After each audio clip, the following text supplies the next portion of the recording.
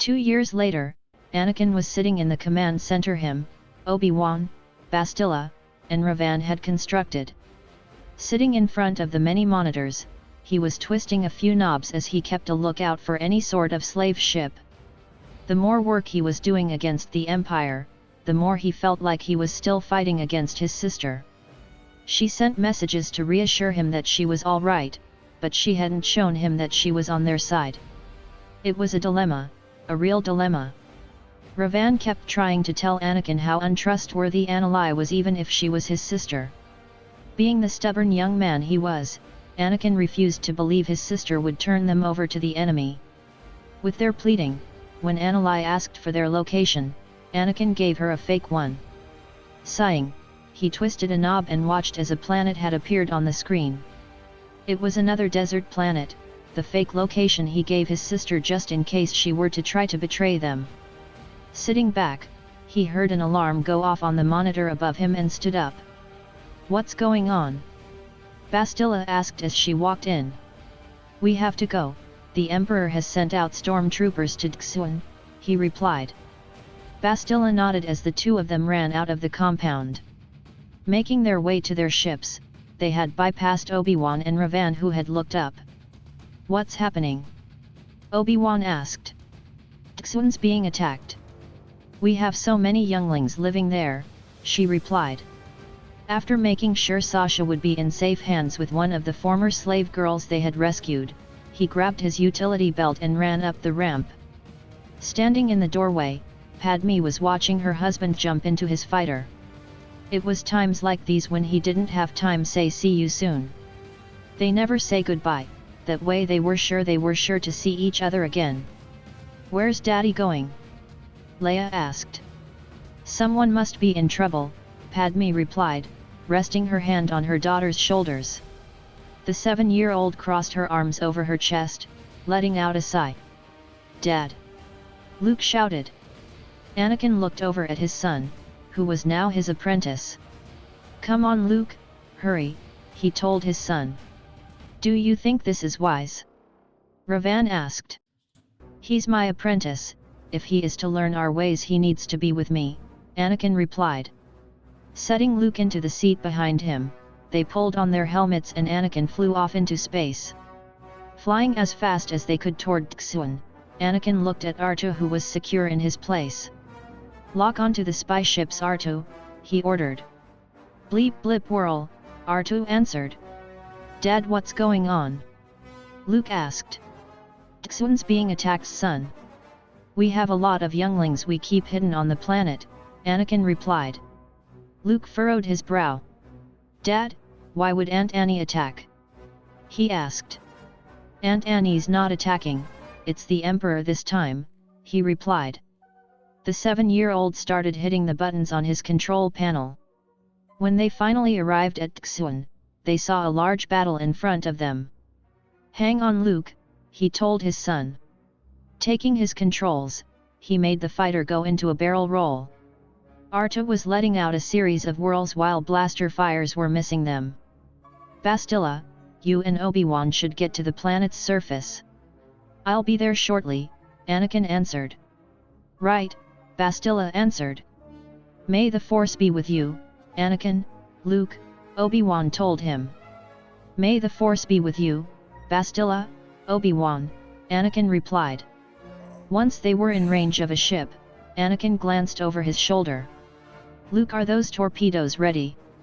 he asked. A millisecond later the computer told Luke that they were ready. "Ready, Dad," the boy replied. "All right, fire," Anakin told his son.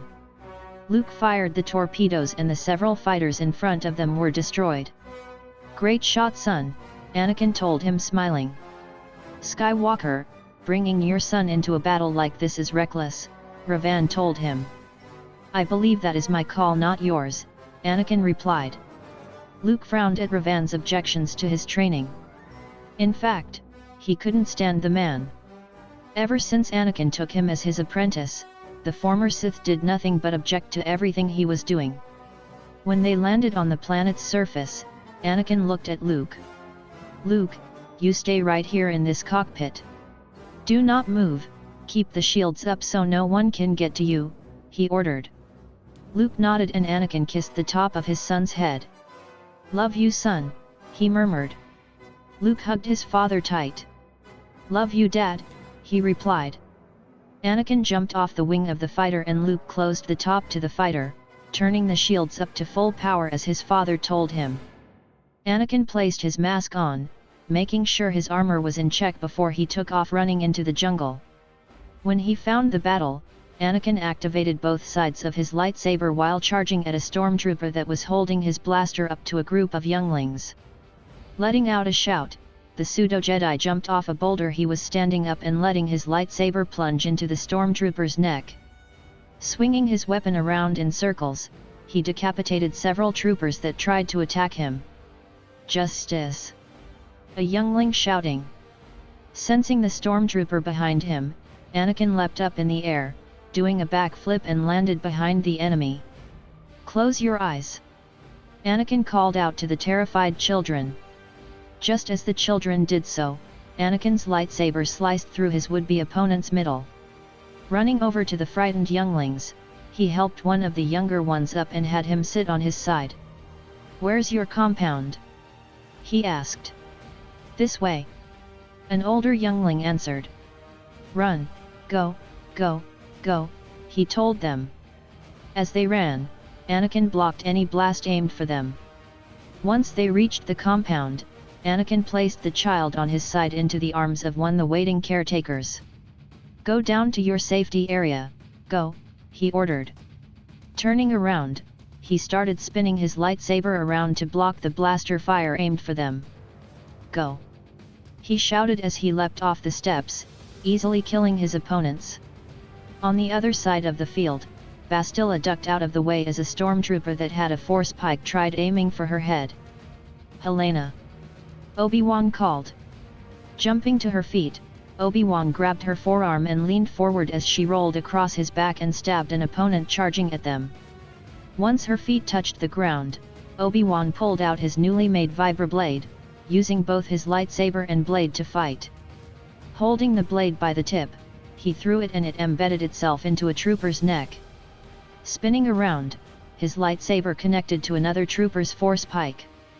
Bastila ran up behind the trooper in attempt to attack him from behind, but he swung his pike at her middle, forcing her to jump back. With a clear shot, Obi-Wan's lightsaber went through the trooper's middle.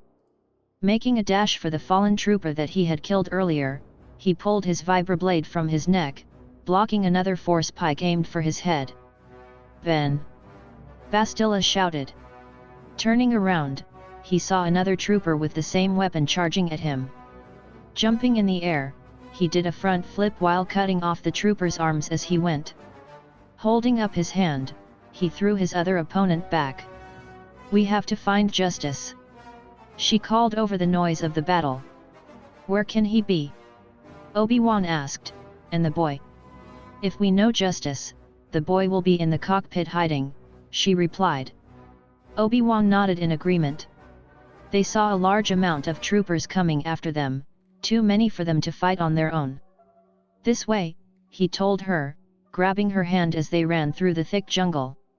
They leapt over fallen logs. Bastila turned around, throwing force lightning at the enemy behind her, knocking several troopers down.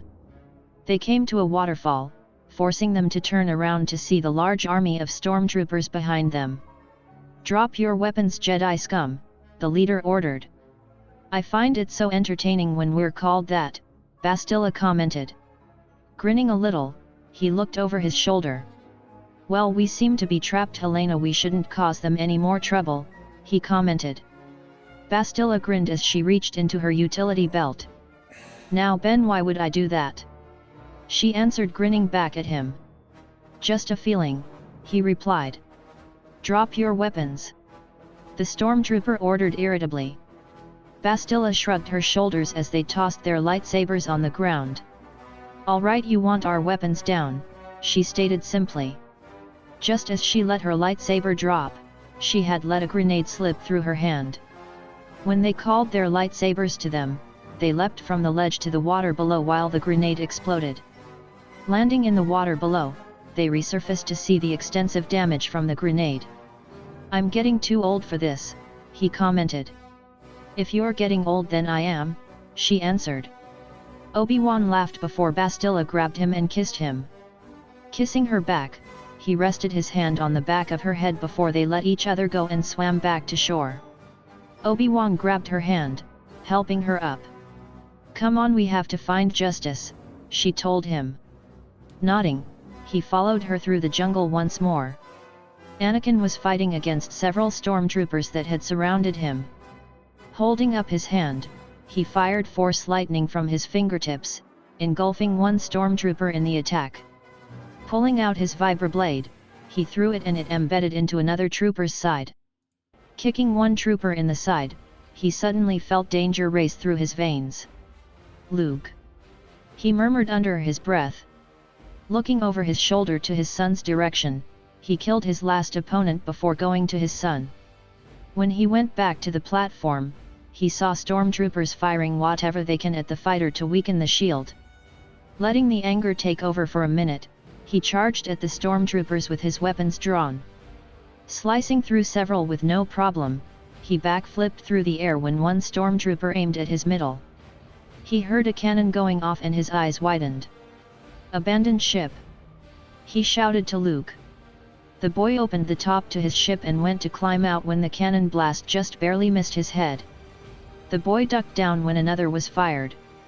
Anakin's eyes widened when the fighter suddenly exploded. "No!" he shouted in horror. Killing the rest of the troopers around him, Anakin ran over to the mess when he saw a force barrier. Feeling a sigh of relief, he smiled when he saw that it was Luke. The boy was on the ground with his hands out in front of him and a blue barrier surrounding him. "Son, it's all right," he told Luke. The boy opened his eyes and the barrier disappeared. Lifting the 7-year-old up, he hugged him tight. "You all right?" he asked. Luke nodded his head slowly, hugging him tightly around the neck. Setting his son down, he rested his hands on his face. "I taught you well, you have been listening to my lessons," he said, smiling behind his helmet. "Why wouldn't I?" Luke asked. Letting out a sigh of relief, he stroked his son's dirty blonde hair. They looked up when Bastila and Obi-Wan ran over. "Is he all right?" Bastila asked. "He's fine," Anakin replied as he kept hugging his son. "They're retreating," Bastila told him. Anakin nodded his head slowly. "If this were a true war type of battle we wouldn't have stood a chance without help," he replied. Luke kept his arms around his father's waist. "We need to go back home, we're taking one of their ships with us, bringing the younglings and caretakers to Ossus. It is obvious Xun is no longer safe," he explained. "I agree," Bastila answered. Anakin raised his eyebrow at his friends. "What happened to you?" he asked, gesturing to their wet attire. "Oh, you know the usual, throwing grenades, jumping off cliffs," Obi-Wan replied as he dragged his fingers through his wet hair. Luke and Anakin laughed, but then Ravan walked up. "Well, I see your plans of training your son almost blew up in your face literally," he commented. "With training it comes with experience, Luke has done well with his lessons." "He is a fast learner," Anakin replied. Luke glared at Ravan. "I knew what I was doing," he put in. "Come on son, we have to get home," Anakin answered as they went to evacuate everyone. On the ship, Anakin had removed his mask but kept a hood over his head to hide his face while he placed a blanket around his son. Luke smiled up at his dad as he kneeled in front of him. "You did well with the barrier, Luke. I'm very impressed," he told his son. "Thanks, I did what you told me to do when that happens," Luke replied. Smiling, Anakin touched his son's face. The boy noticed that his father had sadness in his eyes. "What's the matter, Dad?" he asked. "Nothing, just rest son, we'll be home soon," Anakin replied. Luke nodded as he closed his eyes. Letting out a sigh, Anakin pinched the bridge of his nose. He endangered his son's life, worse than ever before. Bastila stood behind her former apprentice with her hand on his shoulder. "You all right?" she asked. "I'm not sure," he replied with a sigh. Anakin closed his eyes, letting out a shaky breath. "I endangered my son's life, Bastila. What kind of father does that make me?" he asked. "You taught your son well," she replied. "It doesn't matter, I could have gotten him killed," he muttered. Walking over to the front of the ship, he sat down in the pilot's chair with a sigh. "Luke is able to handle himself more than you realize," she told him as she sat beside him. "I know," he answered quietly. Bastila rested her hand on his arm. "What kind of father does that make me though? I put him in danger. What kind of parent does that make me?" he asked. "You're a good father," she answered. "A good father doesn't leave his son in danger. What was I thinking?" he asked. "You wanted him to get experience on a battlefield, but you were keeping him safe. It's not your fault that they had other weapons that could destroy the fighters' shields," Bastila replied. Sighing, Anakin sat back when Arta wheeled over. He couldn't help but chuckle to see a tray on the droid's head for passing around blankets to the younglings and caretakers they had rescued. "Bleep blip whirl?" Artu asked. "No Artu, you've done enough. You can shut down now until we return home," Anakin replied. Artu let out a series of chirps as he rolled away. Sighing, Anakin rubbed his eyes. "You're a good father, your son loves and adores you," Bastila told him. "Yet and I sometimes wonder if that puts him in even more danger," he replied. She shook her head slowly. "You know as well as I do that only makes him stronger," she told him. She patted his hand. "Ani, I know all too well the fear you are going through. The constant worrying of losing your child to something. Except, I know your fears will never be realized like mine were," she added. "How do you know?" he asked. Bastila smiled softly. "Your son loves you too much to scare you in such a way. I foresee that when he is older, he will be your partner in fighting any sort of danger in this galaxy. He won't say he's going on one mission, but then going for another," she explained. "Is that what happened to your son?" he asked. Bastila was silent, a frown appearing on her face. "Let's leave that subject alone," she said gently as she got up and walked away. Anakin watched her go and looked back out at the stars zooming by. Resting his hand against his forehead, he let out a sigh before he walked over to Luke and lied down beside him on the cot he was lying on. The little boy turned and buried his head into his father's chest. Smiling, he stroked Luke's hair. "I love you, Luke," he whispered, kissing his son's forehead before he drifted off while hugging his son close to him. After they had the younglings and caretakers situated on Ossus, Anakin held Luke's hand as they walked home. "Mama!" Luke called to Padme, who was waiting with her arms wide open for him. Running over, Luke hugged her tight. "Are you all right?" Padme asked as she kneeled down to embrace her son. She kissed his forehead, hugging him tight. Anakin walked over with his helmet under his arm. Padme stood up, hugging her husband just as tight. Anakin hugged her back, moving his hand over her back. "How are Leia and Rowan?" he asked.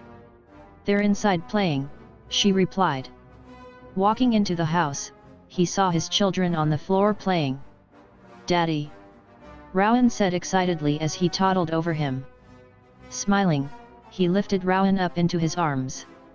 On a Star Destroyer, Annalai kept her shoulders squared as she walked to the bridge. "Yes, Tarkin?" she asked. "The Emperor requests your presence on Coruscant," Tarkin told her. The young woman narrowed her eyes at the man beside her. She couldn't stand Tarkin. Egotistical idiot, she thought to herself. Nodding her head slowly, she pulled her hood over her head. "Tell my master I shall land on the planet's surface within the hour," she told him. "As you wish, my lady," he answered. Annalai walked away, leaving a smirking Tarkin behind. Arriving at the Emperor's office, she walked through the halls. "Lady Demonia," "The Emperor awaits your arrival," his secretary told her as she opened the doors. Anakin entered the room and bowed down on one knee in front of the Emperor. "What is thy bidding, my master?" she asked. Standing up, Sidious walked over to the young woman in front of him. "Have you been able to locate Senator Amidala and her moisture farmer husband?" he asked. "No, my lord, whoever is hiding them has been very quiet on their secret," she replied, her head still lowered. "I want the traitor found," he snapped at her. Gripping her hood, he ripped it off her head. "I am beginning to suspect that you are unable to do your job, Demonia," he sneered. "Your trust has not been displaced, my master, I assure you," she answered, keeping her eyes to the floor, her wavy blonde hair falling over her face. The Emperor stood beside the young woman, his wrinkled, scarred hand touching her head. Internally she shuddered, she had lost count of the many times he touched her hair in such a way. As she grew older, she knew what he was doing. He was examining her, as if she were to be damaged cargo. He was making sure to be able to access her mind.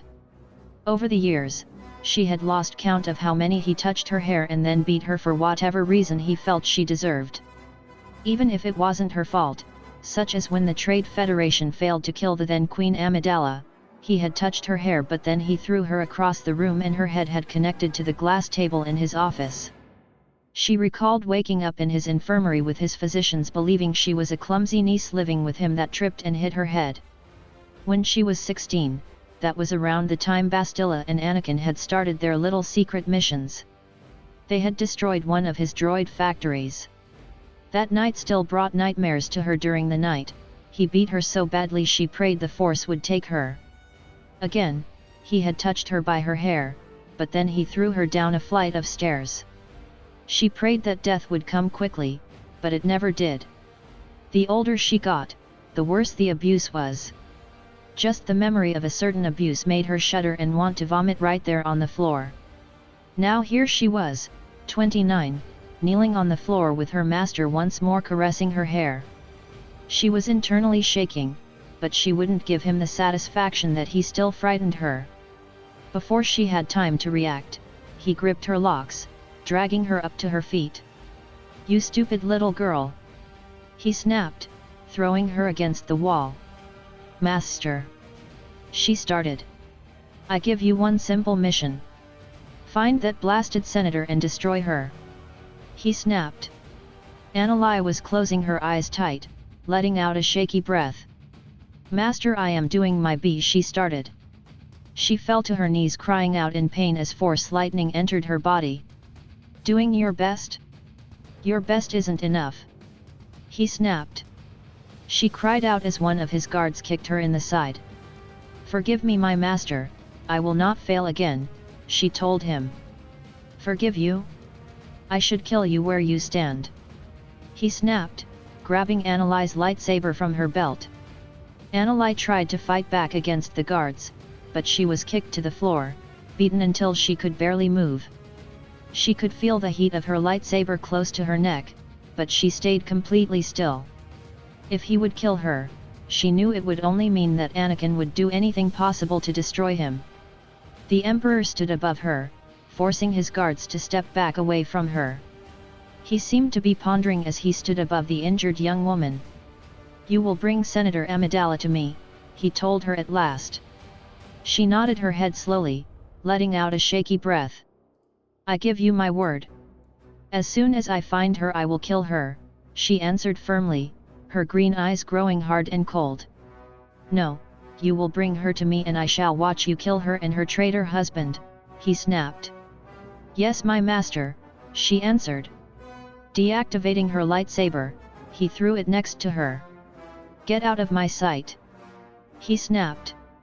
As she slowly stood up, bracing herself against the wall, she pulled her hood over her head as she carefully walked out of the room, making sure to show that nothing had happened.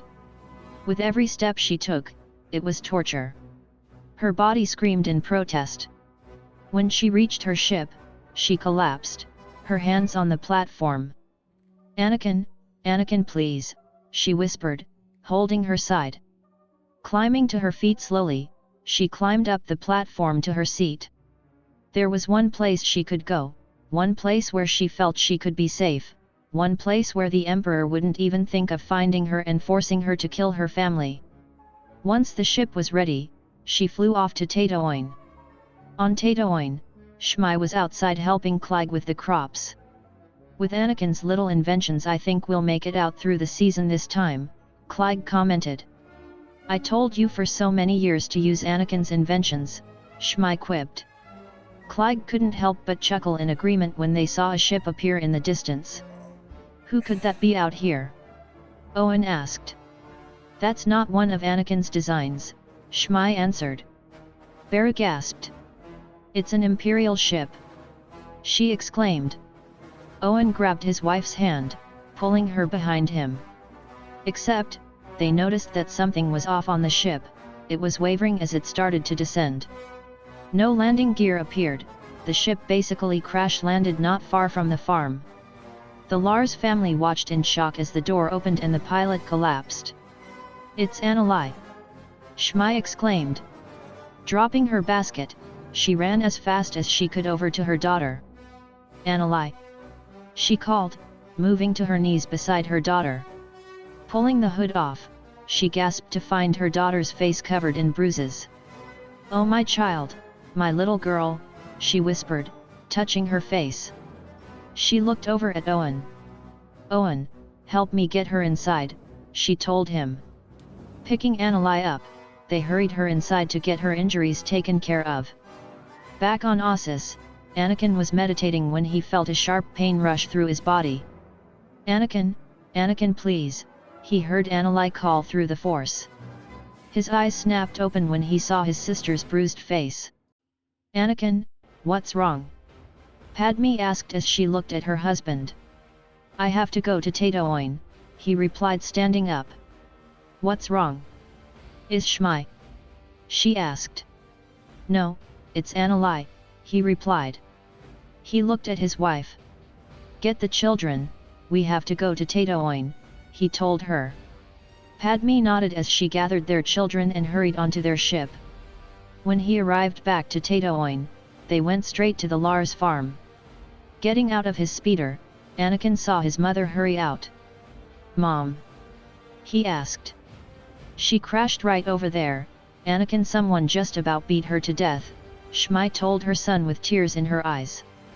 Following her inside, he raced down the stairs, removing his cloak as he did so. "Where is she?" he asked. "She's in here," Shmi replied. Walking into the room, he stopped when he saw his severely beaten sister lying unconscious on the bed. "Anakin," he murmured, making his way over to the bed. Placing his hands on her face, he touched her hair gently. "Forgive me, I didn't mean to fail you," she exclaimed, her green eyes snapping open in fear.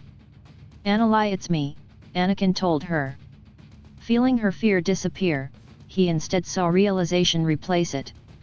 Sitting up, she wrapped her arms tightly around her twin, hugging him as tight as she could. Hugging her back, he rubbed her back.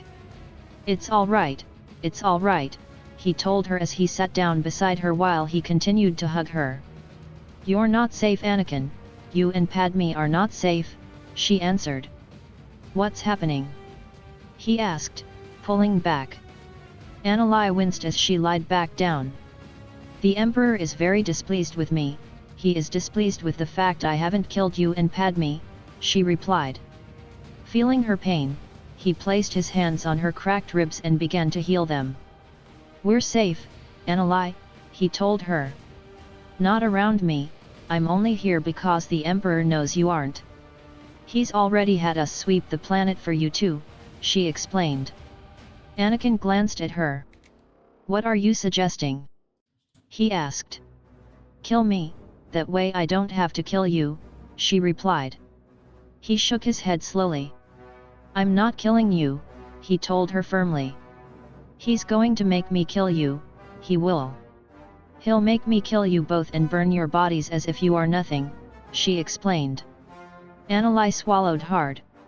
"I'd rather die than have to kill the family I finally found," she added. "I'm not killing you," he repeated. Please, I don't want to live. I have nothing to live for, she answered. Anakin shook his head slowly. Join us, Anakin. Join us to destroy the Emperor, he told her. Anakin was silent as she stared at the ceiling. I'm broken, there's nothing left of me, she answered. I wouldn't be able to help your cause. Yes, you can help us get into the Empire. You can help us with so much, he told her. Anakin closed her eyes, letting out a deep breath. Don't give up living because of that sadistic idiot, he insisted. You don't know what things he's done to me. You only see how much of a coward he is by sending an army. You don't know how cruel he can be to me. What he did all my life, she explained quietly. Keeping her eyes closed, she let out a deep breath. Let me see, he answered. No, you don't want to see, she told him. Anakin touched her cheek gently. I want to see, he answered. No, she answered. Letting out another deep sigh, unconsciousness took over her again. Anakin stepped back, looking at R2. Stay with her, R2, he told the droid. Blip bloop, R2 answered. You too, 3PO, let me know if something happens, he instructed. Of course, Master Anakin, 3PO answered as he left the room. Anakin let out a deep breath as he walked out of the hovel without saying a word to anyone. Walking into the shed, he began working on some broken machines for the farm. Ani? Padme asked softly. He didn't answer as he continued with his task at hand. You know, the galaxy seems simpler when something is fixable, he told her. Padme couldn't help but worry at what her husband was saying. My sister doesn't want to live anymore, Padme. She's given up, he's broken her spirit so much she has lost her will to live, he told her. His hands were shaking. What did he do to her? He muttered. Anakin, she's been beaten most of her life, Padme answered. Yes, but beatings don't break someone's soul. If that were so, then my soul would have been gone years ago as well as my mother's, he told her. Padme was silent as her husband kept trying to fix the droid that had broken down. My sister has lost the will to live, Padme. What the Force happened to her? He asked angrily. Letting out a shaky breath, he clenched the tool in his hand. He did something to her, if not him then he had someone do it for him, he told her. Looking at her, he let out a deep breath. Why can't I save her, Padme? He asked. You are saving her, you've been saving Anakin since you found her, she answered. It's not enough. What did he do to my sister, Padme? What did he do to her that made her quit living? He exclaimed. Padme walked over as her husband, resting her hands on his chest. What did he do? He asked brokenly. She hushed him softly, hugging him close.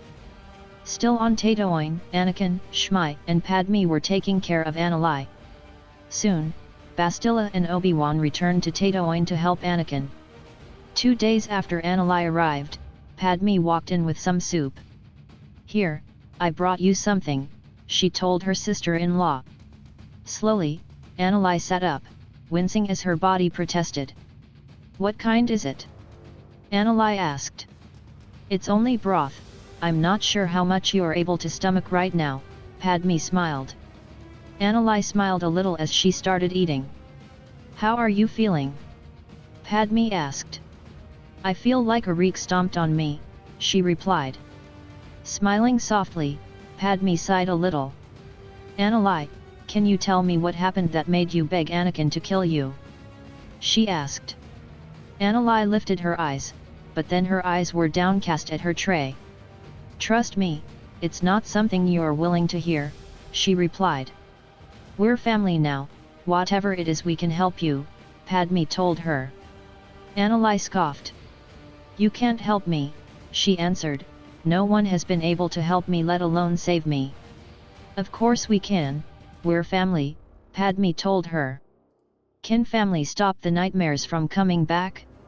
Can family heal the scars Sidious inflicted upon me? Can it take away my memories? Anakin asked. Padme rested her hand on her knee. We can't take them away, but we can be a support system to help you, she replied softly. Anakin just stirred her broth around, her eyes were glass. Anakin, she said softly. She shook her head slowly, swallowing hard. I know slavery's horrible, slavery is something that should have never been invented in this galaxy, she explained. Tears welled up in her eyes as she swallowed hard against the lump in her throat. Oh Padme, if you knew the things he did to me you would tell Anakin and he'd get himself killed. I can't let him die for me, she explained.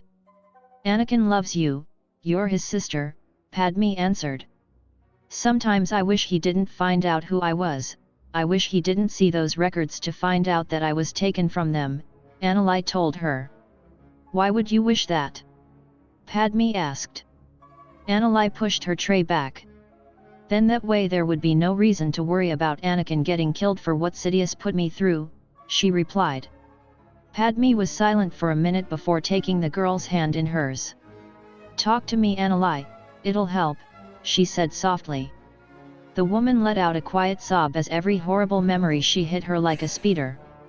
Sidious did more than torture me. He enjoyed listening to me scream. He did everything he could to make me scream. It all started when I was 3. I was 3 years old.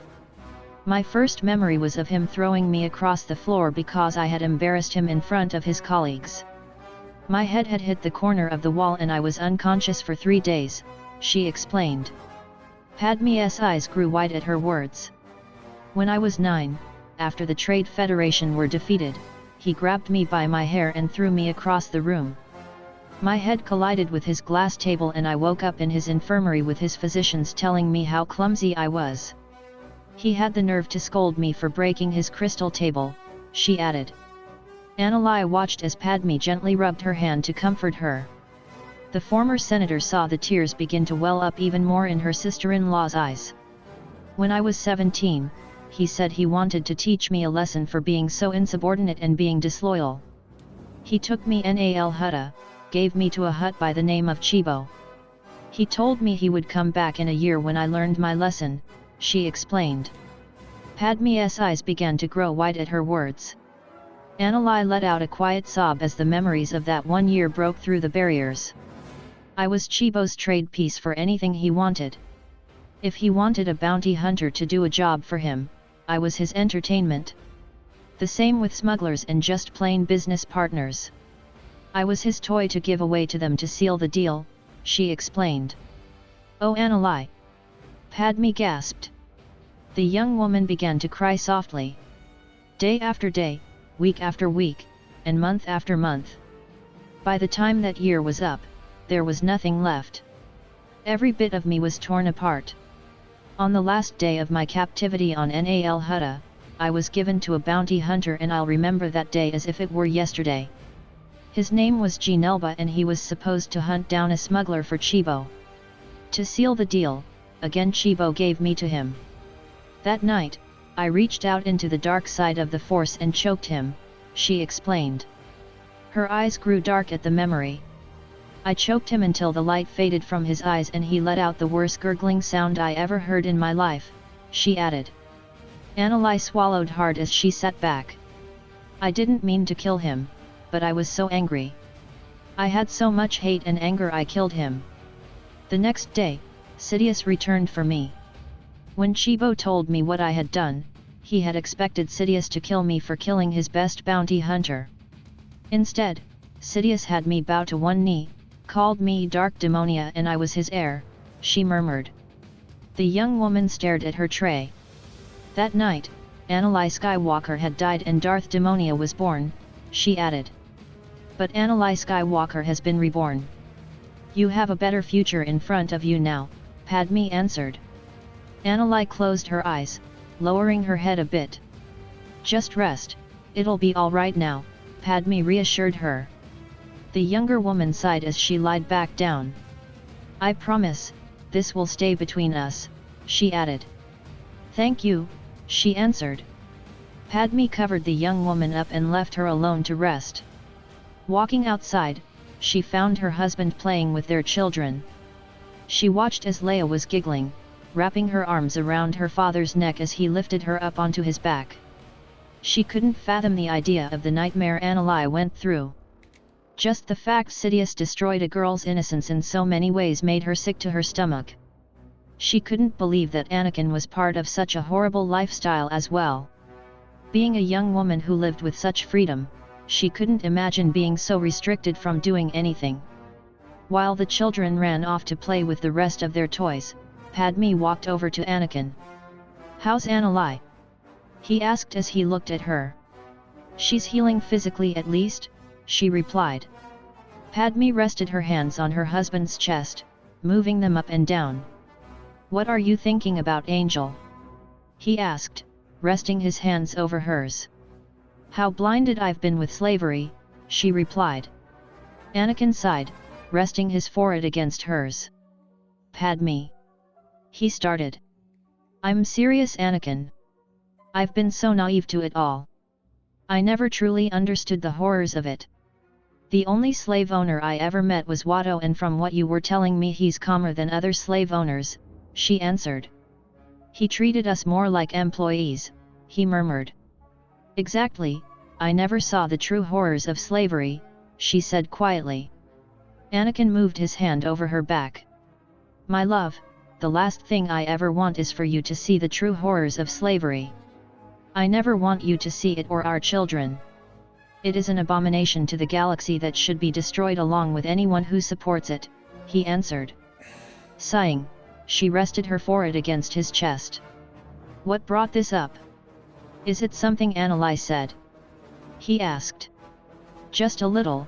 Oh Anakin, she's been through so many horrors I don't understand how she can even stand getting up in the morning," she answered. Sitting down on the sand, she stared at her husband as he kneeled in front of her. "What did she say?" he asked. "I can't tell you that, Ani. I promised her I wouldn't tell. She will tell you when she's ready," she replied. Leaning forward, she pressed her lips to his. Anakin kissed her back, his hands resting on the sides of her neck. I love you so much," she whispered. "I love you," he answered. Anakin ran his hands over her sides. Leaning forward, she pressed a kiss to his throat before tucking her head under his chin. Sighing softly, he wrapped his arms around her, closing his eyes. That night, Padme was in hers and Anakin's room brushing out her hair when Anakin came out of the bathroom ready for bed. Looking over at him, she bit her lower lip to see him only in his pajama pants again. His back was towards her as he was staring out the window. This man was her husband. This incredibly brave, wonderful man wanted to spend the rest of his natural life with her. Getting up from her chair, she quietly made her way to him. She could see the scars on his back from his many battles. He was the bravest man she had ever known in her life, the most wonderful man she had ever met. To think this was the same little boy who had asked her if she was an angel on this very planet. Who would have thought that the beautiful former Queen and Senator Padme Amidala would fall in love with former slave Anakin Skywalker? If people back on Naboo knew of such a thing, they would find it such a scandal because Anakin would not be good enough for their queen. Her feelings for him would never change, no matter what anybody had told her. She was grateful that she was able to cherish fond memories with Anakin during their younger times, even though they were short. They were still loving and perfect. She couldn't imagine her life without him. She hoped it would never happen. Anakin realized his wife was watching him and looked over his shoulder. "What's wrong?" he asked. "Nothing," she replied. Standing up, she wrapped her arms around his waist. Anakin wrapped his arms around her back. "You're trembling," he whispered. "As proud of you as I am, Anakin, I don't want to lose you," she answered. "What brought all this on?" he asked. Sighing, she wrapped her arms around his back. "The fact that every time you go out on a mission, there's a chance I'll never see you again," she replied. Anakin pulled back, caressing her cheek. "I'll always come back, I will never leave you alone, Padme," he whispered. He caressed her forehead with his lips, his hands caressing her skin. I won't leave you, Padme, you won't lose me just like I won't lose you, he added. Anakin again pressed his lips to her forehead. Not until we're old and grey to the point we can't even crawl out of bed, he told her, making her laugh. Laughing, she rested her head on his chest. We're one, Padme, he whispered, 2 parts of one soul. Pulling back, Padme stared up at her husband as he leaned forward, kissing her deeply. Kissing him back, she moved her fingers through his hair as he moved her back onto their bed. The night continued on and Annalise slowly got out of bed. Her body still ached, but she was strong enough to get up from bed and to activate her plan. Limping into Anakin and Padme's room, she saw her brother and sister-in-law fast asleep, both dressed in their nightclothes again. With tears in her eyes, she stood beside her twin and rested her hand on his cheek. Her thumb brushed over the scar under his eye. Sniffling softly, she knew it would break his heart when he woke up and she wasn't there. Thank you, Anakin, for saving my life, she whispered to her brother. Looking to Padme, she smiled a little. Take care of him, Padme, she added softly. She slowly turned and left the room. Morning rose and Anakin went to see Annalise. And he started when he saw that the room was empty. Her bed was completely made and her Sith robes were gone. Sitting on her pillow was a message disc. Taking the disc, he looked at R2 who was rolling into the room. Play this message, R2, he told the droid. R2 took the disc and Annalise's hologram appeared in front of him. Anakin, I believe you have noticed by now that I am gone. I have left Tatooine, but not to return to the Empire. Where I am going, I am not even sure myself. I will go where the Force takes me. For so long, Anakin, I have been nothing but a vessel of a person. No soul, no life, just a walking corpse, she explained. Anakin seated himself on the bed, staring at his twin's hologram. You have been loved, you grew up loved. You experienced unconditional love from our mother, Padme, and your children. I have seen you with them as they are with you. They love you endlessly and I feel like an outsider to the family. I am an outsider to the Skywalker family and I am hated by the owner who bought me and treated me like an animal. If you have notions of your own of Sidious, you should know that your theories of him are right of how cruel he truly is. I was nothing but a child who wanted nothing more than to have an adult to trust, to take care of me.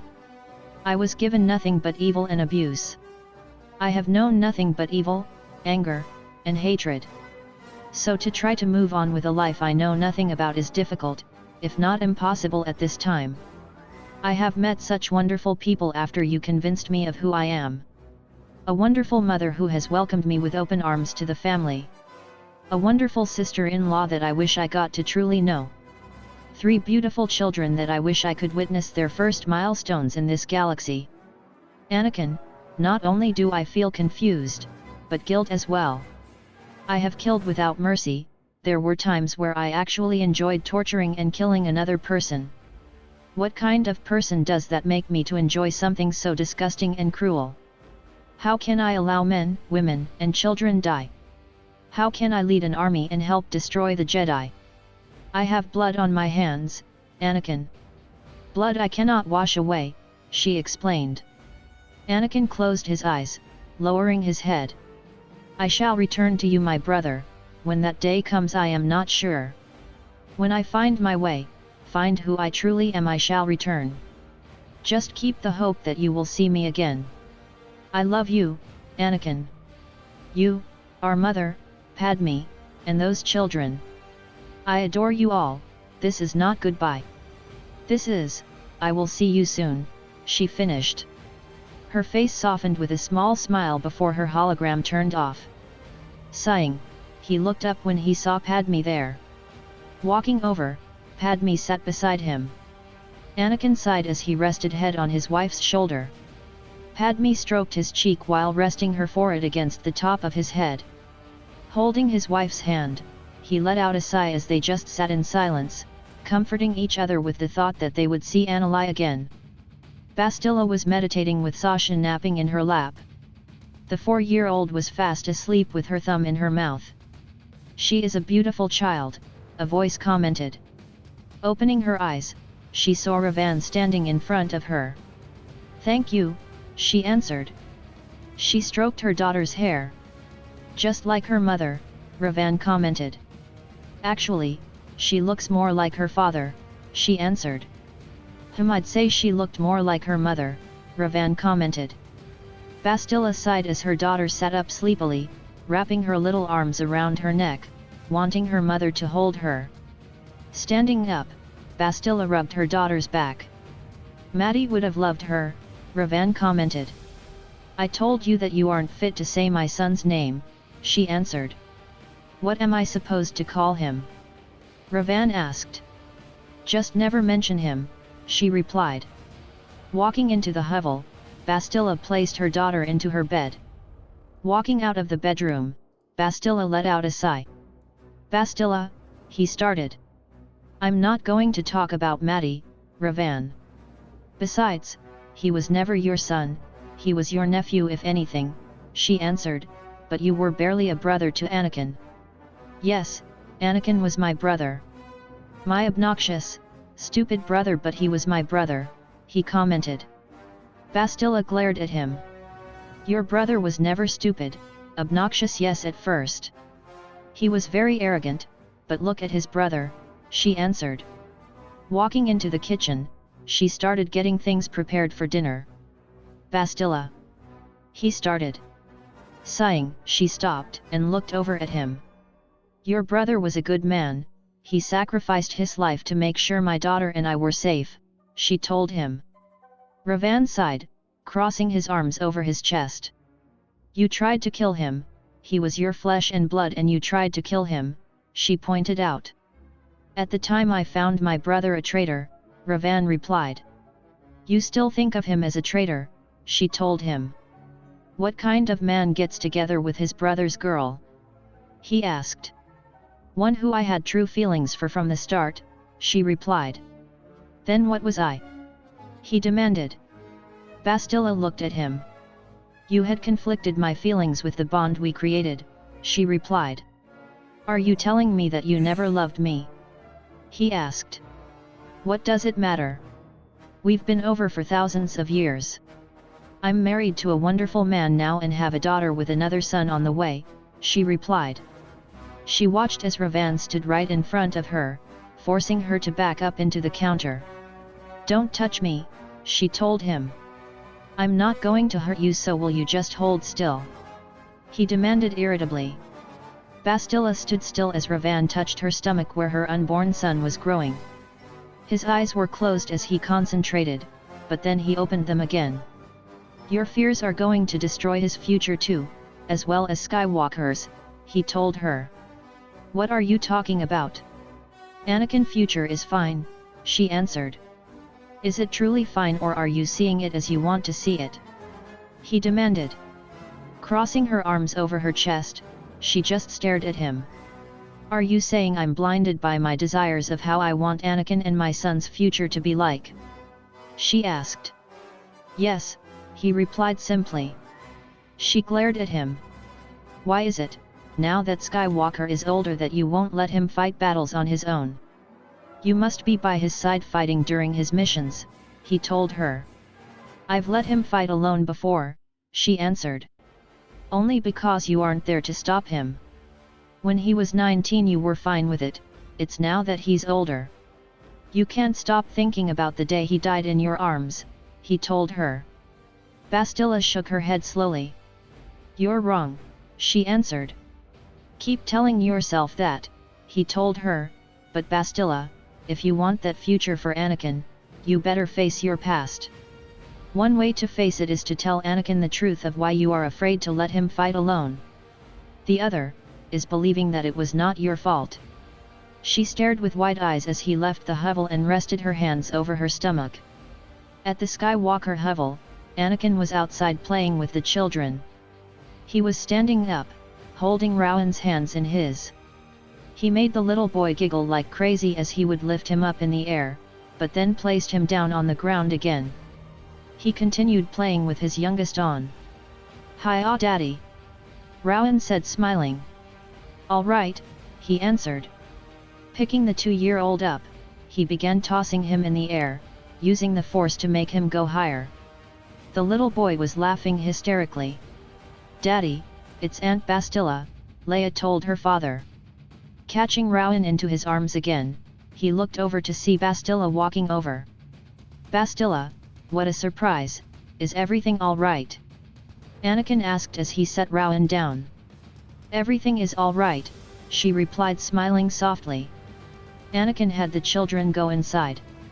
"However, I do need to speak to you about something," she told him, once the children went inside. "What is it?" he asked. Bastila let out a heavy sigh. "I know you have probably been wondering why as you got older, I became even more protective of you," she replied.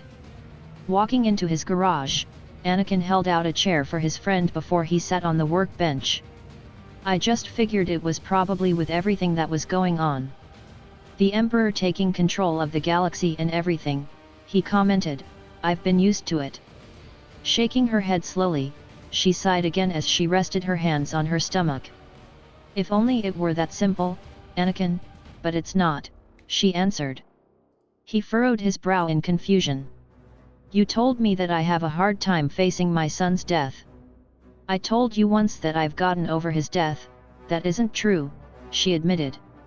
Bastila swallowed hard as she reached into her belt, pulling out a holopic that she brought with her. "My Matty, he was only 22. Too young to even fathom death," she murmured.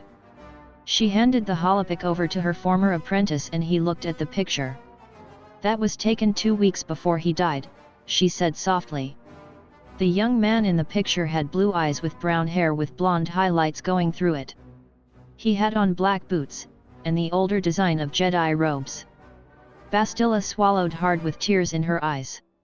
"He just welcomed his son into the world, little sigh," she said softly. "What happened?" he asked. Letting out a shaky breath, she twisted her wedding ring around on her finger. "Matty loved being a dad. He loved his little boy more than anything," she said softly. "So, what happened?"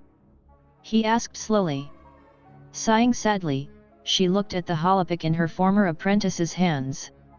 "We were hunting a Sith Lord by the name of Darth Sinister. He picked a good name for himself, he did everything with a disgusting smile on his face. He destroyed so many homes and planets," she explained. Taking the picture back into her hands, she stared at the son she had lost. "Matty had promised me he would never go after Sinister alone without me," she said softly. Anakin watched as the tears welled up in her eyes. "The next thing I knew, I was having a vision of my son fighting Sinister on Mustafar," she told him. Her hands shook a little at the memory. "I got on my ship and flew as fast I could there. When I go there, I immediately joined in on the fight, but then Sinister used the Force to push me as far away as possible," she explained as the memory started playing through her head. Bastila held her side as she jumped to her feet as her son and Darth Sinister were fighting each other. Matty held his lightsaber up as the Sith Lord tried to bring his red blade down onto his head. "You are weak, Shan, the weakest Jedi I have ever met," he sneered, "just like that oh so precious father of yours that my master easily defeated." Matty glared and held his hand up, throwing him backwards. "My father saved hundreds of Jedi no thanks to your master," he replied. Sinister grinned as he acted as if he were defeated from the blow Matty sent to him. Just as Matty stood above him with his lightsaber raised, Sinister turned on his back and plunged his lightsaber into his stomach. Bastila stopped in her tracks, her eyes wide in horror. "No!" she screamed as her son dropped to his knees. Matty fell to the ground, limp as could be, and his lightsaber rolled down the hill and close to the pool of lava below. "As I said, weak like your father," Sinister commented as he raised his own lightsaber to finish off the mortally injured young man. "No!" Bastila shouted as she jumped in front of her child, her lightsaber raised. While Bastila was fighting Sinister, Matty was slowly reaching his hand out, trying to call for his lightsaber. The weapon only wiggled, but didn't reach his hand. He coughed a little, gasping for air.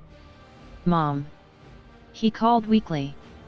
The ground under him gave away and he went rolling down the hill, landing near the pool of lava, his lightsaber going into it. Bastila blocked several attacks from Sinister as he aimed his lightsaber to her middle. "I know all about your little love history, Shan. You will once again lose," he said with a sneer. "Not this time," she replied. Bastila surprised the Sith Lord with a smaller lightsaber she hid in her belt and shoved it through his chest. Sinister stumbled, but then his leer appeared back on his face as he collapsed to his knees. "You may have taken me down, but I'm taking him with me," he hissed when he held his hand out and Bastila spun around as the lava caught her son's clothes on fire. "Maddie!" she shouted as she ran toward her son. Maddie was screaming at the top of his lungs in pain as the fire consumed his body. Bastila ran down the hill and called out to the Force to extinguish the flames. Grabbing onto her son, she pulled him into her arms. "Maddie, you're all right, you're all right. I'm here," she told her son, touching his burned cheek. "Mom!" he groaned out. Bastila stroked his cheek as gently as possible, trying to reach out to the Force to heal him. Mom, don't, it's no use," he insisted. Bastila had tears in her eyes as she cradled her child in her arms. "Mom, watch out for Delilah for me?" "Delilah and Sai?" he asked. "Hold on, Maddie, you're not going to die," she replied. Her son looked up at her with his hazel eyes, tears showing in them. "Please? Promise me you'll watch out for Delilah and Sai for me, please," he whispered. Bastila fought back her tears, but nodded her head slowly. "I'll watch out for them," she answered. Maddie smiled, his face showing peace. "I'll tell Dad you said hi," he whispered. Then like that, Maddie fell limp in her arms. "Maddie? Maddie?" she called softly, shaking her son a little. Her chest began heaving as she tried to bring air into her lungs. "Maddie? Maddie, no, no. Not again, please, please. No." She screamed in agony while cradling her son's limp body in her arms, rocking him back and forth. Bastila opened her eyes to reveal the tears. "I couldn't let that happen to another person," she whispered. She looked at Anakin. "Anakin, if I hadn't taken over your training, everything that happened to Maddie was going to happen to you," she explained. "I was going to die in a lava fire?" he asked. Bastila shook her head slowly. "Worse, Anakin, worse. You were going to die symbolically. Anakin Skywalker was going to die on Mustafar, the same day his wife died giving birth to their children," she explained. Anakin lowered his head, letting out a shaky breath. "The rest of your natural life, you were going to be living under the name Darth Vader, Emperor Sidious's heir to his empire. You would have lost everything," she explained. Anakin stared at her. "Your body would have been burnt so horribly, Anakin, you would be in a mechanical suit for the rest of your life. You wouldn't be able to live without it," she added. "The Vader I see in my dreams, is what I would become if I immerse myself in the dark side," he whispered. Bastila nodded her head slowly as she reached out, touching Anakin's face. "You have a brighter future, but I'm holding it back with my fear," she said quietly. "Bastila, I'm not going to go anywhere, you won't have to relive that nightmare," he told her. "I'm not going to die on you or my family. I have too much to live for, too much to fight for." Bastila smiled softly, nodding her head slowly in agreement. "And it wasn't your fault that Maddie died," he added. "As a mother, I was supposed to protect my child," Bastila answered. "Sinister stole him away from you," he told her. Bastila let out a quiet sob as she pressed her hand against her forehead. Anakin hugged her tight, comforting his close friend. "It wasn't your fault," he repeated quietly. Bastila hugged him back and let out a shaky sigh. When Anakin helped Bastila down the stairs, they saw Obi-Wan and Sasha waiting. "You all right?" Obi-Wan asked. I will be, Bastila replied. Obi-Wan stood up, kissing his wife gently before hugging her. Anakin walked over to his wife, moving his thumbs along her jawline. What's the matter? She asked. I'm just grateful that you are here with me, he replied. Padme stood up on her tiptoes, pressing her lips to his. Anakin kissed her back, his hands resting in the middle of her back. Pulling away, he hugged her close. Padme hugged him back, closing her eyes. Anakin sighed as he was practicing some lightsaber techniques. He had so much on his mind, it was amazing how his head didn't explode. Stopping his form, he deactivated his lightsaber when he saw Revan walk up the sand dune. Jumping back to his feet, he reactivated his weapon. I am unarmed Skywalker, Revan told him. What do you want here? Anakin demanded. Just to talk, young Skywalker, Revan answered. Stop calling me that, Anakin told him. Deactivating his weapon, he put it back on his utility belt and sat down. Your wife is pregnant again, he commented. Yes, tends to happen when a married couple decides they want to expand their family, Anakin answered. You know it is very unwise to bring more children into this galaxy, Revan told him. Easy for you to say, you abandoned your responsibilities as a father, Anakin answered. Revan shook his head slowly. I was not aware Bastila was pregnant, he commented. Don't give me that, you're force sensitive, you sensed your daughter before Bastila even knew. I knew Padme was pregnant each time because I could sense my child's force energy, Anakin answered. Revan just sat in silence. If you are here to tell me how foolish my attachment to my family is, then you should just leave, because I am not about to listen to how I should abandon my wife and children, he added. It would be for the best, to keep them safe, Revan answered. No, I will never abandon my family. Just like your brother never left Bastila's side, in fact, last I knew Starkiller died protecting them and Bastila's Leia wasn't even his daughter, he commented. The man narrowed his eyes at the younger man before him. The day I married Padme, I promised my life to her. My life, my soul, my future. That means wherever I go, she goes, and our children go. You cannot stop me from being a husband and a father, Anakin explained. You are a foolish boy and I did care for my daughter. I was her father after all, Revan told him. Anyone can make a baby, takes a man to stick around and be a father, Anakin answered. Anakin let out a frustrated breath. And for the record, I read your brother's file. An incredible hero back in your time, he commented. You might have fought side by side with Bastila, but your brother's the one who sacrificed his life to save hundreds of Jedi. What does that have to do with this conversation? Revan asked. I'm trying to understand why you are so cold when anyone mentions him. I see it now, you're jealous, extremely jealous. You still are in some ways, only not because of your brother, but Obi-Wan now because Bastila has moved on, Anakin answered. The young man stared at Revan. You can't stand the thought of her being with anyone but you, and I know that's another reason why you're out here. You're out here to interrogate me about Obi-Wan. The man's been my brother for so long I wouldn't do anything that could jeopardize his marriage to Bastila, Anakin explained. Revan narrowed his eyes again. I just want to know if she is safe with him, he told the young man. Bastila's alive, isn't she? Anakin answered.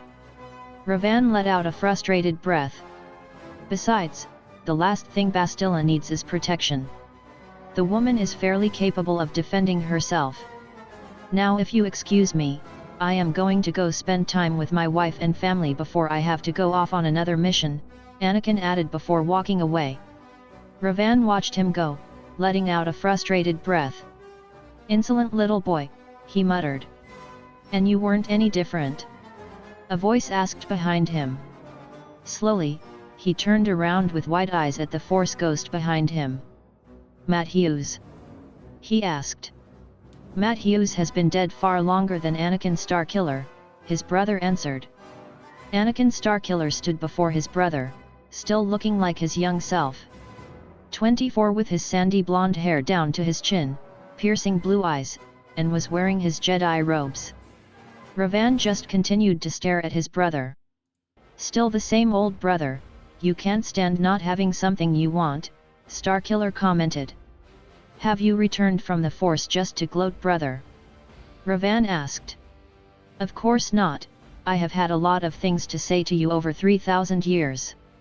I have kept my silence, kept my peace for so long, but now I can't, Starkiller answered. Anakin Skywalker is the chosen one, I had been picked for a second chance in life. While Starkiller still remains with the Force, Skywalker is going to save the galaxy as it should be. Ravan glanced over at the Skywalkers to see Anakin playing with his laughing children. Anakin Skywalker has the life I was never able to have. If things had been different in my lifetime, Bastila and I would be as happy as Skywalker is with his wife, Starkiller commented as he stared at the family. Bastila and Obi-Wan had arrived, her body was showing signs that she was carrying a child within her.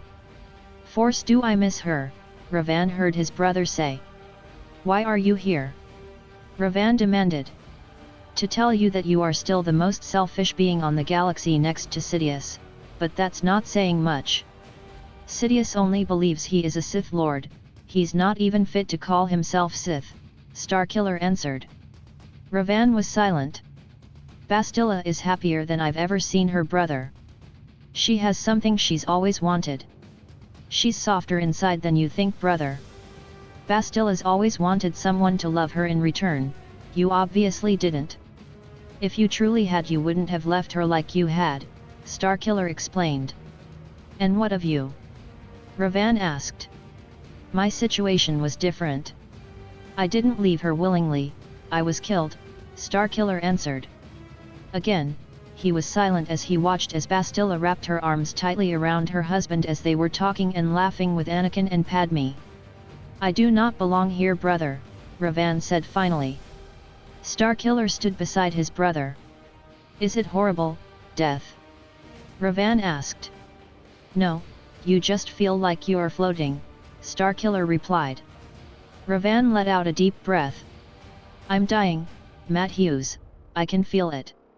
My body is failing me, I have used the age-defying powers for too long, he told his brother, but I feel like my job in this galaxy isn't finished. It's because it isn't. Your time is not yet up, Starkiller told him. Resting a ghostly hand on his shoulder, Starkiller let out a sigh. Bastila is happy, just keep that in mind, brother. I made sure of it, he added. What are you saying you did this? Ravan demanded. I did. After losing everything, she needed someone to be the one to catch her as she fell again, and she will fall again, Starkiller answered regrettably. The oldest of the brothers continued to watch the woman they had both adored as she rested in the arms of another, their hands splayed out over her bulging stomach. As much as you don't want to hear it, Ravan. Anakin needs his family in his life, they are what keep him fighting in the galaxy. They give him a reason to live.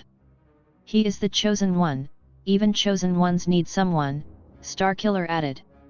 Ravan closed his eyes, letting out a deep breath. Your work is not yet done, brother, but when it is, the Force is waiting to welcome you, Starkiller told him before he disappeared. At the Skywalker home, Padme was in the kitchen checking on dinner when Bastila walked in. This baby is just as calm as his sister, still worries me though that both of my pregnancies were calm, she commented. Well, Obi-Wan is also calm, they have that characteristic at least, Padme answered. Bastila smiled a little as the woman sat across from her. Yes, at least they have that. You know, when I was pregnant with Leia and Maddie, both of them wouldn't stop kicking me, she commented. Padme started laughing. Both of my pregnancies, they were tossing and turning, Padme replied. How about this one? Bastila asked. Padme looked down at her barely noticeable bump. Not sure yet, I hope this one will be calm, she answered. Bastila smiled as she rested her head on her hand. Padme, Have you ever had two men basically fight over you even though they're not actually fighting? Bastila asked. The former senator smiled a little. Kind of, it was between Anakin and Typho, it was quite funny actually, Padme replied. Bastila smiled a little. Why are you talking about Obi-Wan and Ravan? She asked.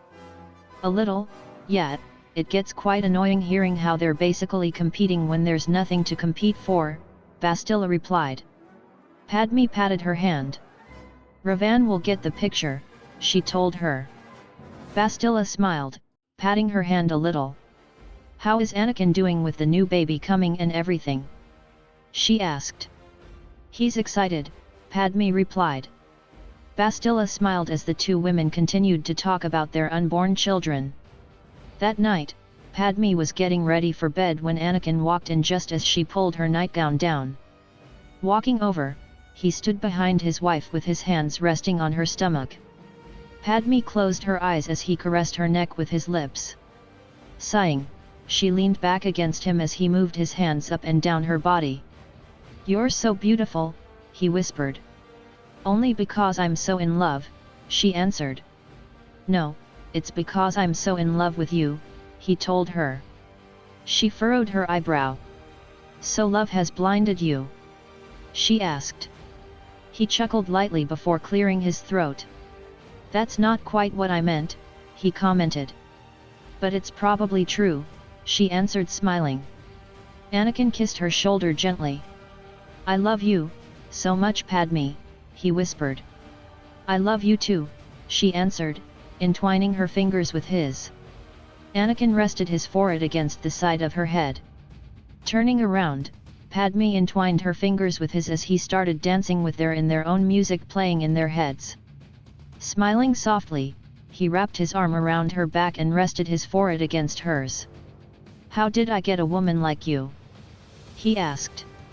For loving me as I am and not for who I was, she replied. Kissing her gently, he caressed her cheek. You're always the beautiful queen in disguise who came into Watto's shop. I still swear you're an angel, he whispered. She rested her hands on his chest. Oh Ani, she said softly. He kissed her again. I will defeat the Emperor and we will defeat the Empire. We will raise our children in a peaceful galaxy, he whispered.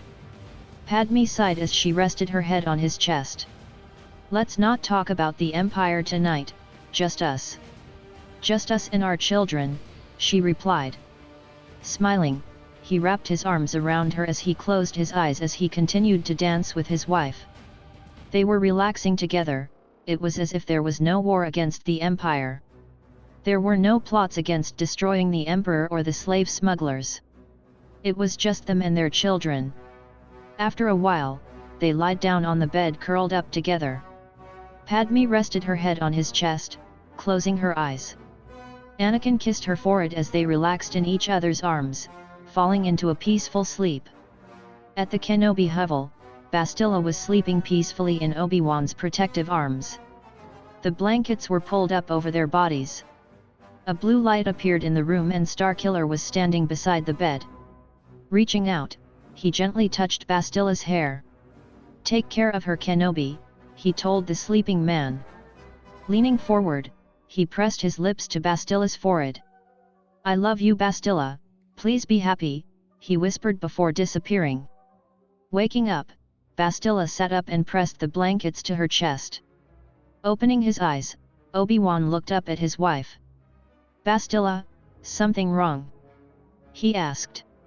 Looking over her shoulder, she just smiled. No, everything's fine, she replied. Lying back in his arms, she entwined her fingers with her husband's. I love you Obi-Wan, she whispered. As I love you, he answered before they fell back to sleep. Bastila sighed as she was resting at the Skywalker hovel. She was incredibly frustrated with the fact her husband and former apprentice refused to let her help them on the ship with tracking down the Empire or slave ships. Padme waddled in with a small smile. Hungry? She asked. Oh no thank you Padme, I'm doing fine, Bastila replied. Padme smiled softly as she rested her hand on her friend's shoulder before sitting down across from her. "How much longer now?" she asked. "The medical droid that checked me said I was due any day," Bastila replied. She rested her hands over her stomach with a small smile. "I'm frustrated, Padme. I cannot stand being cooped up, and yet here I am stuck in a hovel while my husband is off doing force knows what," she muttered. Bastila shook her head slowly. "Well, you know Obi-Wan, he wants to keep you safe," Padme answered. "The man is overprotective," she said angrily. "The man loves you," Padme answered. Bastila sighed again, resting her hands on her stomach again. "Mama! Leia keeps taking my toys!" Luke shouted. "I do not!" Leia shouted back. "Do too!" Luke shouted. "Do not! Do too! Do not!" Padme rubbed her temples. "You sure you want more?" Bastila asked, laughing. "A little too late to be turning back now, isn't it?" Padme asked, standing up with her hands on her stomach. Waddling down the hall, she went to the playroom to find the twins fighting. "Ow! Mama!" Luke shouted as his sister had him pinned to the floor with arm twisted behind his back. "Leia, my Skywalker, get off your brother now," Padme told her daughter. "Mama's he's lying," Leia pouted. Walking over, she grabbed her daughter's arms and pulled her off Luke. "We do not fight," Padme told her daughter. "Daddy fights," Leia answered. "Daddy fights bad people," Padme told her. "Well, Luke's being bad," Leia answered. Padme shook her head slowly. "Leia, we don't fight each other," she told her daughter. Leia stared at her mother with a frustrated sigh. "But he lied, Mama. He lied!" she exclaimed. Padme looked at her son. "Luke, is Leia really taking your toys?" she asked. "Yes, Mama. I found my Wookiee doll in her pillow," Luke insisted. Padme looked at her daughter with a raised eyebrow. "Leia, your turn," she told her daughter. "Mommy, Luke broke mine," the little girl answered. "And I said I was going to fix it." "You know what this means, Leia," she told her daughter. Leia lowered her head as she slowly walked over to the stool in the corner and sat down. Shaking her head slowly, Padme went to check on Rowan, who was fast asleep in his little bed. Stroking her son's hair, she smiled softly before leaving the room. "How do you think Anakin is doing?" Padme asked as she sat back down. "Hopefully she's finding herself," Bastila replied. In the Shadowlands, Anakin leapt from a boulder as a Tarantatek chased her. She leapt up into the tree, calling on the Force to reach a higher position. Gasping for air, she crouched down, grasping the branch she was standing on, and she swung down to a lower branch. She watched the creature give up its conquest once it couldn't find her. Letting out a shaky breath, she leaned back against the trunk to catch her breath. "Force, that thing was relentless," she muttered. Jumping down behind the creature, she took out her lightsaber and jumped on the creature's back. Taking her weapon, she brought it down and drove it through the Tarantatek's head. The creature fell to the ground dead, and she deactivated her lightsaber. Letting out a frustrated sigh, she looked at the cylinder weapon in her hand. Taking it, she tossed it into the murky water not too far away. "I'm done with my Sith weapon," she muttered to herself. Sitting down on the ground, she tilted her head back before she retrieved another cylinder object from her knapsack by her leg that she had dropped. Taking it, she examined the weapon before igniting it. A silver blade appeared. Anakin had tears in her eyes as she tilted her head back, trying to catch her breath. Swallowing hard, she pulled out the holopic of her brother and mother. Closing her eyes, she let out a shaky sigh. She missed them. She missed her brother, sister-in-law, mother, her nephews, and her niece. Getting up, she grabbed her knapsack when she heard a growling in the distance. Anakin jumped over a fallen log when she landed in a puddle. "Force," she hissed. Getting up, she kept running to get away from whatever it was that was hunting her now. Back on Tatooine, Bastila was preparing Sasha for bed when she felt her unborn so do a weird somersault that she never felt before. Swallowing hard, she groaned softly. Something was wrong, something was really, truly wrong. "Mama, what wrong?" Sasha asked. Bastila gasped in pain. "Sweetheart, can you go find Daddy? Go send him a message on Mama's comlink and then go to Auntie Padme's hovel," she told her daughter. Sasha nodded before doing what she was told. Bastila slowly made her way to her room. She just made it when she collapsed to her knees, gasping for air. "Breathe, breathe, breathe," she told herself. She cried out softly as she gripped the blankets on the bed as her contractions came hard and fast, faster than when she was giving birth to any of her other 3 children. Padme hurried into the hovel, looking around. "Bastila!" she called. "I'm in here," Bastila answered. Walking into the room, she saw her friend kneeling on the floor in pain. "We have to get you up into the bed," Padme told her, helping Bastila up. "The pain, force the pain!" she exclaimed as she lied back. "It's all right, Bastila, it's all right. Obi-Wan is on his way," Padme told her. "Dang that Obi-Wan to Sith hack!" she hissed. Padme bit her lower lip to keep herself from laughing as Bastila cried out in pain. "It's too soon, Padme! It's too soon!" she exclaimed. Bastila whimpered, closing her eyes tight as she was gripped the bed sheets. When Obi-Wan and Anakin came back, he hurried down the stairs. "How is she?" he asked Padme as she walked out. She's keeping it together," she replied slowly. Obi-Wan hurried by her and went into the bedroom where Bastila was gasping in pain. "Obi-Wan, the baby's too early," she told him. "It's all right, it's all right, the medical droid said anytime so he should be all right," he answered. "Something's wrong though, I can feel it. He can't breathe," she told him tearfully. Obi-Wan cursed under his breath. "All right, this baby is going to come now," he answered. Outside the room, Padme was holding Anakin's hand as they waited to hear what was going on. Getting up, she had to go in the room to help. It didn't take long for Bastila to push her son's head out, but then Obi-Wan noticed the problem. "The cord is around his throat," he told her. He looked up when Padme came in. "Padme, the scissors please," he asked her. "Hurry." Padme handed him the utensil and he carefully cut the cord and started unraveling it. Bastila collapsed when she felt her son leave her body completely, but then the fear was evident on her face as Padme took the baby into her arms. He wasn't breathing. "Do something," she begged tearfully. Padme started patting the baby's back, clearing his airways before Obi-Wan placed his hands on the baby's tiny body. Blue energy entered his tiny body and Bastila let out a small sob when she heard her son scream at the top of his little lungs.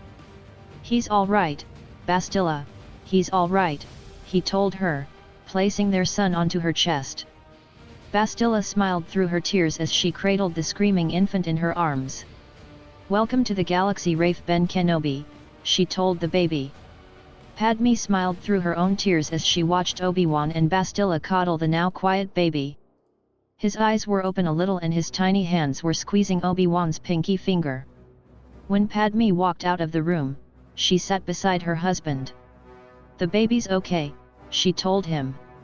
"Thank the Force," he said softly, resting his hand on his wife's stomach while looking at Bastila and Obi-Wan's. "Thank the Force."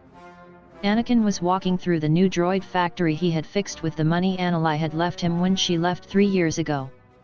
With his mask on and hood over his head, he was looking around as the slaves he had released were working on the computers. "Rayla, report on the droids?" he asked. "Everything is on schedule," Rayla replied. Anakin nodded his head slowly as he removed his hood and mask, placing it on the nearest table. "Da-da," a little voice called. Turning around, he saw his daughter, Helena, slowly climbing down the stairs. "What are you doing, pretty girl?" he asked, lifting his 3-year-old up into his arms.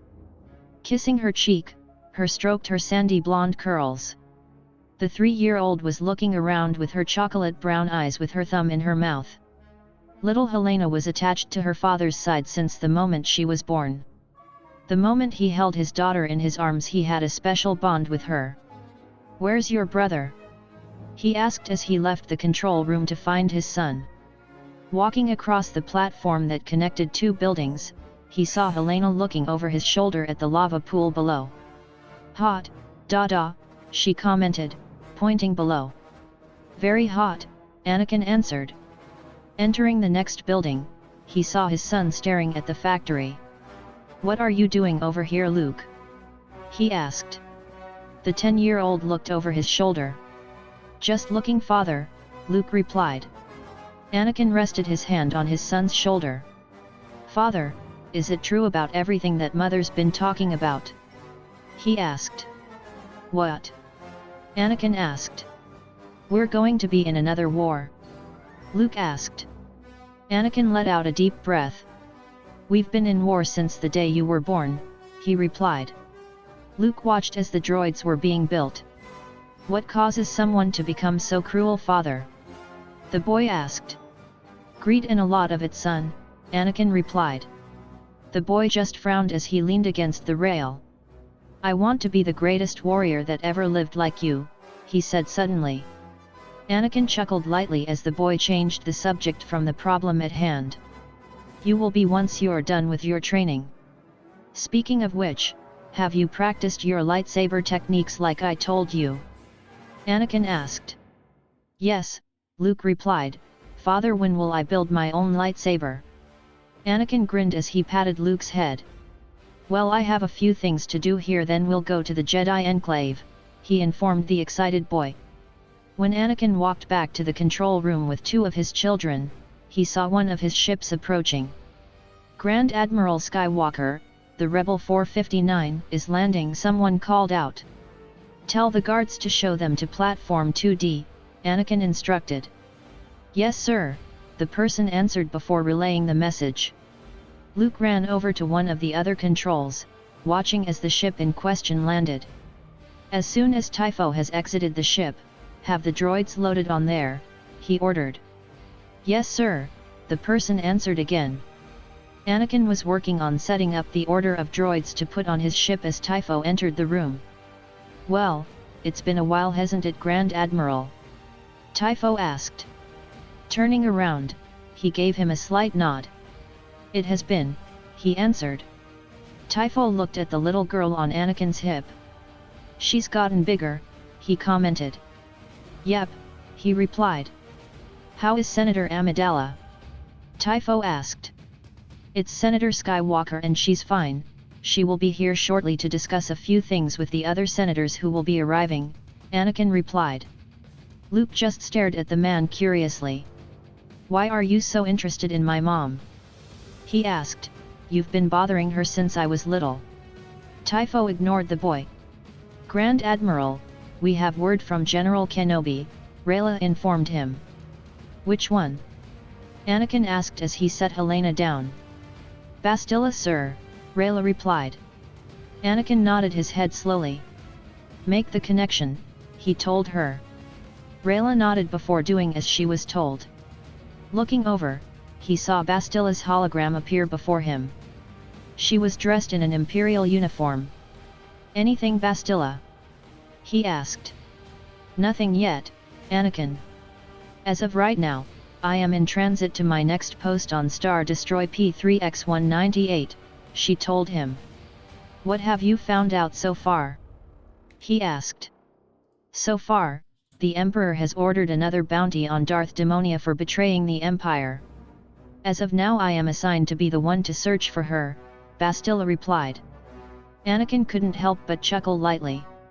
"I will be searching for her, Anakin, but to see how she has been holding up. I will give you her coordinates once I find her," Bastila told him. "No, Bastila, don't look for her at all. Annalai will return home when she is ready, even you told me this when she first left," Anakin answered. Bastila nodded. "I did," she replied. Contact us again when you have received information on these rumors, all right? Anakin asked. Bastila again nodded. General Kenobi out, she answered before cutting transmission. Anakin let out a deep breath, dragging his fingers through his hair before he went to get everything ready for the meeting with all the leaders. On Xilla, Annalai pulled on her hood over her head as she climbed out of her ship. Good evening, Demonia, one Chiss greeted. Good evening, but please, I no longer go by that name, she answered. And what name should we call you? He asked. I am Annalai Skywalker and I am here to inform you that you are making a grave mistake serving the Emperor, she replied. The Chiss stared at he quizzically before he motioned with his hand to have her enter their compound. Annalai removed her hood as well as the silver-colored headband that covered her ears while undoing the tie on her cloak to reveal the light blue winter suit she had on underneath. May I ask your name, sir? She asked. Grand Admiral Kresklianai, he answered. Annalai nodded her head slowly as she followed him through the compound. Now tell me, Annalai, you came to us several years ago asking us to join because the Empire will be successful in its mission to control the galaxy, he commented.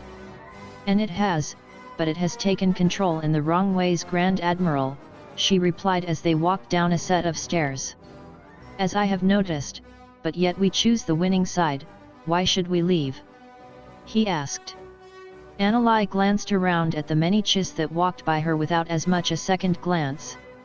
The Emperor has told you and your people lies. Things are not as they appear, Grand Admiral. The Emperor is spreading lies around the galaxy, which means he has been lying to you, she replied. He has won, for now. However, I have reason to believe that the Emperor's power will fail. How do you know this? He asked. I believe you know the Vigilante Justice. She asked. Kresklianai was silent. Yes, I have heard of him, he replied. He is building a massive rebellion to fight against the Empire, he needs every fighter he can. He will and his army will succeed in defeating the Empire, she told him. The Grand Admiral was again silent as they stopped walking. You want to win, I am giving you the opportunity to join the winning side, she added. Reaching into her pocket, she pulled out a chip, handing it to him. These are the coordinates to where Justice is building his army and where he is preparing a meeting with all the leaders of the growing rebellion.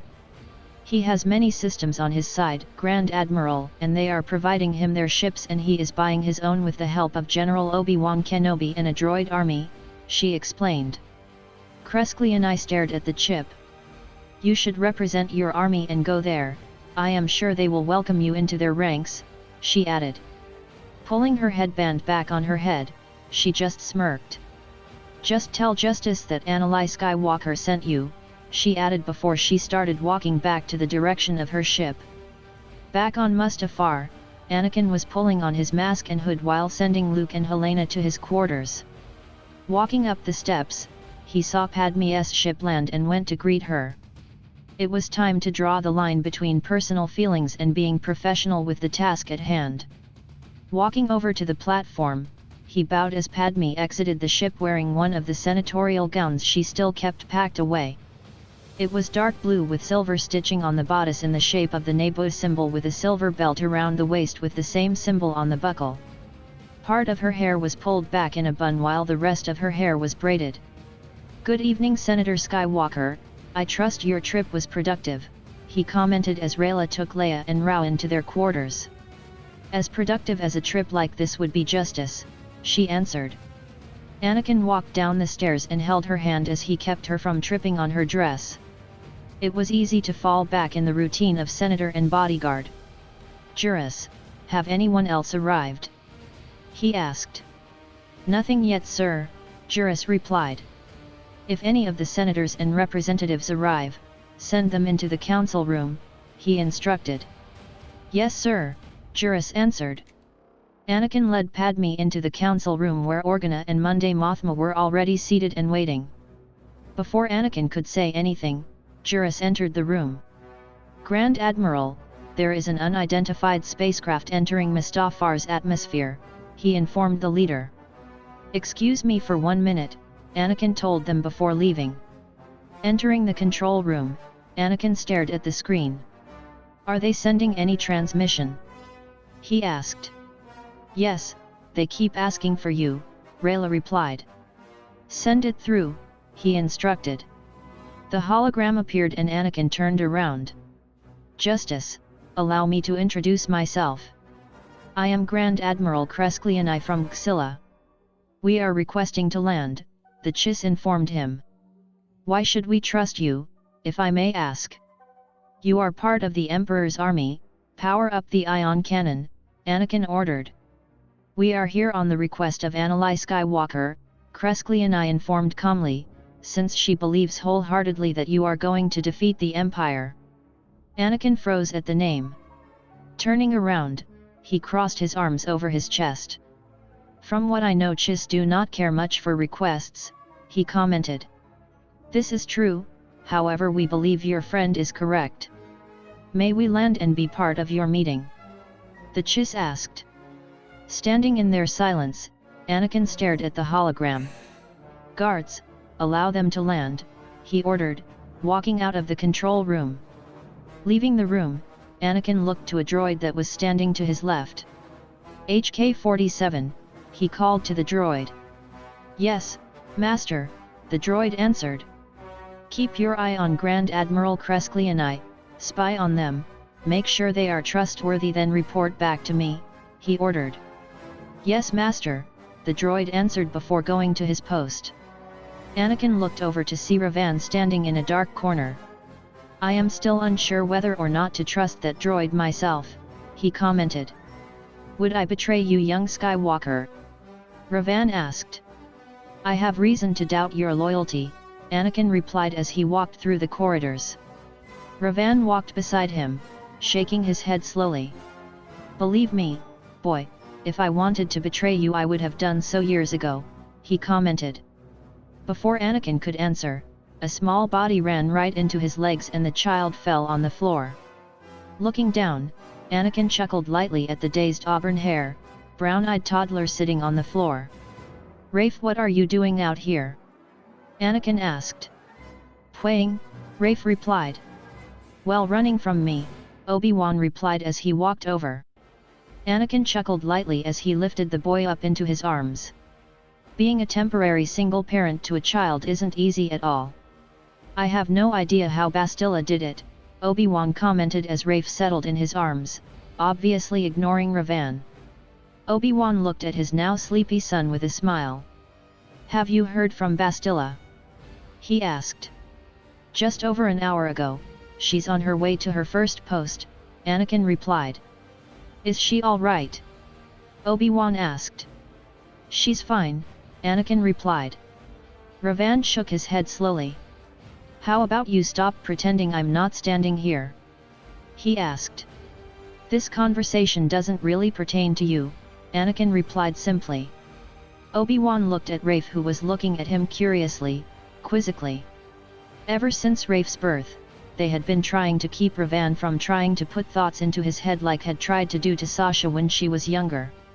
For a month after Revan spoke to Sasha, the little girl thought everything her dad was doing was wrong. Obi-Wan walked away with his son in his arms and Anakin glanced at Revan before he continued walking. "Anakin, I would never betray you," Revan told him as he continued walking. "Really? Is that so? Is that why you tried to turn Sasha against her parents?" Anakin asked. Revan was silent as he continued to walk after Anakin. "You can't stand the fact that you gave away your family, so you're trying to steal Obi-Wan's," he answered. "She was mine to start with," Revan told him. Anakin gave him a glare, shoving him against the wall. "Leave her alone," he snapped. "She is married to Obi-Wan now and I'm so sick and tired of you trying to take her away from them." Letting Revan go, he stormed away to go to his meeting with the representatives. In Anakin and Padme's quarters, Luke was practicing what his father had taught him while Leia sat beside him.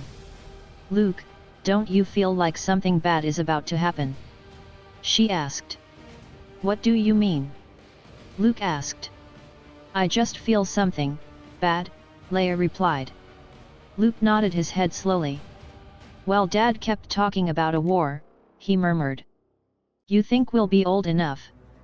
Leia asked. Maybe, if the war lasts long enough, Luke replied. Leia bit her lower lip as she continued to play with her toys.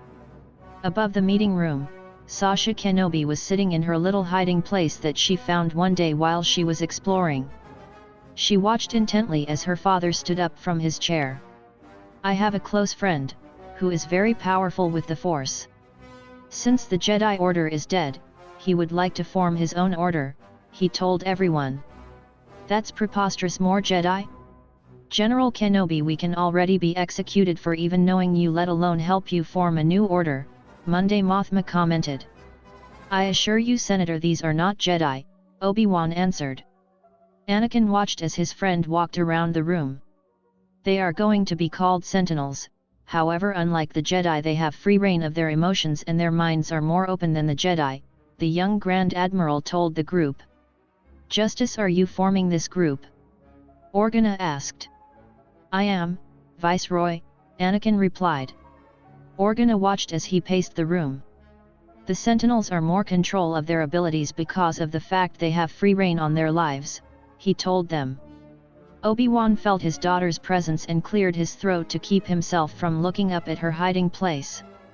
Justice, are you saying that you are building an army? Monday Mothma asked. Justice isn't creating anything that could put all our hard work in peril, Padme answered.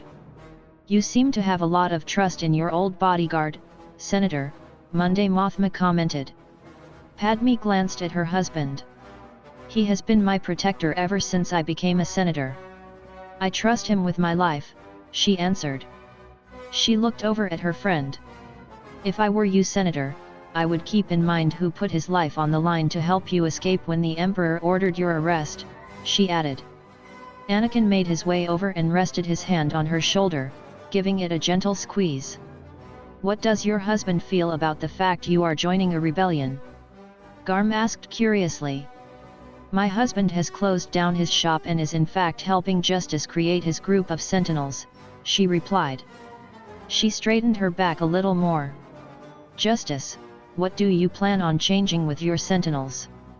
Monday Mothma asked. As I already told you, let them keep their emotions. Just because they have special abilities doesn't mean we need to cut them off from every human emotion, Anakin replied. With mine and Helena's help, we will be able to train them to be great protectors of the galaxy, Obi-Wan put in. The senators glanced at each other, but then the meeting continued. When it was finally adjourned, Obi-Wan looked up. Sasha, come down from there, he told his daughter. I like it up here, Sasha answered. Obi-Wan shook his head slowly and the little girl shrieked when her father called to the Force and he pulled her down from the ledge and pulled her into his arms. Smiling, he kissed her forehead as she pouted. You can't keep doing that, he told her. Sasha rested her head on his shoulder. Padme and Anakin smiled as they watched Obi-Wan leave with his daughter. That little girl is going to turn Obi-Wan's hair gray, she commented. He chuckled lightly. That's already happening, he quipped, making her laugh.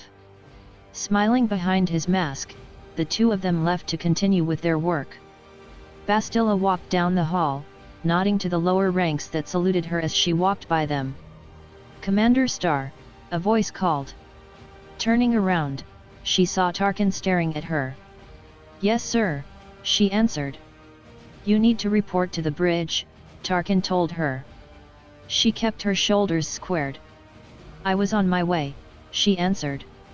Turning on her heel, she continued on her way to the bridge to check on the systems.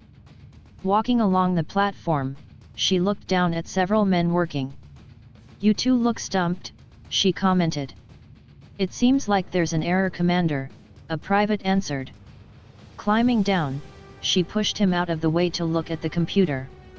This is child's play, she commented. Taking the chair, she fixed the problem with a triumphant smirk and got up once the problem was fixed. As you were gentlemen, she told them. Commander Star. Commander Star. A soldier called. Turning around, she looked at the young man as he ran up to her. What is it? She asked. Commander, we have found justice, he told her. She had to force herself to look calm. Is that all who is there? She asked. No ma'am, he has Kenobi with him and a few other traitors to the Empire, he replied. Nodding her head slowly, she looked at the mirror. You know what to do, Lieutenant, she told him. On the planet Kidon, Anakin looked around the desert planet with Padme beside him in her own little disguise. This is far from safe, Padme, he told his wife. Will you let me make my own decisions? She asked, raising her eyebrow. Whenever was I able to stop you? He answered with a half grin. Padme rolled her eyes before grabbing his hand. Well, it looks like we have company, Obi-Wan commented. Turning around, Anakin saw several ships landing and stormtroopers were running down the ramps. Remember what we taught you? Anakin called out to their small group of sentinels they brought with them. As the stormtroopers got closer, Padme pulled out her blaster, firing several shots and killing several. Reaching into his utility belt, Anakin pulled out what looks only like a curved stick, but then he hit a button and two gold lightsaber blades ignited on the sides. Taking his new weapon, he threw it and decapitated a dozen troopers before going back to his hand. Deactivating his weapon, he put it back into its holster before he blocked the many blaster shots aimed for him. As one trooper became brave and charged at him while firing. Blocking his fires, Anakin jumped over his head and stabbed his lightsaber through his back. Padme ducked as a trooper tried to punch her in the face, took out her vibroblade from her utility belt. Grabbing the trooper's arm, she threw him to the ground and stabbed her blade through the flimsy material on his neck. She rolled out of the way when a stormtrooper tried to bring down his own blade to her head. Jumping to her feet, she grabbed her blaster and shot the trooper right in the throat. Obi-Wan blocked several of the blasts aimed for him when he held up his hand and picked the stormtrooper right off the ground. Taking him, he threw him at a group of troopers charging at him. I'm getting too old for this, he muttered before taking his lightsaber and stabbing it through another stormtrooper. Anakin held up his hand and lifted a boulder up out of the sand. Concentrating hard, he lifted it higher off the ground and threw it at a landing ship. Taking his lightsaber, he started swinging it around in circles, disarming or dismembering any stormtrooper that tried to come after him. On the ship, Bastila was watching the fight with a worried expression on her face. She was having sudden flashbacks of Starkiller's fight thousands of years ago. Commander, we have a progress report, a lieutenant called. What is it? She asked, looking at him. With thousands of stormtroopers deployed, it won't be long to capture Justice and the former senator and killing the Jedi, he replied. She forced herself to nod before going back to her position at the controls. Anakin continued swinging his lightsaber around, blocking blast after blast when he heard a scream. Looking over, he saw a stormtrooper holding onto Padme by her hair, a dagger to her throat. Drop your weapons, he ordered. Padme swallowed hard as Anakin stood with his shoulders squared. Put your weapons, they won this round, Anakin told Obi-Wan and the Sentinels, using the same words as she had once used as Queen. Everyone dropped their weapons and they were all forced to their knees. Obi-Wan was thrown beside Anakin. Any ideas? He asked. Working on it, Anakin replied when Padme was thrown to her knees on the other side of Anakin. Bring Justice and the former senator to the Star Destroyer, the general ordered. What of the others? Another trooper asked. They're traitors to the Empire, execute them, the general replied. Anakin fought against the troopers as they grabbed his arms, hauling him to his feet. Not willing to give up without a fight, he took both of the troopers that had a hold of his arms and threw them together, forcing them to let him go. Grabbing his vibroblade, he slashed the blade across another trooper's throat when a pike was shoved into his back, making him collapse. No! Padme screamed. Easier said than done, the general muttered as the stormtroopers went to grab him again. Before they could carry out their mission, large laser blasts landed around them, making everyone run for cover. Anakin looked up to see a modified hybrid YT-1300F/YT-1300P light freighter firing down at the troopers before landing just feet away from him and Padme. The platform opened and Anakin felt someone grab onto his arm. "Get on the ship. Hold them off, Chewie, while we get everyone on," the captain called out. Getting to his feet, Anakin kept blocking blasts aimed for the ship and its captain while they got everyone on board. "Come on," the captain insisted, pulling on his arm and pulled him onto the ship. Anakin ran up the platform and the pilot ran to the front. "Chewie, get us out of here," he called out. There was a loud Wookiee growl from the front. In seconds they lifted back up off the ground and flew off into space. "Are you all right?" Padme asked her husband as he sat down. "I think so," he replied, wincing. "Hey, take him to the captain's quarters to check him out," the pilot called out. Helping him up, Padme helped him to the captain's quarters and closed the door behind them. "What a mess," Padme commented as she helped him sit down. Anakin just laughed a little as he pulled off his mask. "Reminds me of my old room before we got married," he commented. Padme shook her head slowly as she started undoing the chain that held his cloak around his shoulders. Carefully, she undid the pieces that kept his armor together. Once the armor was off the injury, Anakin cried out a little from the sudden release of pressure on his back. "Sorry, I'm sorry," she whispered. Carefully, she gripped his tunic and pulled it off him. Moving behind him, she let out a gasp when she saw the bruise on his back. "If I hadn't seen that trooper strike you with the pike, I could have sworn a Wookiee punched you," she told him. Anakin shook his head slowly. "I need to get some Bacta on this," she said softly. "I'll be all right," he answered as he started pulling on his tunic again. They looked up when the door opened. "Never thought I'd see the day when Justice needed help," the pilot commented. Padme stared with wide eyes. "Han!" she exclaimed as she got up. "Hi," Han greeted with a half grin, "not the same kid as I was before." Padme got up and embraced him. Han hugged her back with a grin. "What happened? I thought you were in the military academy on Corellia," Padme asked, stepping back. "I was, got up to private and everything," he replied. "What happened?" Anakin asked. Han looked at the man on the bed. "My first mission was to help a bounty hunter find you and the senator," he replied. The young man fixed the vest on his shoulders. "Basically told them where they could shove their mission and left," he added. He sat down in a chair with a half grin.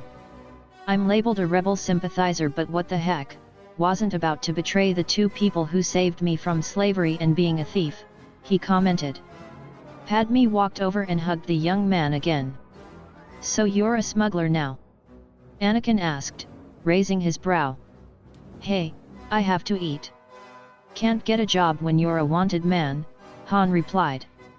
"This is true, hence why Padme and I have aliases nowadays," Anakin told him. "Yeah? Starkiller mechanics, right? Ani and Ami Starkiller? Yeah, I heard your name all around Mos Espa when I was hiding out on Tatooine for 6 months, Han commented. They looked up when there was pounding on the door. "Oh, and I have someone for you guys to meet," he told him, getting up. Opening the door, Anakin jumped up when he saw a Wookiee standing in the doorway. "This is Chewie, saved him from slavery," Han told them. "Chewbacca, I remember you," Anakin commented. The Wookiee cocked his head to the side, staring at him quizzically. "You'd recognize me more as..." Anakin started. Grabbing his mask, he slipped it back on. The Wookiee let out a few grunts of recognition. "Justice, I remember," he commented. Anakin grinned as he removed the mask, shaking his large hand. "You are a legend on my planet," the Wookiee told him. "I don't need that kind of credit, just doing what's right," Anakin answered. Han grinned a little as he glanced over his shoulder. "Well, what are the coordinates, sir?" he asked. Anakin started to pull on his armor again. Mustafar, that's where our base is, Anakin replied as they left the captain's quarters. Mustafar, hey? Go figure, that would be the last place anyone would look, Han commented as he sat in the pilot's chair. Padme stood behind her husband and looked over her shoulder at the Sentinels and Obi-Wan, who were all resting from their recent attack. We need to train them more, he told Obi-Wan as he walked in. The older man nodded his head slowly. I agree, they weren't ready for an attack like this, Obi-Wan answered. We were ambushed, they need to be ready for that, Anakin told his friend, sitting beside him. Again, I agree, the older man told him. Anakin sighed as he sat back as they waited to return to Mustafar. On the Star Destroyer, Bastila watched as they had escaped and closed her eyes. She couldn't help but feel relieved that her husband and friends had escaped their clutches. Commander Star, a voice called. Looking over, she saw Tarkin standing there. What shall I tell the Emperor? He asked with an evil smirk. That we were outnumbered, she replied, walking by him, as we were Tarkin. She loathed this man, the way he kept on criticizing her work and just watching everything she did. It was unnerving. One thing was for sure, she had to keep her eye on him or she would be executed before she complete their plan. Bastila had exited her quarters, fixing the front of her uniform as she continued down the hall. She had her now black hair tied up in a tight bun underneath her hat, and she made sure her wedding ring was secure on her left hand, just to tell the other soldiers not to even think about trying to hit on her. She looked like she was in her mid-30s. Walking through the halls, a lieutenant walked up to her. Commander, we have status reports on the Death Star, he told her. Wonderful, she answered. She looked at the datapad, walking with the young man to the bridge. Commander Star, a voice called. Bastila stopped, forcing herself from rolling her eyes. Turning on her heel, she looked as Tarkin made his way over to her. Yes, she answered. Tarkin made his way over to her. Would it be all right if we spoke in private? He asked. Of course, sir, she answered. She reluctantly followed the man to an empty room. Your performance on the ship is quite impressive, Tarkin commented as he closed the door behind him. You had to get me alone to tell me this? Bastila asked, raising her eyebrow. Well, I'm just saying, Commander, that you are quite impressive for only being in charge of your fleet for such a short time, he commented. Bastila crossed her arms over her chest. I'm curious, how would you like a promotion? He asked. I thought only the Emperor could decide promotions. She asked curiously. It goes through me first, he replied. Walking over, he stood behind Bastila and in his hands over her shoulders. I could, however, put in a good report in for you. If I agree with such a promotion, the Emperor will listen to my opinion, he commented. She felt her skin crawl as he ran his hands over her arms and lower. I am a married woman, Grand Moff, she answered, pulling away from his touch. What your husband doesn't know can't hurt him, he told her. Bastila looked at him with a glare. I am not going to cheat on my husband for a promotion, she told him. Tarkin just grinned as he stepped closer to her, forcing her back against a wall. Well, either you choose to do this my way and be rewarded, or the men's way and get nothing. The men are outside, waiting, he told her. She stared at him, her heart was racing at what he was telling her. You're lying, she told him, pushing him back. Really? He asked. He had the doors open and she saw several leering men that were walking by, as if waiting for Tarkin to give them the go-ahead. He closed the door again and he backed her up against the wall. Now tell me, my dear, what do you choose? He asked with the same leering grin. Bastila swallowed hard, staring right into his cold, evil eyes. On the bridge, a private looked up.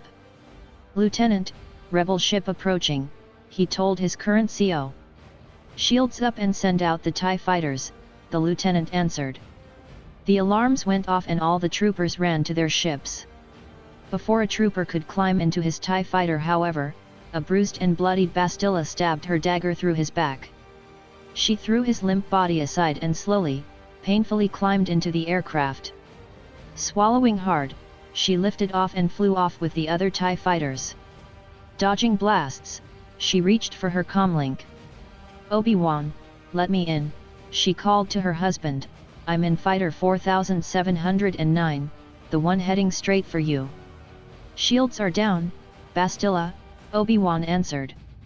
She flew through the open doors and they closed behind her. The shields were immediately replaced and she sat back, trying to catch her breath. Everything in her body ached, her head, her arms, her legs, just everything throbbed. She could feel blood trickling down the side of her head and her nose as her body screamed at her to rest. Her arms went limp to her sides when she heard the door to her fighter open. "Bastila." She heard her husband call, but he sounded so far away.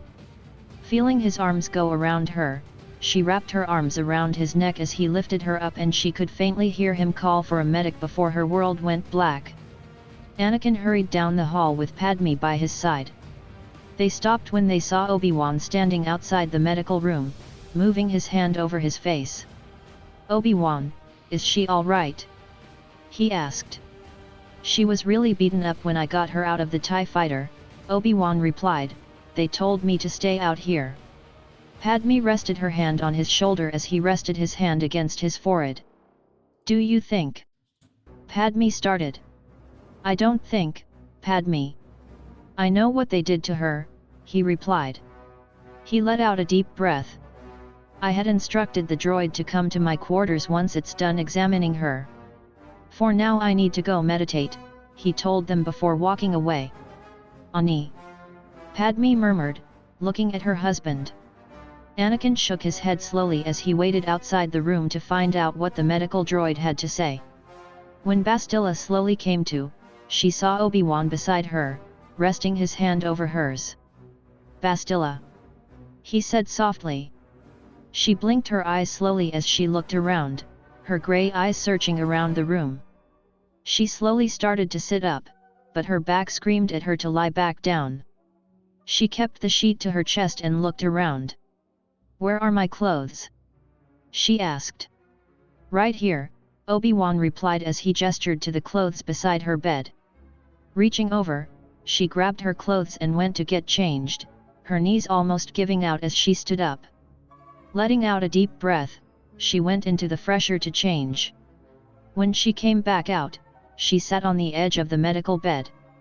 "Bastila, what happened?" he asked, resting his hands over hers. Bastila stared at the gold band around his left ring finger, tracing her thumb around it. "I really don't think I can tell you what happened," she murmured. "You can tell me anything," he answered. Instead of answering, she wrapped her arms tightly around his neck, burying her face into the side of his neck. Obi-Wan hugged her back, moving his hand up and down her back. "I love you," she told him, hugging him tighter.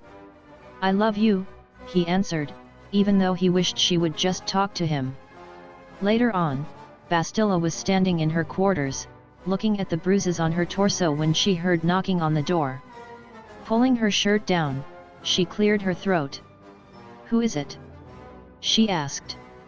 She looked over her shoulder when she heard the door open and Ravan stood there. "What do you want?" she asked as she sat down on the bed. "I came to see if you were all right," he replied. "Well, I'm fine, so you can just go," she told him. Ravan sat beside her with a sigh. "Bastila, I'm for once just trying to be a friend," he answered. She lowered her head, twisting her ring around on her finger. "I was there to help when it happened the first time, you know you can trust me with anything," he told her. "What exactly do you think happened?" she asked. Ravan gently grabbed her hand, pushing her sleeve back to reveal the bruises on her arms.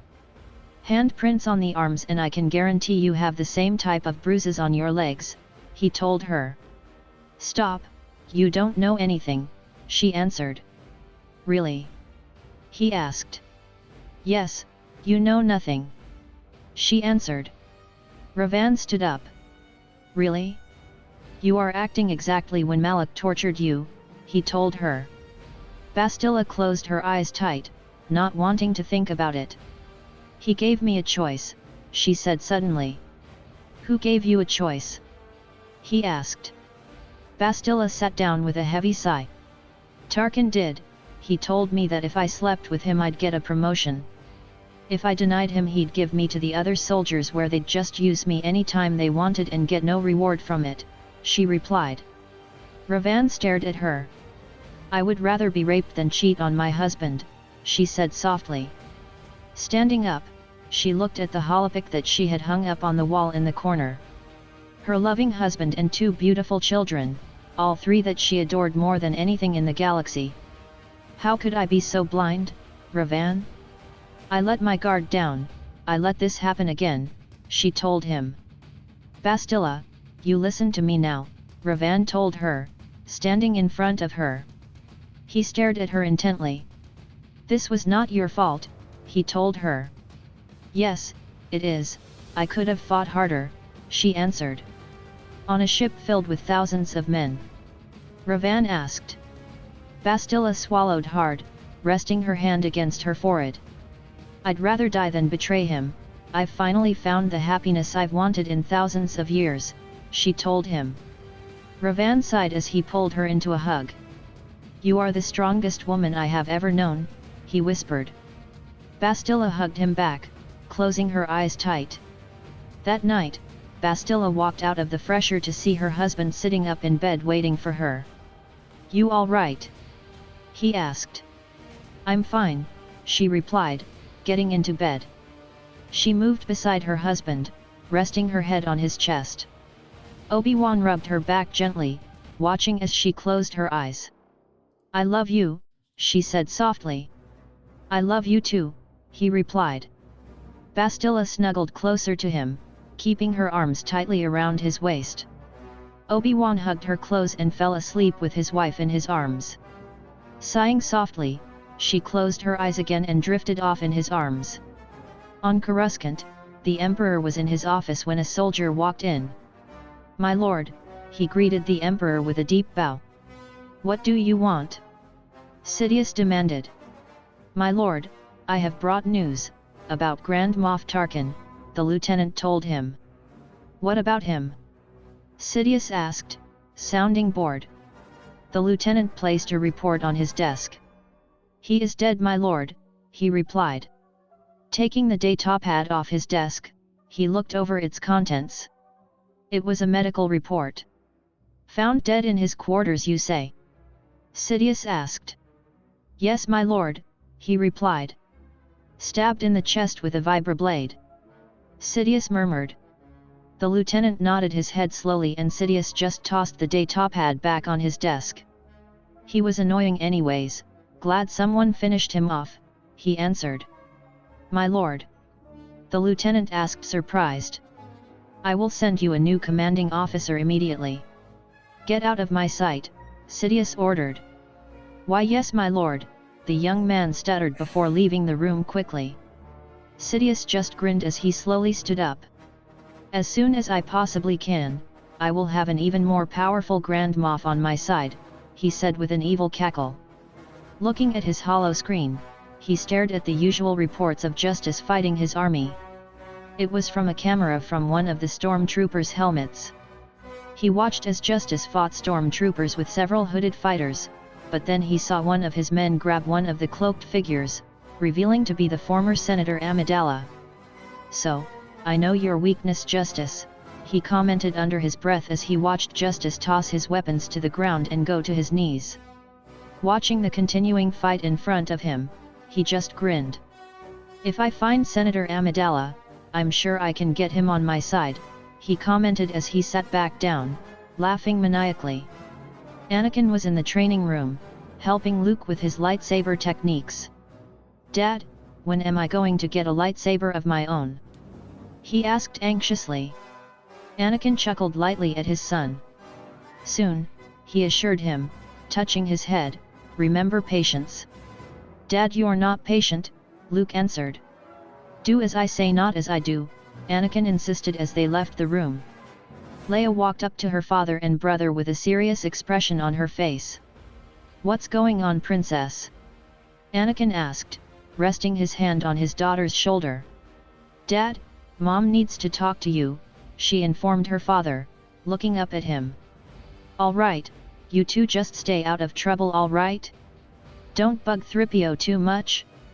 The poor droid's already losing a lot of his circuits, Anakin commented as he walked into the direction his wife was. We promise, the twins said in unison. Smiling, he went down the hall to see what his wife needed. Walking into Command Central, he saw Padme standing in front of the many maps in the room. What is it, Angel? He asked, kissing her cheek. Padme sighed as she stared quizzically at one of the planets. We have seemed to have lost contact from our training command center here on Killoran, she told him, pointing to the planet. Anakin stared at the planet, crossing his arms over his chest. Not one word from any of them. He asked. Not for a few days, she replied. I don't like this, we need to get everyone together and find out what's going on and why they haven't contacted us, Anakin told her. Nodding, Padme followed her husband out of the room to gather everyone. When they arrived on Killoran, Anakin looked around as he walked down the platform. Everyone just keep your eyes open, I sense the Empire, he told them. I sense it as well, Obi-Wan answered. Han drew his blaster from its holster and looked around as they got off the ship. Which way to your enclave? Han asked. This way, Anakin replied. Padme pulled out her own blaster as they went toward the enclave. Pulling out his lightsaber, Anakin sliced through several branches until they saw their destination. Except, what they saw made them freeze in their places. No! Anakin exclaimed when he noticed all the bodies littered across the ground. Anakin ran to each individual person, but none of them had pulses. No! He exclaimed again before running toward the enclave. He started banging on the doors before he put in the security code and ran inside. Hello! He called. Anakin kept his lightsaber raised as he walked along the dark halls when he heard a little noise underground. He let out a couple of different toned whistles, which he got a response. Feeling relieved, he ran over to one of the trapdoors and put in the code, the doors lifting open. Are you all right? He asked the sentinels that were in their hiding area if they were ever attacked. They ambushed us, one young man replied.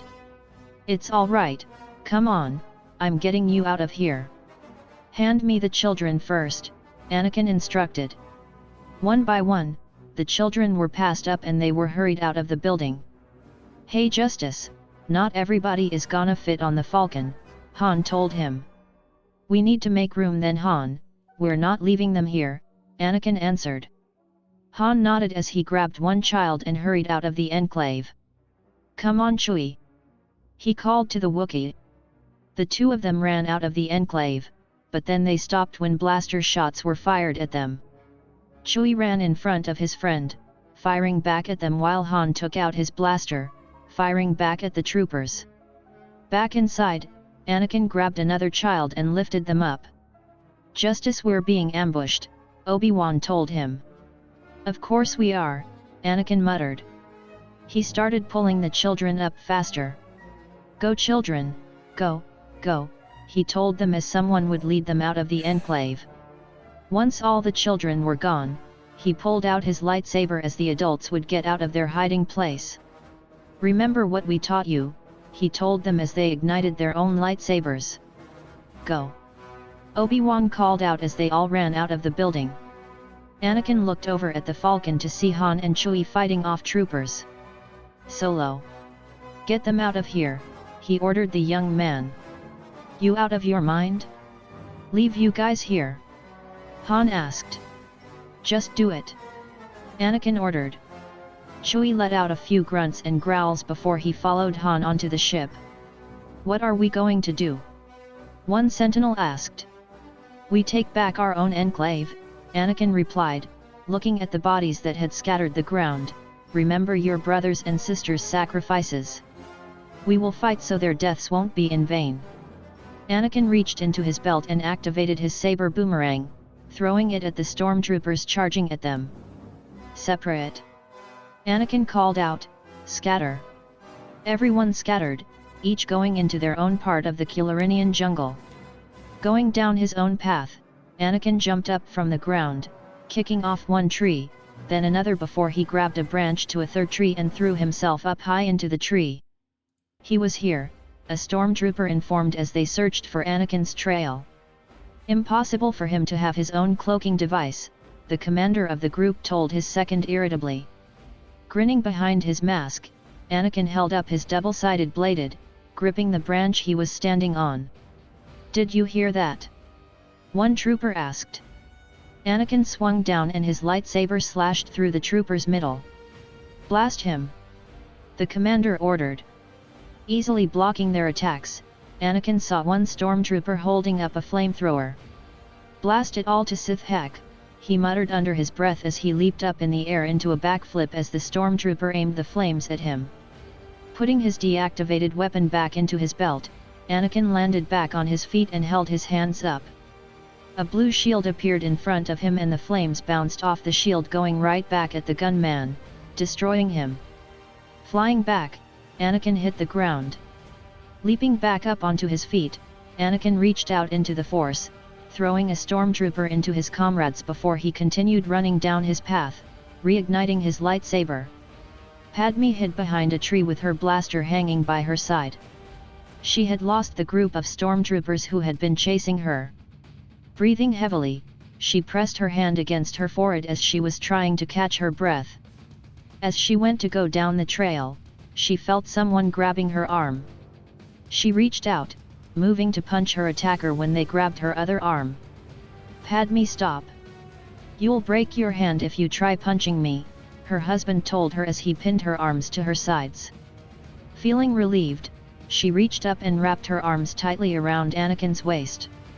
Anakin hugged her back, wrapping his arms around her back. "Are you all right?" he asked. "Yes, what about you?" she asked. "Just another day at work," he replied, smiling behind his mask. Padme laughed when a blaster shot flew right by them. "Well, break's over," he commented as he held her hand and the two of them ran down the trail. They arrived in a clearing, but then stopped when Obi-Wan and Bastila ran in their direction. "Blast, we're surrounded," Obi-Wan muttered as he held up his lightsaber. Anakin pulled Padme behind him as the stormtroopers surrounded them. "Any ideas?" Anakin asked Bastila. "Too many for my ideas," she replied. "Force storm," Anakin suggested. "I was just thinking that my old apprentice," she answered smiling. Anakin smiled as he clipped his lightsaber back onto his belt. The three of them held up their hands and a force storm began to form. Padme watched as stormtroopers were dropping from the force lightning crashing at them. As she was aiming more lightning, Bastila suddenly felt like someone had just thrown fire into her middle. Suddenly feeling the power of their force storm dissipate, both Anakin and Obi-Wan looked at Bastila as she collapsed from a blaster shot into her side. "Bastila!" Obi-Wan shouted, grabbing his wife before she hit the ground. She gasped, gripping her husband's arm from all the pain. "I'm getting too old for this," she commented, making him smile a little and rest his forehead against hers. Anakin grabbed his lightsaber and began fighting off the stormtroopers with Padme beside him. Anakin ducked as a blaster fire was aimed at his head.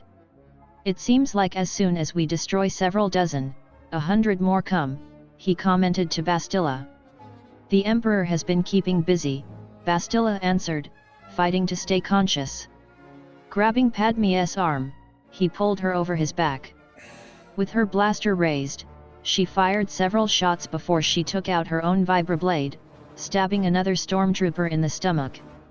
Anakin did a backflip into the air, a few blasts hitting his armor as he went. Landing on his feet, he took his double-sided lightsaber, slicing off a few of their arms.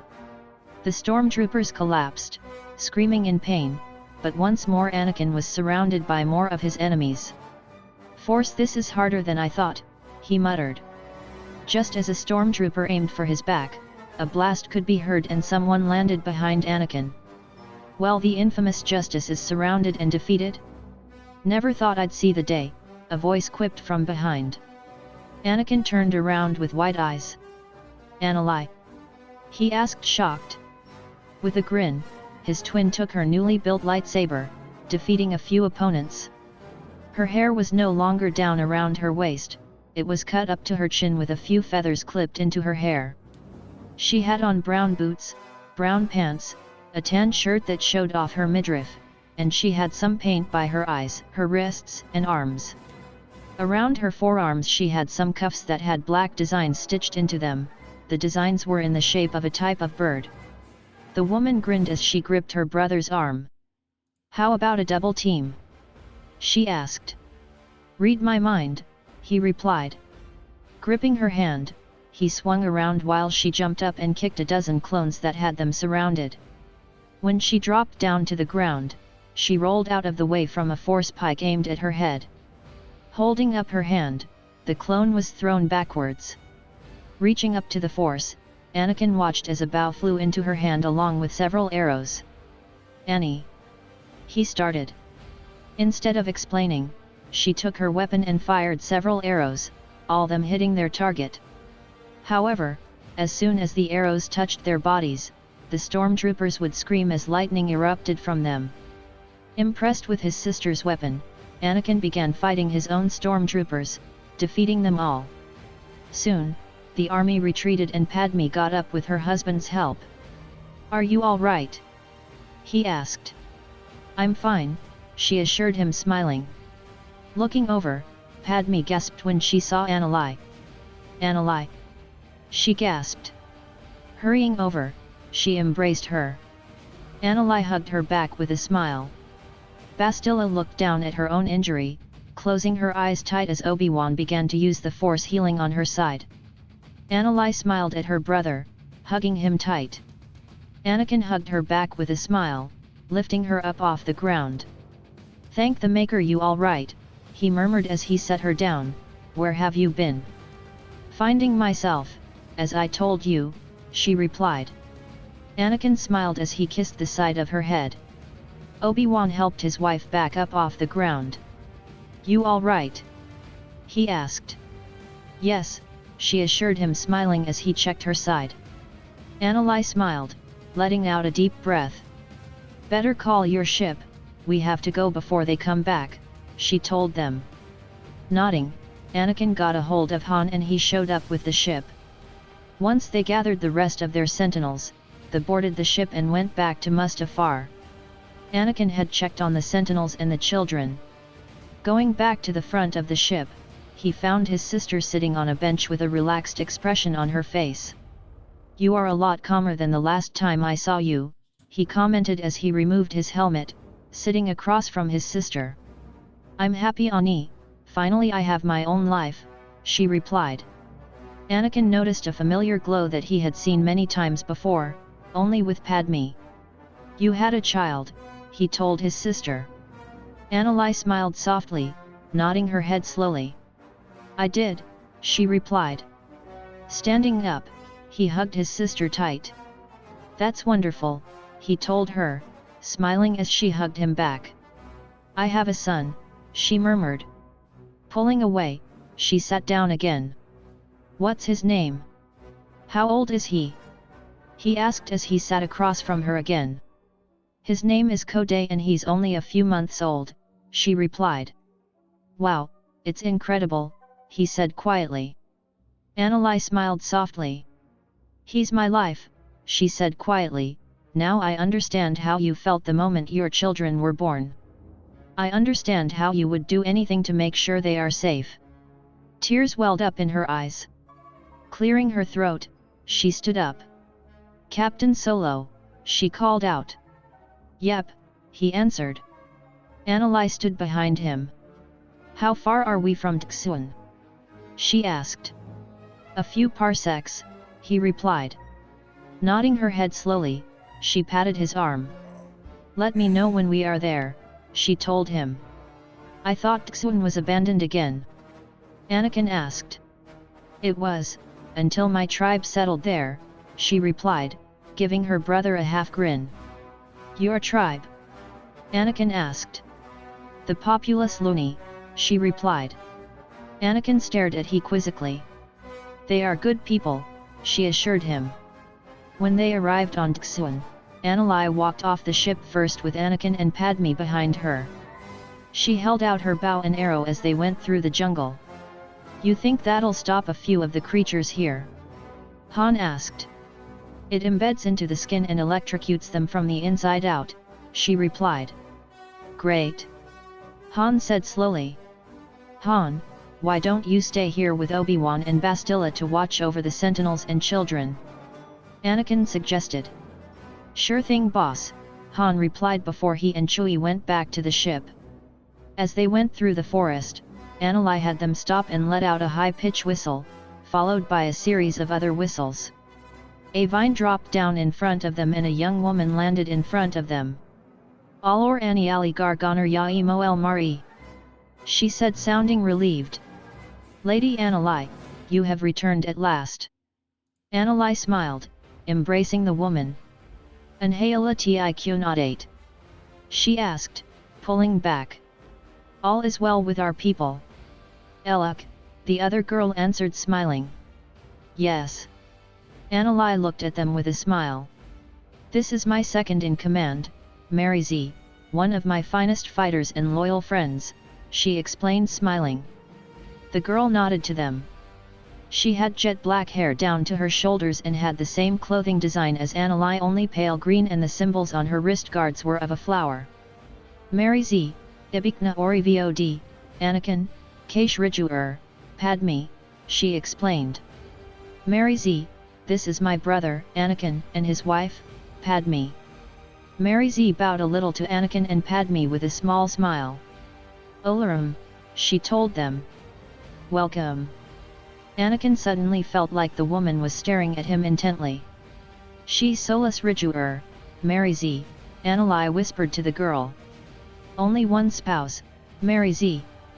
The girl frowned a little, but then she went back toward their camp. What did you just say? Anakin asked. Let's just say the men brought to our camp are treasured, Anakin told her brother slowly. What does that mean? Padme asked as she held onto her husband's arm.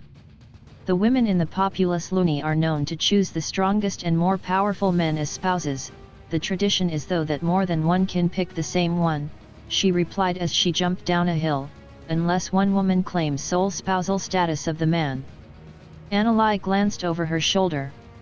Depending on how powerful the man is, also gives the woman the rank of respect the rest of the tribe gives them, she added. Since you, Padme, have laid claim on my brother, you will be given the highest respect next to me. I'm guessing you picked the strongest and more powerful husband then? Anakin asked curiously. No, I received my position because I took a challenge from their previous leader and won, she replied. Anakin smirked a little and then they arrived to the camp. They watched as the people stood up to greet Anakin with large smiles and cheers that their leader had returned. Naad? Anakin asked a young woman. My son. The girl nodded and hurried into a tent.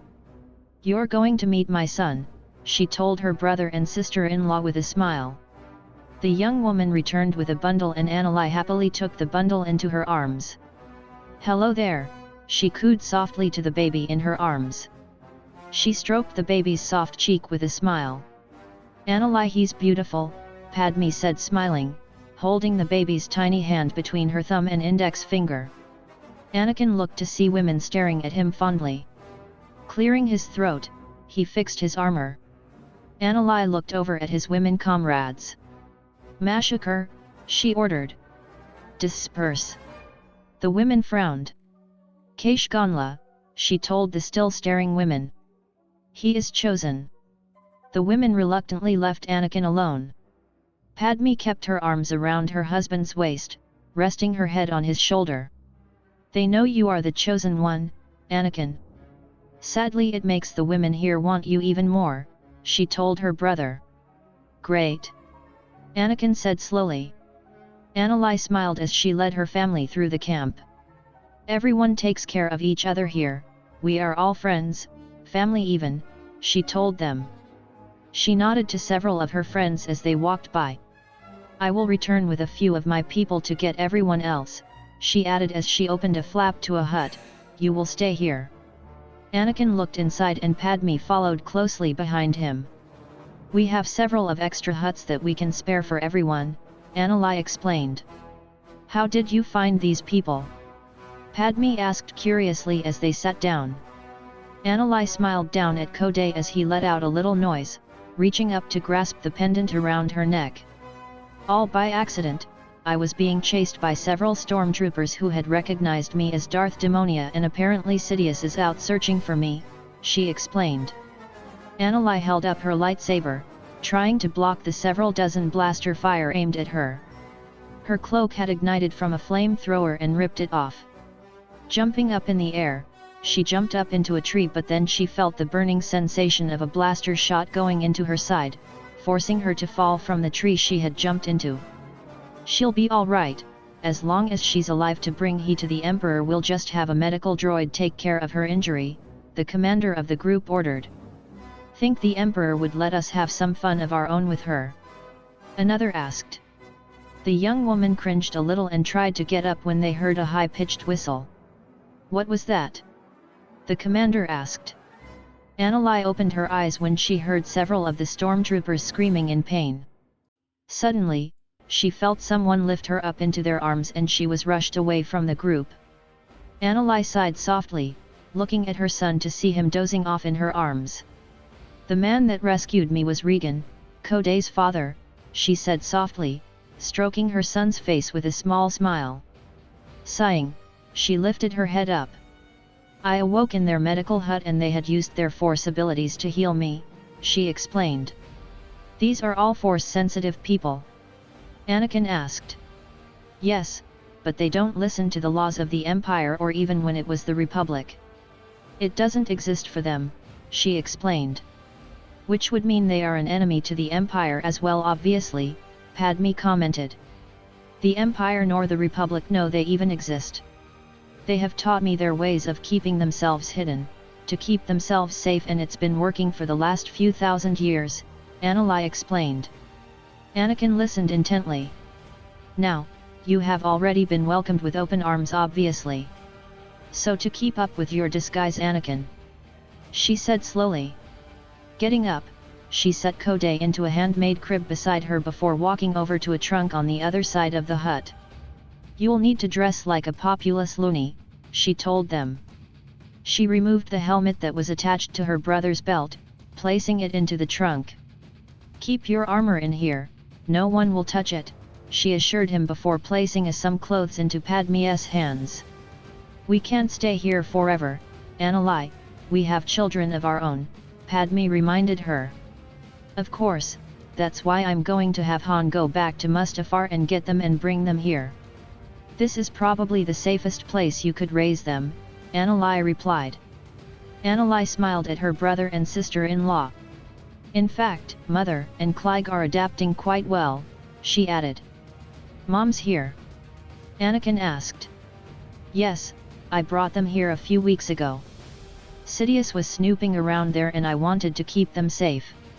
Owen and Barry wanted to live out on the moisture farm, but they've kept in touch, she explained. I'm sure Clive's enjoying himself, Anakin commented as Padme helped him remove his armor. Oh yes, he hunts every day it seems, it's quite comical actually, Anakin replied smiling. How so? Anakin asked. He acts like a child whenever he gets ready to hunt, Anakin replied. Scale from 1 to 10, how big of a kid? Anakin asked. I'd say he is off the scale, I swear I saw him bouncing excitedly as Mom was giving him his things to hunt with, she replied. Anakin laughed a little and Anakin took Code back into her arms. Well, I'll leave you two to change and I'll return to bring Obi-Wan and Bastila here as well as the Sentinels and children you saved. I'll have Han go and retrieve your children, she told them before leaving the hut. When they emerged, Anakin had on his boots, dark brown pants and a dark brown short-sleeved tunic. Padme hand on her boots, tan leggings, and a tan shirt that showed off her midriff. As soon as Anakin had exited the hut, the women were practically drooling over him. Anakin looked over at them with a smile.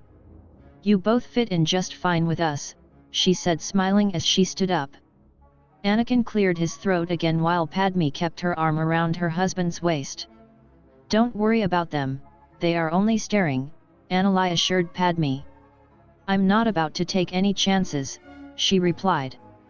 Anakin laughed a little. "Well, Anakin, just keep in mind to not let Padme wander alone at night here until she learns our ways," she told her brother. "Why is that?" he asked curiously. "Not only are women quite drawn to the strongest men, but the men go after the more fertile women," Anakin replied, "and once your children are here the men will know how gifted Padme truly is." "This is almost animalistic," Padme commented. "I thought so as well, but trust me, once you've been here for a while everything settles down. You're new around them, it isn't often new people join them," Anakin replied. "Wait, are you saying that if Padme isn't close by someone will?" Anakin started. Anakin sighed a little as she sat down. "If she knew our language, a simple objection would work. A man forcing himself on a woman is very illegal in the tribe. If it were to happen, they are banished to the darkest parts of the forest," she explained, "and we leave them weaponless." Padme's eyes grew wide. "This is their democracy," Anakin added. Anakin watched as a girl walked by with some food, placing them on the table before them. "Vor and Tai," Anakin told the girl. "Thank you." The girl bowed before continuing to deliver more food. "What is that?" Padme asked slowly, looking at the stew in front of her. "Malra's stew, it's their specialty and it doesn't taste any different than Bantha stew," Anakin replied. They started eating the dinner placed before them when Obi-Wan and Bastila arrived. "Welcome," Anakin said, smiling. "Hopefully your guides weren't too harsh." "No, they were quite helpful," Bastila replied as they were ushered to sit down. Anakin smiled a little, but then he saw his mother and Clive return. "Mom!" he exclaimed as he stood up. Shmi gasped with a huge smile on her face, embracing her son once he reached her. "Oh, my son," she murmured, hugging him as tight as she could. Anakin smiled as he let her go and Shmi touched his face. "Oh, you still grow more handsome every time I see you," she said, smiling. Chuckling lightly, his mother kissed his cheek before hugging him again. "Anakin, good to see you, son," Clive told him. "Clive, good to see you," Anakin replied, embracing his stepfather. Padme got up and Shmi embraced her. "Wonderful to see you, Padme," she said, smiling. "It's good to see you, Mom," Padme replied, hugging her back. Shmi kissed her cheek as well before the four of them sat back down. "Don't I have 4 more grandchildren?" Shmi asked with a smile. "They'll be here in a couple of days, Mom." "Captain Solo returned to Mustafar to get them," Anakin replied, smiling. Shmi smiled, kissing her daughter on the side of her head before taking Kode into her arms. Anakin smiled as he kept his arm around his wife's waist. Somehow, he felt that he finally found a safe home to raise his children in without the fear of the Empire finding them. He felt that they had yet another ally in their midst, and it was uplifting for him to think about it. Kissing the top of his wife's head, he ate the dinner placed before him and just enjoyed being reunited with his family. Anakin was smiling as he slowly circled around his twin. Anakin was giving him the same exact smirk, her dagger in hands. Anakin had his vibroblade in his hand and slashed at her middle. Jumping up, she jumped over her brother's head and went to kick him in the back. Sensing her attack, he rolled across the ground and threw force lightning at her. Anakin held her hands up and blocked the lightning aimed at her. The lightning formed into small spheres and she aimed them at her brother. Anakin backflipped twice to dodge both lightning spheres. Anakin whipped out his lightsaber at the same time his twin did. Gold and silver clashed as they continued their practice fight. Anakin suddenly called for her dagger and aimed it for Anakin's middle. Anakin quickly reignited the other side of his lightsaber and her dagger was sliced in two from trying to hit him. Grasping her forearm, he threw her over his shoulder and she hit the ground. His twin rolled across the ground and jumped to her feet. The two of them clashed lightsabers again and they just stared at each other. "It's a draw," Bastila called out to them, laughing. The Skywalker twins smiled as they stopped their practice. "Daddy!" Helena called, smiling as she ran over to him with her arms wide open. Anakin got down on his knees and embraced his youngest. Padme watched as Anakin smiled softly at the two of them before taking Code into her arms. "You seem a bit tired this morning," Padme commented as she walked over to her sister-in-law. Code is still waking me during the night," she replied softly as she held her son close. Padme furrowed her brow to see Anakin staring at her son lovingly, but yet her eyes were misty. Walking back to camp, they saw Luke looking at one of the tribe members' bow and arrows. "Luke," Anakin called. Luke looked up and his blue eyes widened. Excitedly, he handed the weapon back to the tribe member and ran over to his father. "Father!" he exclaimed, throwing his arms around him. Anakin embraced his son tightly with a smile. "Dad!" Leia shrieked excitedly as she ran over and jumped into her father's free arm. Smiling, Anakin lifted his eldest children up off the ground. Padme smiled as Rowan ran out of the tent and over to his father. The children had only just arrived and they were anxious to see their father again after being reunited with their mother. Anakin set his children down and smiled.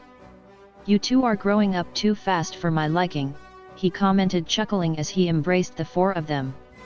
"Can't help it," Leia commented. Chuckling, he kissed the top of his 10-year-old daughter's head before hugging all four of them even tighter. Padme walked over and Anakin welcomed his wife into their tight embrace.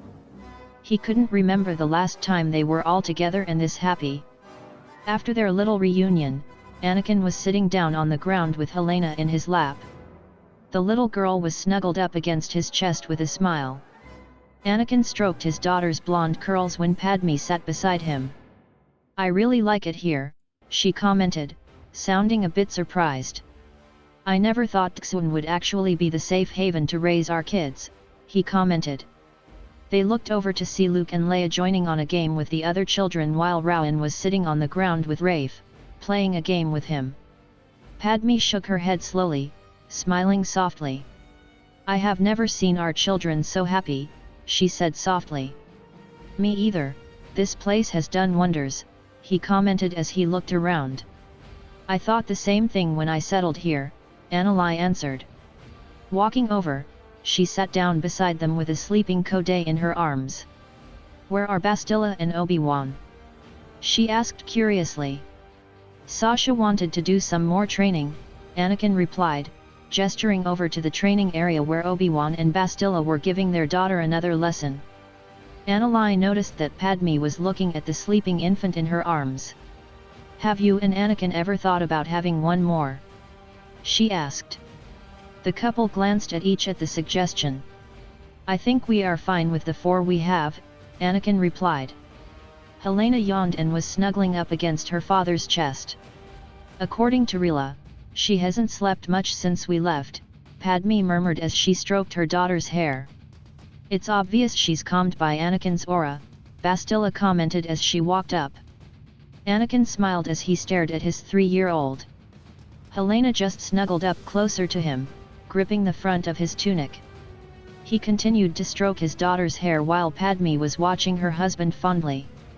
"I never asked, how did you two meet?" Anakin asked as she sat across from them. Padme laughed a little at the memory, looking at her husband. "Do you want to tell her?" she asked. Anakin chuckled lightly. "You tell it so much better than me," he replied. Padme smiled softly, holding her husband's hand. "When I was Queen of Naboo, my planet was being attacked by the Trade Federation and thanks to Obi-Wan and his master, Qui-Gon, we were able to escape. Our ship was badly damaged so we had to land on Tatooine. I was young, I was curious about a planet I have never seen before, so I disguised myself as a handmaiden to go with Qui-Gon to the nearest city to find parts for the ship," she explained. Reaching over, Anakin held his wife's hand and pressed kisses to her knuckles. "I was 14 at the time," she added. "We found one junk shop, and while Qui-Gon was looking for the parts they needed, Watto had Anakin watch the shop while he was working. I was 10 at the time. I saw her and the first thing I asked her was, 'Are you an angel?' he said, smiling." Padme smiled at him, moving her thumb over the side of his hand. "They are said to be the most beautiful creatures in the world, and I could have sworn Padme was one." "She still is," he added. Anakin saw her brother's eyes just sparkle as he and Padme spoke of the moment they had met. "I've been in love with her since I was 10 years old," he murmured. "At least your fate has made it so you could be together," Anakin said, smiling. Bastila walked over to them with Rafe in her arms.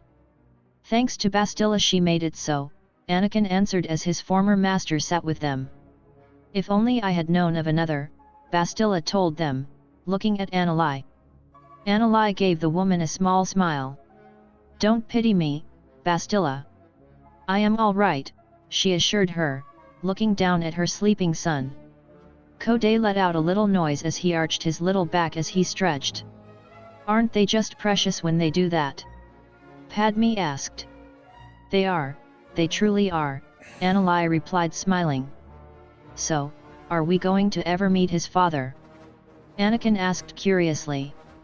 Anakin frowned, stroking her son's cheek lightly. "Regan, he was killed in battle when I had just found out I was pregnant with Code," she said. "Oh Anna," Padme said softly, hugging her gently, "I'm so sorry." Anakin moved so he could hug his twin as well. "We had gone out to search for you, Regan and I were a great team together," she said with tears in her eyes. Sighing, she cradled her son to her chest. "Except, what I didn't know was Regan had a bigger target in mind," she said softly. Anakin awoke to the ship landing and the sound of the platform lowering. Getting up, she grabbed her bow and quiver beside the bed. "Regan!" she called, getting up. She ran down to see her husband fighting the hordes of stormtroopers. It was then she realized where they were. "Regan! Nayc!" she shouted. "Regan! No!" Instead of acknowledging her, he had slashed through the many stormtroopers that were trying to attack him. Jumping down from the platform, she pulled out 3 arrows and fired all 3 of them into the opponent's chests. "Regan! Koyasai!" she shouted. "Regan! Come back!" She ran after her husband as he went through the halls. Except, she stopped suddenly when she was surrounded by stormtroopers. Pulling out her dagger, she started stabbing them in the areas that weren't protected. "Regan!" she shouted for her husband. After defeating her many enemies, she ran through the halls when she came to the Emperor's office. Running into it, her eyes widened in horror at what she walked in on. Her husband was lying on the floor with one of the guards' pikes in his side. The Emperor and his guards were nowhere in sight. "Regan!" she called tearfully. Running to him, she pulled him into her arms. "Regan! Hor har at ni. Gadet yeserber mayan," she begged. "Regan, talk to me. Say anything." His eyes opened and he stared up at her. "Mesh la, Anna, ni karte lir darasoumgar," he whispered. "Beautiful, Anna, I love you." Anakin had tears in her eyes. "Ni karte lir darasoumgar balik," she whispered. "I love you too."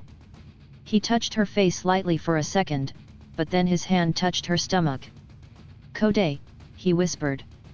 Tears fell down her cheeks as he fell limp in her arms. "No, no, please come back, please, you can't leave me," she begged, sobbing.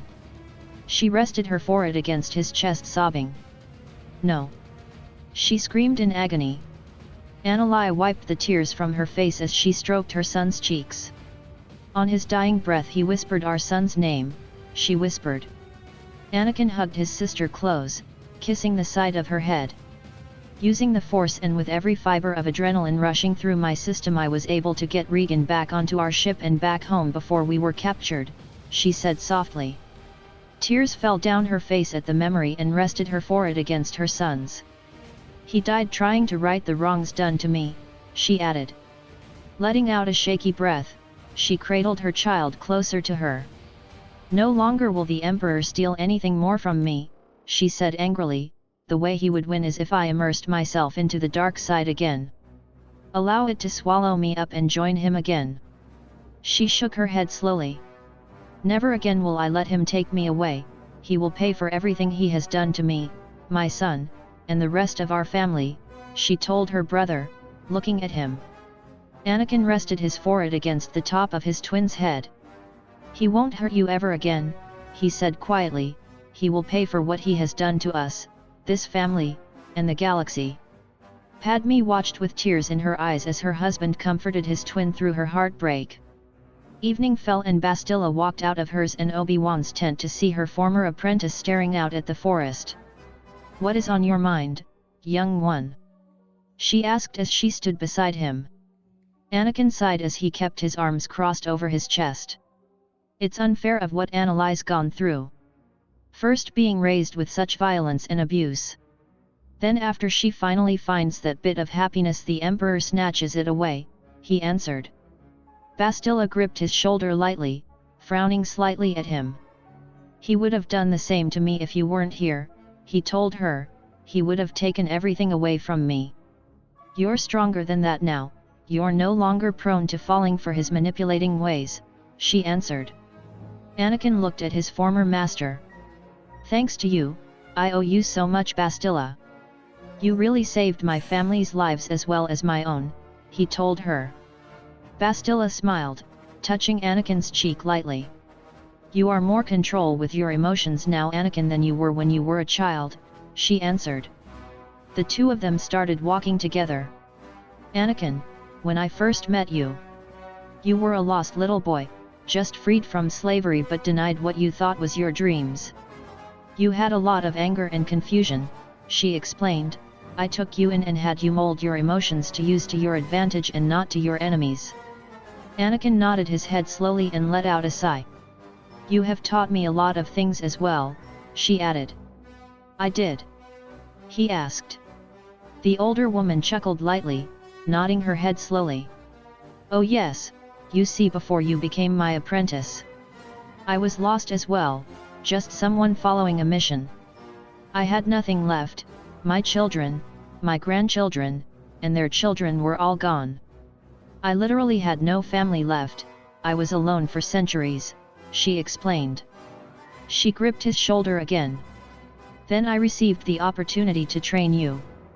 You have taught me that it is all right to be attached to someone. Albeit it was used against me at one point, but I had lost my touch with the Force a bit as well to let that happen to me. That was my own misjudgment," she added. "Bastila." He started with a sigh. Bastila stood in front of him, smiling at him. "Just as much as you have a lot to thank me for, I have a lot to thank you for," she told him. She pulled him into a tight, motherly type embrace and kissed his forehead softly. "You just continue to be the father and husband you were meant to be, and you will be able to defeat the Emperor once and for all," she added. Anakin nodded his head slowly as he hugged her back. When Anakin walked into his hut, he saw his wife getting ready for bed and smiled. Realizing she was being watched, she looked over at her husband. "What?" she asked. "You're just so beautiful," he told her. Smiling, she walked over to him and rested her hands on his chest. Leaning forward, he pressed his lips to hers lightly, lovingly. She kissed him back, moving her hands up his chest and ran her thumbs along his jawline. Pulling away, he kissed her ear and rested his forehead against the side of her head. "I love you," he whispered. Padme hugged him back, moving her fingers through his hair. "I love you too," she answered. Looking over to the back of their hut, he saw all four of their children sleeping peacefully. "They tried to wait for you," she told her husband, letting him go. "They need their sleep anyways," he replied.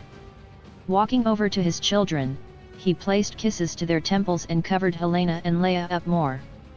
He just stood there, staring at his children with fond eyes when his wife walked over and wrapped her arms around his waist.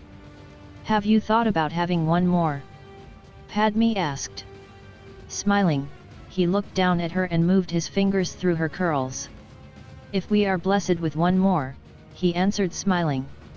Padme smiled back, resting her head on his chest. "I agree," she said with a sigh. He moved his hand over her back and let out a sigh as they stared at their children for what felt like hours before they went to bed. Padme sighed as she was helping Anakin fix lunch for their families. She was feeling a little uncomfortable and it didn't go unnoticed by Anakin. "What's wrong?" she asked. Padme let out a deep breath. "One of the men keeps watching me when Anakin's gone," the former senator replied. Anakin looked around and noticed one of the men leering at her. "Haji, Kaish Rijuuruk," she snapped. "Haji, she is married."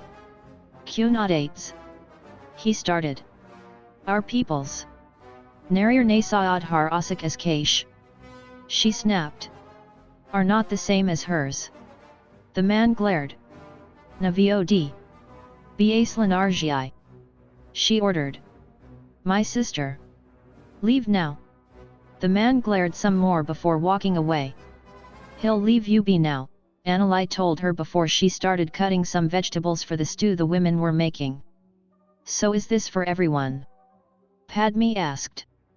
"No, we feed our own families," she replied. Padme nodded her head slowly, letting out a deep breath. "Are you all right?" Anakin asked. "I just feel very out of place," Padme replied quietly. "Don't worry, I was too when I first came to this planet," Anakin assured her. "Now you're their leader," Padme commented. Anakin smiled and walked over to Kode who was sleeping in his cradle. She attached a handmade carrier to her front and placed the baby inside of it. "Now I'm their leader," she agreed as she walked back over, "even though I have no idea how to lead people." "You seem to be doing fine so far," Padme commented. The younger woman laughed a little, stroking the top of her son's dark head.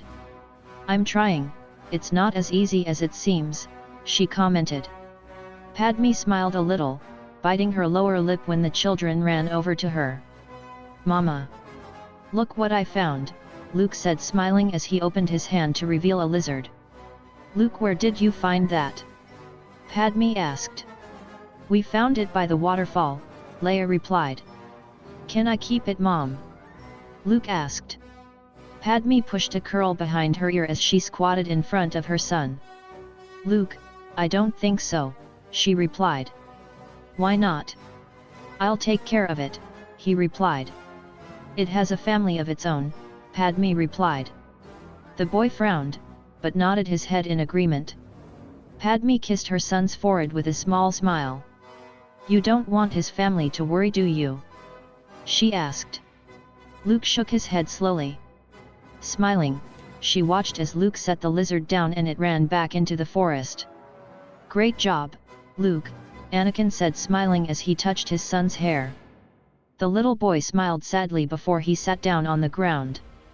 Anakin sat across from him, brushing his hair out of his eyes. "What's the matter, son?" he asked. Luke started pulling at the grass. "I think this is more than just a lizard," he said chuckling. "Dad, I keep having weird dreams," Luke replied. "About what?" he asked. The boy looked at his father and Anakin had him stand up. "Come on, son," he murmured, having his son walk with him through the safety trails. "Dad, have you had dreams about Mom?" he asked. "Sometimes, more when I'm worried about your mother, you, and your siblings," Anakin replied. Luke rested his head on his father's side. "What are you afraid of?" Anakin asked. "I'm scared that something bad will happen to you and Mom," the boy replied, hugging him tight around the waist. "What are you seeing?" Anakin asked. The boy hugged his father tighter. "Dad, don't go back to Dantooine," he said, suddenly starting to panic. don't go to Dantooine please." Luke began to cry into his father's tunic.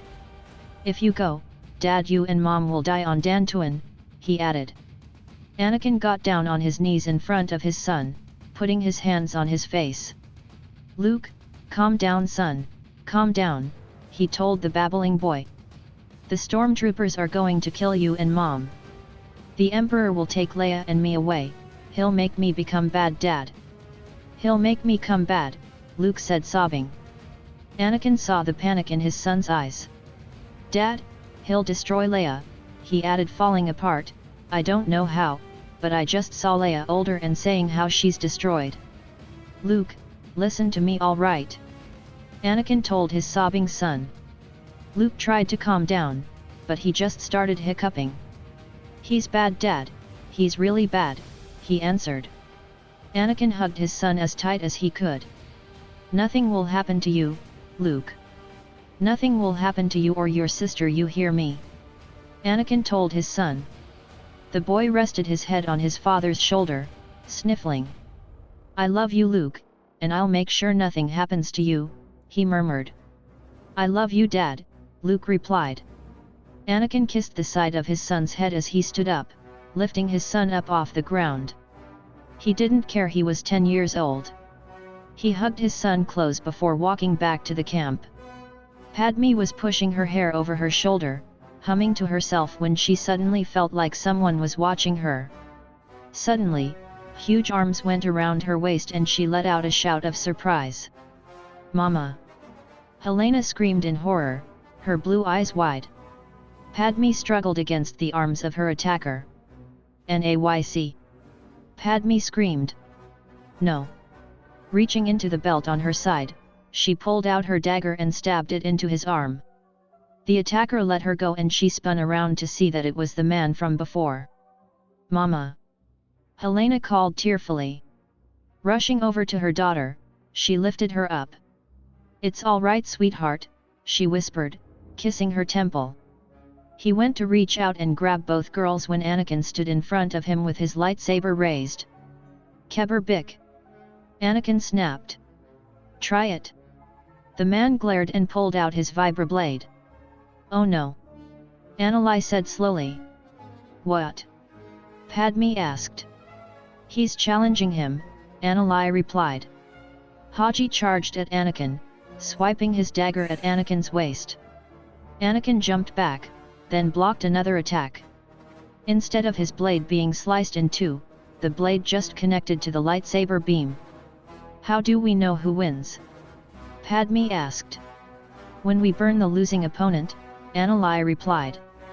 Anakin grabbed Haji's arm, throwing him to the floor. He went to step on his wrist when Haji went to hold his hand up. Thinking fast, he held up his own hand and concentrated hard. Haji's powers were no match for Anakin's and the man was thrown backwards. Anakin started to get thrown backwards when he dropped down on one knee with his lightsaber held behind his back. Padme held her children close. "You can't see this children, come on," she insisted. She and Anakin moved the children away. As Anakin was going to check on Code, they heard the loud horns going off. "Alarms," she said suddenly. Her heart was racing in her chest when she looked to the sky. "What is that?" Bastila asked as Obi-Wan lifted Rafe up into his arms. "Screeves. Hi Berhod al-Asar," she shouted. "Screeves. Take cover." People started running for cover and Anakin just forgot his duel with the man in question and ran over to Rowan, who was in a horde of people terrified. Lifting his son up, he looked around. "Where do we go?" he called to his sister. "The shelter caves." "Follow me," she called out as she lifted Code up into her arms. They ran down the trails and they could hear the horns going off. Anakin grabbed her brother's arm. "The only downside to this planet," she told her twin as they hurried into the caves. Padme sat beside her husband while their children huddled between them. "What are screeves?" Rowan asked. "They are a form of a dragon, son," Anakin replied. Rowan buried his head into his father's side, closing his eyes tight. "It's all right, son," Anakin murmured, hugging her close. "Mama," Helena whimpered, burying her face into her mother's shoulder. "It's all right, sweetie," she whispered, cradling her child in her arms. They looked up when things quieted down and they heard someone walking up to the cave. "My queen, the Screeves are gone," a voice called out. Annalise stood up. "Thank you, Jay," she answered, smiling. She glanced at her family surrounding her. "Anakin, Padme, this is Jay, my general," she told them. Anakin nodded to the man. "He is our best," she added, smiling. "It's a pleasure to meet my queen's infamous brother," Jay told him, bowing to Anakin. "We are friends here, no need for that," Anakin answered. They had left the caves and went back home. As they were walking back, Anakin suddenly stopped and looked at Padme. "Cover their eyes," he told her, looking at their children. "What is it?" she asked. "Just cover their eyes," he replied. Padme had their children cover their eyes and she saw what he was talking about. The man who had attacked her was hanging from a tree, dead. His body was practically torn apart. The Force executed him its own way than having Anakin defeat him, Annalise commented as she cradled her son close. Jay rested his hand on her shoulder. "Come, we have to put the village back together, hurry," she told them. They got back to the village, noticing that it was torn apart. "Does this happen often?" Padme asked. "The deeper we go into the forest, the more dangers we face, but with our abilities we are able to protect us from some. Screeves are one of the few that our village isn't protected from," Annalise explained. Anakin set Rowan down and they looked around. "Well, it's time for work," he commented, pulling up his sleeves.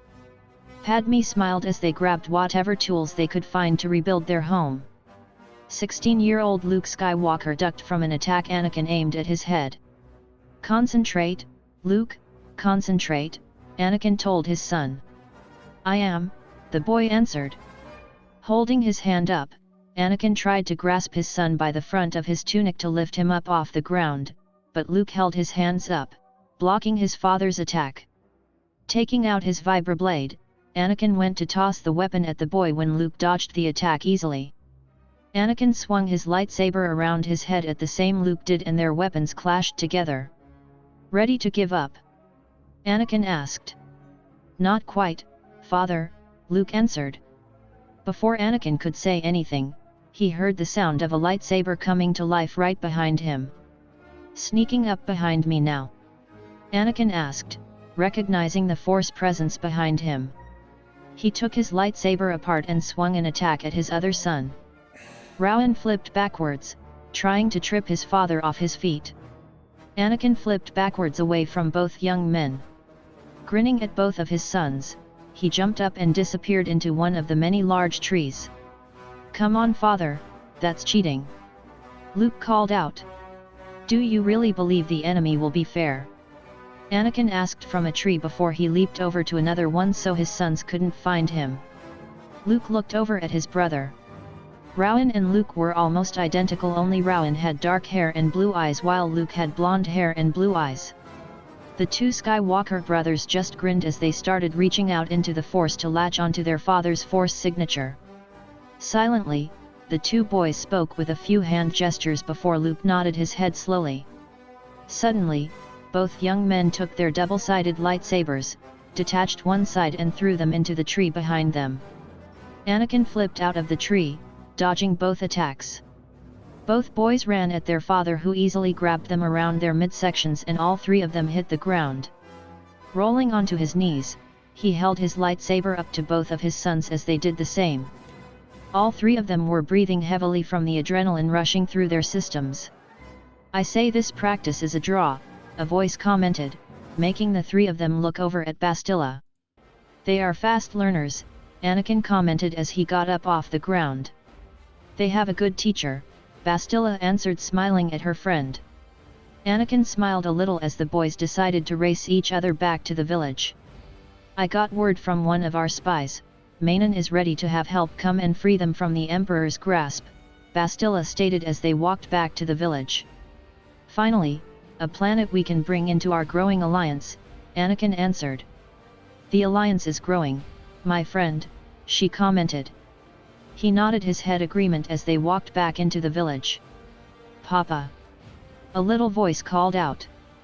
Bastila watched as Anakin's eyes lit up as a little girl with honey blonde hair and hazel eyes ran over to him with her arms wide open. Papa! Papa! She said excitedly. Hey Peyton, he said smiling, lifting his daughter up into his arms. He kissed her forehead with a smile. Where's Mama? He asked. There, she replied, pointing over to Padme and Annalai who were talking. Smiling, he walked over to his wife and kissed her cheek lightly. So our sons returned in one piece, I see you didn't rip them apart, she quipped. Not yet, he answered with a half grin, making her laugh a little. He looked around the village. Don't we have another child around here? He asked. She's with Rafe, Annalai replied. Anakin frowned a little. Rafe? He asked. He's a good boy, Ani, don't go overprotective now, Padme answered. She's 12, nothing to be too overprotective over, he murmured. And Leia is talking with Obi-Wan about the alliance, Padme put in. Even though I did see her with Han earlier, Annalai commented. Anakin looked at Peyton who was resting her head on his shoulder. Peyton promised Daddy you'll never like boys, he told her. Boys are ucky, she answered with a look of disgust on her face. Yes, keep that frame of mind, Anakin told her, tapping the top of her head lightly. The two women laughed at the look on Anakin's face at the idea of all three of his daughters getting into romantic relationships. Ani, calm down, Padme told him. My daughters are dating, he answered. No one's dating anyone, Padme said laughing as she went into their hut. Daddy, I wanna play, Peyton pouted. Anakin set her back down on the ground. You can go play, but make sure you stay where Mama and Daddy can see you, he told her. Peyton nodded before she ran off to play. Yes, that direction worked so well for you Anakin when you were that age, Shmi quipped, kissing her son's cheek. Mom! He said with a sigh. Shmi chuckled lightly, touching her son's cheek. Don't worry, you need to go talk to Padme, I'll keep an eye on Peyton, she assured him. Anakin let out a deep breath before he went into the hut. Padme was getting everything prepared for supper when her husband came in. You're going to Mainan? She asked. How? He started. She turned around, her hands on her hips. Please don't think I'm naive to what you are up to, she told him. Anakin let out a sigh. Yes, I need to go to Mainan, they need my help, he answered. I know, she said softly. Walking over, she hugged him tight and Anakin hugged her as tight as he could. I'll always come back, he said quietly. This is different, before it was just the two of us, before we had children.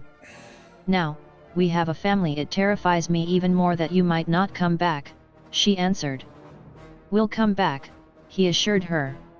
Padme pulled back suddenly, staring at him. We? She asked. Anakin stared at her and her eyes grew wide. Luke? She asked. He's ready, Padme, he replied. The former queen and senator stared at him. Ani, I don't know. I don't know if I like that, she insisted, Luke going to Mainan with you to recruit a new member of our alliance. I was his age when I went on my first mission, he answered. Padme sighed, resting her hands on his chest. We'll come back, I promise, he murmured. Nodding her head slowly, she let out a deep breath before he leaned forward and kissed her. She kissed him back, resting her hand on the back of his neck. A few days later, Anakin, now Justice, was exiting his ship with Luke beside him. The young man had his own cloak over his shoulders with a hood over his head and a mask covering his face from the nose down, and only his eyes could be seen. Justice, it is a pleasure to meet you, the Selkoth general greeted. Anakin nodded to him. Even though to someone else it would just sound like groans and clicks coming from the Selkoth, Anakin and Luke were able to understand what he was saying through the Force. General Baklos, pleasure. This is my apprentice, Luke, he told the general. Luke bowed to him as the general led them inside. As you can see, the Empire has taken complete control of the underwater city, the general told him as they walked through the dark corridors. We keep the lights off here so we can sneak your spies through. Where are they usually? Anakin asked. They stay in the command center of the city. They have used it as their main control area to keep track of their armies, Baklos replied. What of the rest of the Selkoth? Luke asked.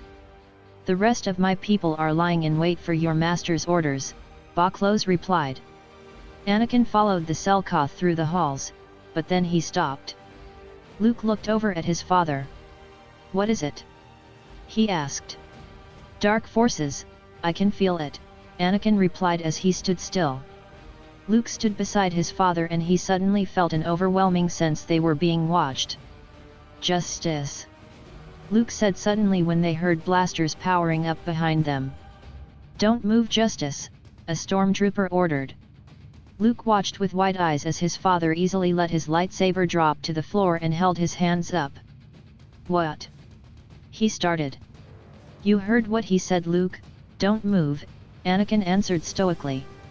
Luke did as his father said and suddenly a force storm formed above them and lightning struck the several stormtroopers behind them. Baklos, return to where they are holding your people prisoner, Luke, and I will go to the command center and fend off the troops here, he instructed. While Baklos did as Anakin had instructed, father and son took off toward the command center. You listen to every instruction I give you, Luke. If this place for some reason goes, you will listen to exactly what I say, Anakin instructed as they ran towards their destination. Dad. Luke started. Before he could finish his question, the doors to the command center opened and the father/son duo ignited their lightsabers. Anakin still the gold-colored blade while Luke's was a silver with gold-colored hilt. Blast them! A commander ordered. They easily blocked the blaster fire aimed at them. Anakin jumped over a line of troopers' heads, landed behind them and decapitated all four of them before they could even turn around. Luke spun around when he saw a stormtrooper run at him with a force pike in his hand. Igniting the other side of his lightsaber, he started fighting the three clones that surrounded him. Luke. Those pikes are lightsaber resistant. Anakin called out to him. Luke jumped back and he held his hand out, sending all three stormtroopers back. Taking advantage of them on the floor, Luke ran over and drove his lightsaber through their chests. Anakin rolled out of the way when a large contingent of the stormtroopers tried to aim their blasters at him. Instead of hitting him, they hit the shield on the large window behind him. Suddenly, everything stopped and everyone looked at the window. Luke, Anakin called to his son. Yes, Luke answered. I think, we better run, Anakin told him. Running over, Anakin grabbed his son's arm and the two of them ran down the dark corridors just as they heard the window in the room shatter. Run, Luke! Anakin shouted as they were trying to beat the blast doors that were starting to close to cut off the water. Once they went through one set of blast doors, Anakin kept a grip on his son's arm. It stopped, Luke answered. We have thousands of gallons of water rushing through this facility. You think only a pair of blast doors is going to stop it? He asked. They looked over as they heard the sound of the iron of the blast doors starting to bend. My point exactly, let's go, he told Luke as they ran back toward their ship. When they reached the main hangar, they saw that their ship had fallen to the bottom of the facility. Well, that's unfortunate, Anakin muttered. What do we do? Luke asked. Anakin pulled off his mask and tossed Luke a breathing mask. We swim to the surface, he told the teenager. He looked over at Luke. No matter what you see or sense, Luke, go to the surface, Anakin instructed. Yes, father, Luke answered. Just as they placed their breath masks on, Anakin grabbed his son by the arm and pulled him to the side as water began to flood the whole area in an attempt to keep his child from being washed away with the rushing water. Concentrating hard, the blue force shield surrounded them both. I'm going to release the shield and you swim and remember what I told you, Anakin instructed. They looked up when the blast doors opened and several stormtroopers equipped with underwater gear ran at them. I am going to stay here and hold them off, he added. Dad. Luke started. Instead of answering, Anakin grabbed his son and pushed him toward the current that would send him up to the surface. Grabbing his blaster from his belt, he fired several shots through the glass ceiling, covering his head as it shattered and his son was taken through the destroyed facility. Hold it right there! A stormtrooper called out. Anakin looked over at them and grabbed the sonic emitter on his belt. He threw it at them before closing his own ears. Luke swam the surface. Once he broke through, he pulled off his mask and looked around. Father! He called out. Swimming around, he looked around for his father. Father! He shouted. Young Luke, a voice called behind him. Looking over his shoulder, he saw Baklos on a large boat with some of their spies. Swimming over, two of the spies grabbed the young man by his arms, pulling him into the boat. Where's Justice? One spy asked. He's still down there, Luke replied. Anakin resurfaced, coughing and gasping for air. Blasted air mask failed, he muttered, throwing the defective piece of equipment aside. Luke sighed in relief, holding his hand out to his father. Anakin grasped his son's wrist, pulling himself into the boat. Are you all right? Luke asked. Anakin coughed, leaning back against the side of the boat. I'm fine, just fine, he assured him. Anakin rested his hand on the back of his son's head with a slight grin. You did well, son, he murmured so only he could understand. Luke nodded with a slight smile and Anakin turned his head to cough out the rest of the water that was in his throat. Later on, the two of them were back on the Falcon when Han walked over to the two of them. You two sure know how to make a guy's easygoing life difficult, he commented as he sat back on a seat, propping his feet on the table. Thanks for coming to get us, Han, Anakin answered as he ruffled his still damp hair while sitting down. Still owe ya for saving my life back on Tatooine, Han answered. You were a boy, a kid that was going to get the life beaten out of him, wasn't about to watch a kid get beaten to death in front of me, Anakin replied. Looking over, Anakin couldn't help but smile to see Luke asleep, his head using his arm as a pillow. It's still weird to me that kid used to be the one Senator Skywalker was pregnant with when I was staying with you guys, Han commented. Chuckling, Anakin grabbed a blanket that was next to him and covered his sleeping teenager with it.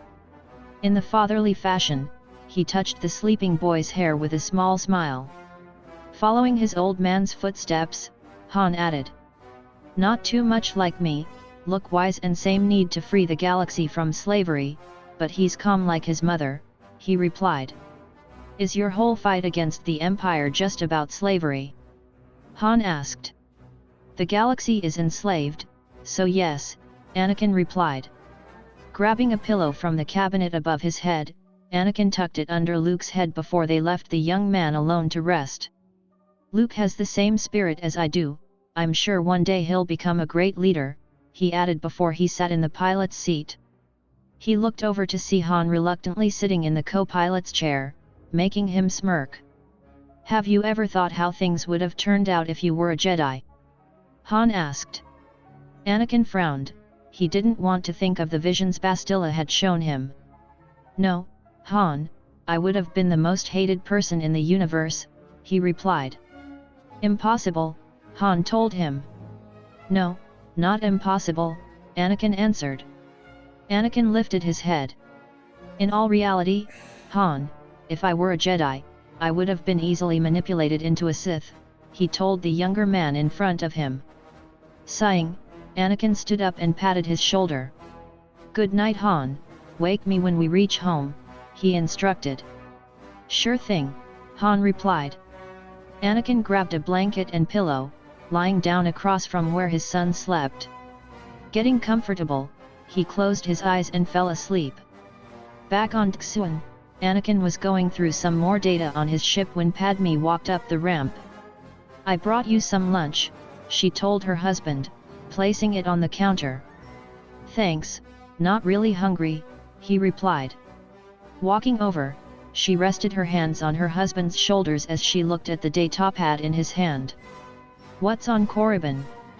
she asked, kissing the back of his shoulder.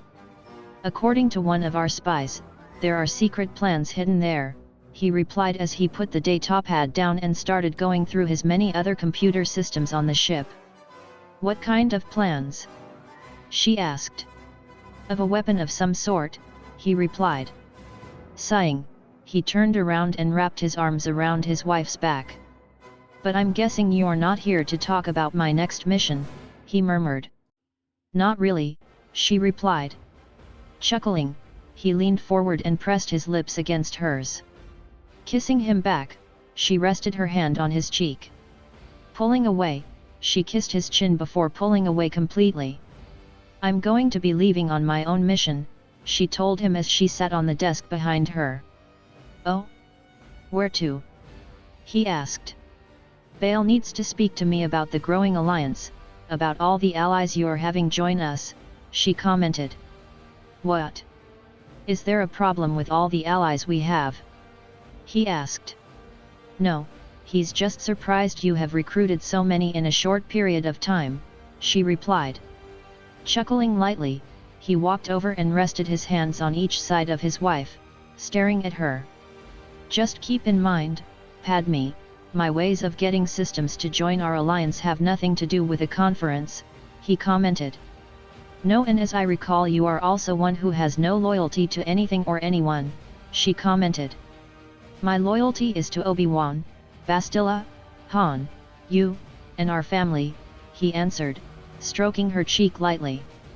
He let out a deep breath. Hard to be loyal to people who, when the universe was free, that everyone was wanting to keep slavery as it was. That the politicians only believed in the well-being of their own planets and not of the others, he added before walking away. "Anakin," Padme said with a sigh. Walking over, she ran her hands down his back. "The system was corrupted by the time you became Justice," she said softly. "The political system was damaged for centuries as were the Jedi," he replied. Padme bit her lower lip. "Democracy is dead, we have a maniac running the universe in his own image," he murmured. He stroked his wife's cheek gently, resting his forehead against hers. "I promise you, one day we will be free again. Peyton won't grow up the same way her brothers and sisters had, she'll grow up playing in the fields in the lake country on Naboo," he whispered. Padme smiled softly, resting her hands over his. "We won't be in hiding forever," he added. "You're all I need, you and our children," she replied softly. Anakin wrapped his arms around his wife's waist and kissed her softly. Padme kissed him back, moving her hand up onto his cheek. "I love you," he whispered. "I love you too, so much," she answered before he kissed her again. Later on, Anakin jumped down from his fighter, looking up at R2 as he was latched into place. "How are you doing, R2?" he asked. "Bleep, bleep, tweet," the excited droid answered. Chuckling lightly, Anakin turned around. "Don't worry 3PO, he'll come back in one piece," he assured the Gold Protocol droid, patting his shoulder. "Oh, I do hope so, sir, and you be careful too, Master Anakin." "The planet of Korriban sounds so dangerous," 3PO told him. "It's nothing Luke and I can't handle," Anakin assured him. Luke walked over to his father after checking his fighter. "I'm ready, Dad," he answered. Smiling, he patted his son's back when Padme walked over to her husband and son. "Please be careful," she told them, hugging them tight. "We'll be fine," Anakin assured her. Padme touched her son's face, smiling softly. "I'll be fine, Mom," he insisted. "I know, just listen to what your father tells you out there," she answered, hugging her son tightly. Luke hugged her back and she pressed a kiss to his forehead. "I love you so much," she told him. "I love you too, Mom," he answered. "Come on son, we need to go," Anakin told Luke. Nodding his head slowly, Luke let his mother go before he climbed into his fighter. "You be careful too Anakin," Padme told her husband, holding onto his hand. "I've been through a lot worse Angel," he answered smiling. Anakin rested his hand on the side of her neck and kissed her gently. Padme kissed him back before he let her go to climb into his fighter. She watched as they both flew off and let out a deep breath before Peyton ran over, tugging on her mother's skirts. "Mama, Rowan won't play with me," the 5-year-old pouted. "Well, he's supposed to be watching you," Padme answered as she lifted her daughter up and went back to the village. When the former senator returned to the village, she saw her son goofing around with other kids. "Rowan Rui Skywalker," she called to her son. "Ooh," the other children said before they started laughing. Rowan huffed, walking over to his mother. "What?" he asked. "Mom, I'm hanging out with my friends." "And I said you had to watch your sister," she answered. "Mom," he groaned. Padme placed Peyton into her son's arms. "I ask you to do one thing for me Rowan, one, and that's to watch your sister," she answered. "But Mom," he started. "No, I don't want to hear it Rowan," she answered, "besides you have studying to do." Before he could object, Padme pointed to the tent and the 14-year-old looked at the ground before going into the hut with his sister. "Being the parent of a teenager is fun, isn't it?" Bastila asked as she walked over.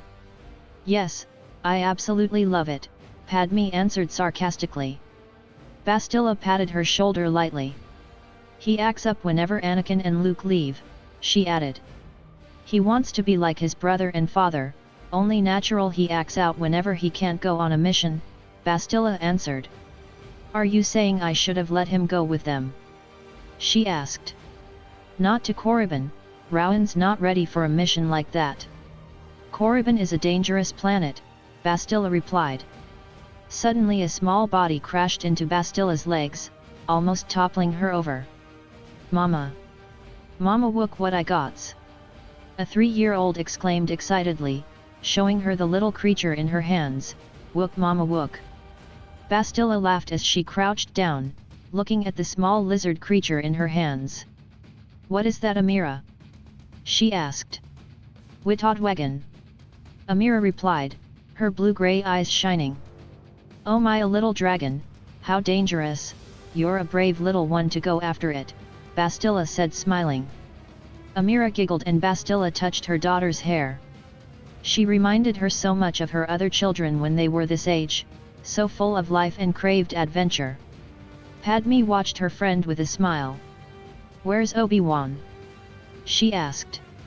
"He's with Sasha, teaching her lightsaber techniques. Here, my husband was telling me yesterday how he was getting too old for this," Bastila said with a small smirk. Amira giggled as the lizard crawled up on her arm and perched on her shoulder. "I don't think I have ever seen Obi-Wan any more filled with life than he is when he's with you and the children," Padme answered when Peyton ran over, wanting her mama to hold her. "I always did enjoy being a mother," Bastila said smiling. "As have I always wanted to be a mother," Padme answered smiling. She smiled as Peyton started playing with her J-per snippet. Padme kissed her daughter's forehead while Bastila lifted Amira up into her arms. "Yet I believe this is sadly my last child," Bastila commented, having Amira sit on her side. The lizard was now sitting on Amira's other shoulder. "I think your daughter has a new friend," Padme commented. "Yes, just what we need, a pet," Bastila answered laughing. They looked over as Sasha and Obi-Wan returned from training. "How did it go?" Bastila asked.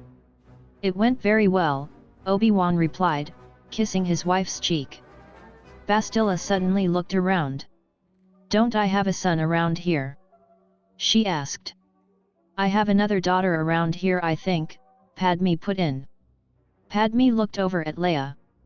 "Leia, where's your sister?" she asked. "She and Rafe went down by the creek," Leia replied. Sighing, Padme handed Peyton over to Leia before she and Bastila went toward the direction of the creek. When they pushed back some branches, they saw the two of them close to kissing. "No way, not happening today," Bastila told them as she walked out of the bushes.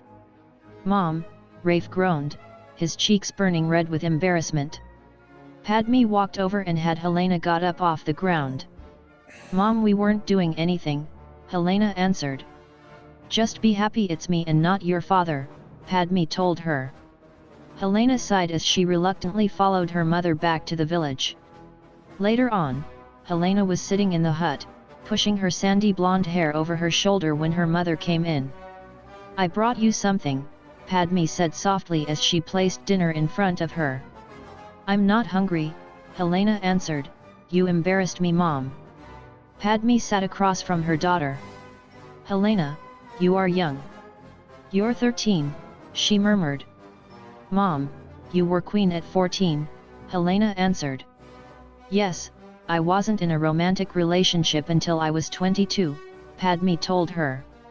"Mom, don't start talking about yours and Daddy's relationship," Helena groaned, burying her head into the pillows.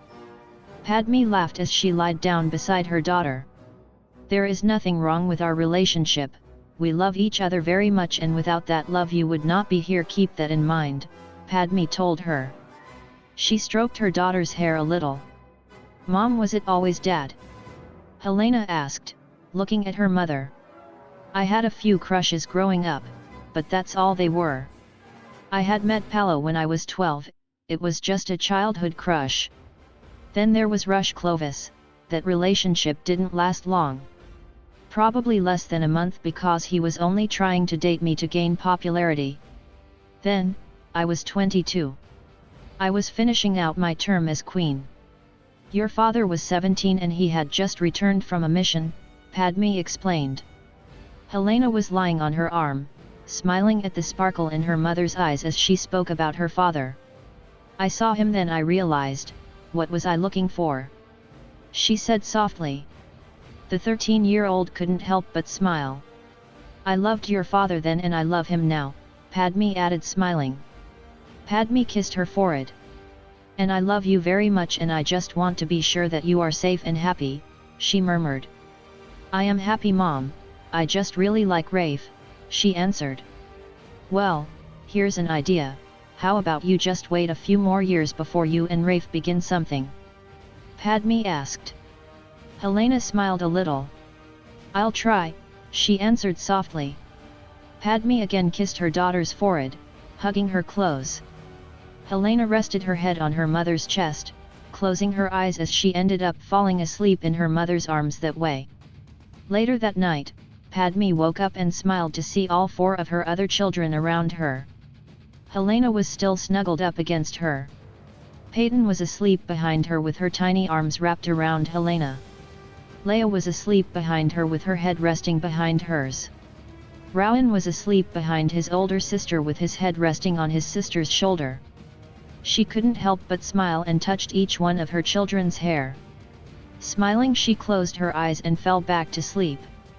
Anakin slowly got out of his fighter and looked around as Luke walked over to him. "Dad, where do we go?" he asked. "We need to find these plans, there should be some kind of hangar around here," Anakin replied. Both father and son went through the planes on the planet. Anakin activated his lightsaber suddenly. "What is it?" Luke asked, looking over at his father. "Well, I see we have a couple of trespassers here," a voice commented from behind. Anakin held up his lightsaber while Luke pulled out his own. "Who are you?" Luke demanded. "Grant Omega, heard a lot about you from a certain ally," Anakin commented. "Ally? From what I hear, Justice has no allies," Omega commented. Anakin and Omega slowly started circling each other. "Luke, just do your mission," Anakin ordered. "But..." Luke started. "Now," Anakin answered, "I'll hold him off." "Are you going to be fighting unfairly here?" Omega asked. "I am unarmed." Anakin stared at him. "Fine, fighting fair," he answered before he deactivated his lightsaber, attaching it to his utility belt. Right as he was ready, Omega ran at him in full force, throwing a punch at Anakin's head. Anakin ducked, throwing an elbow into Omega's side, making him stumble. The younger man grabbed Anakin by his arm, throwing him to the ground. Kicking up with his foot, Anakin's heel connected to his opponent's stomach, forcing him backwards.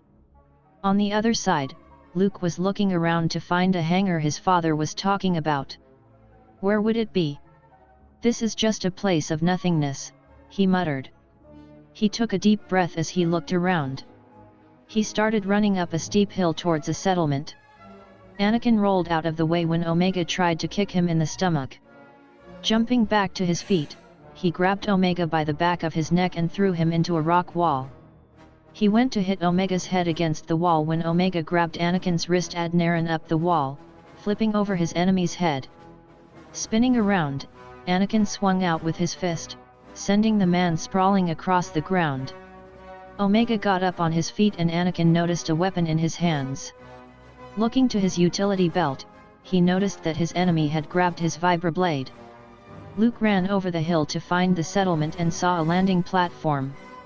Feeling a little relieved, he ran towards the academy that was there. Anakin grabbed the vibroblade from his boot, blocking an attack aimed at his throat. "The Emperor won't consider you one of his best warriors," he told Omega suddenly. "Once I defeat you, I will be legendary." Omega answered. "Your overconfidence will be your undoing," Anakin told him. Omega let out a shout as he ran at Anakin, trying to stab him in the side.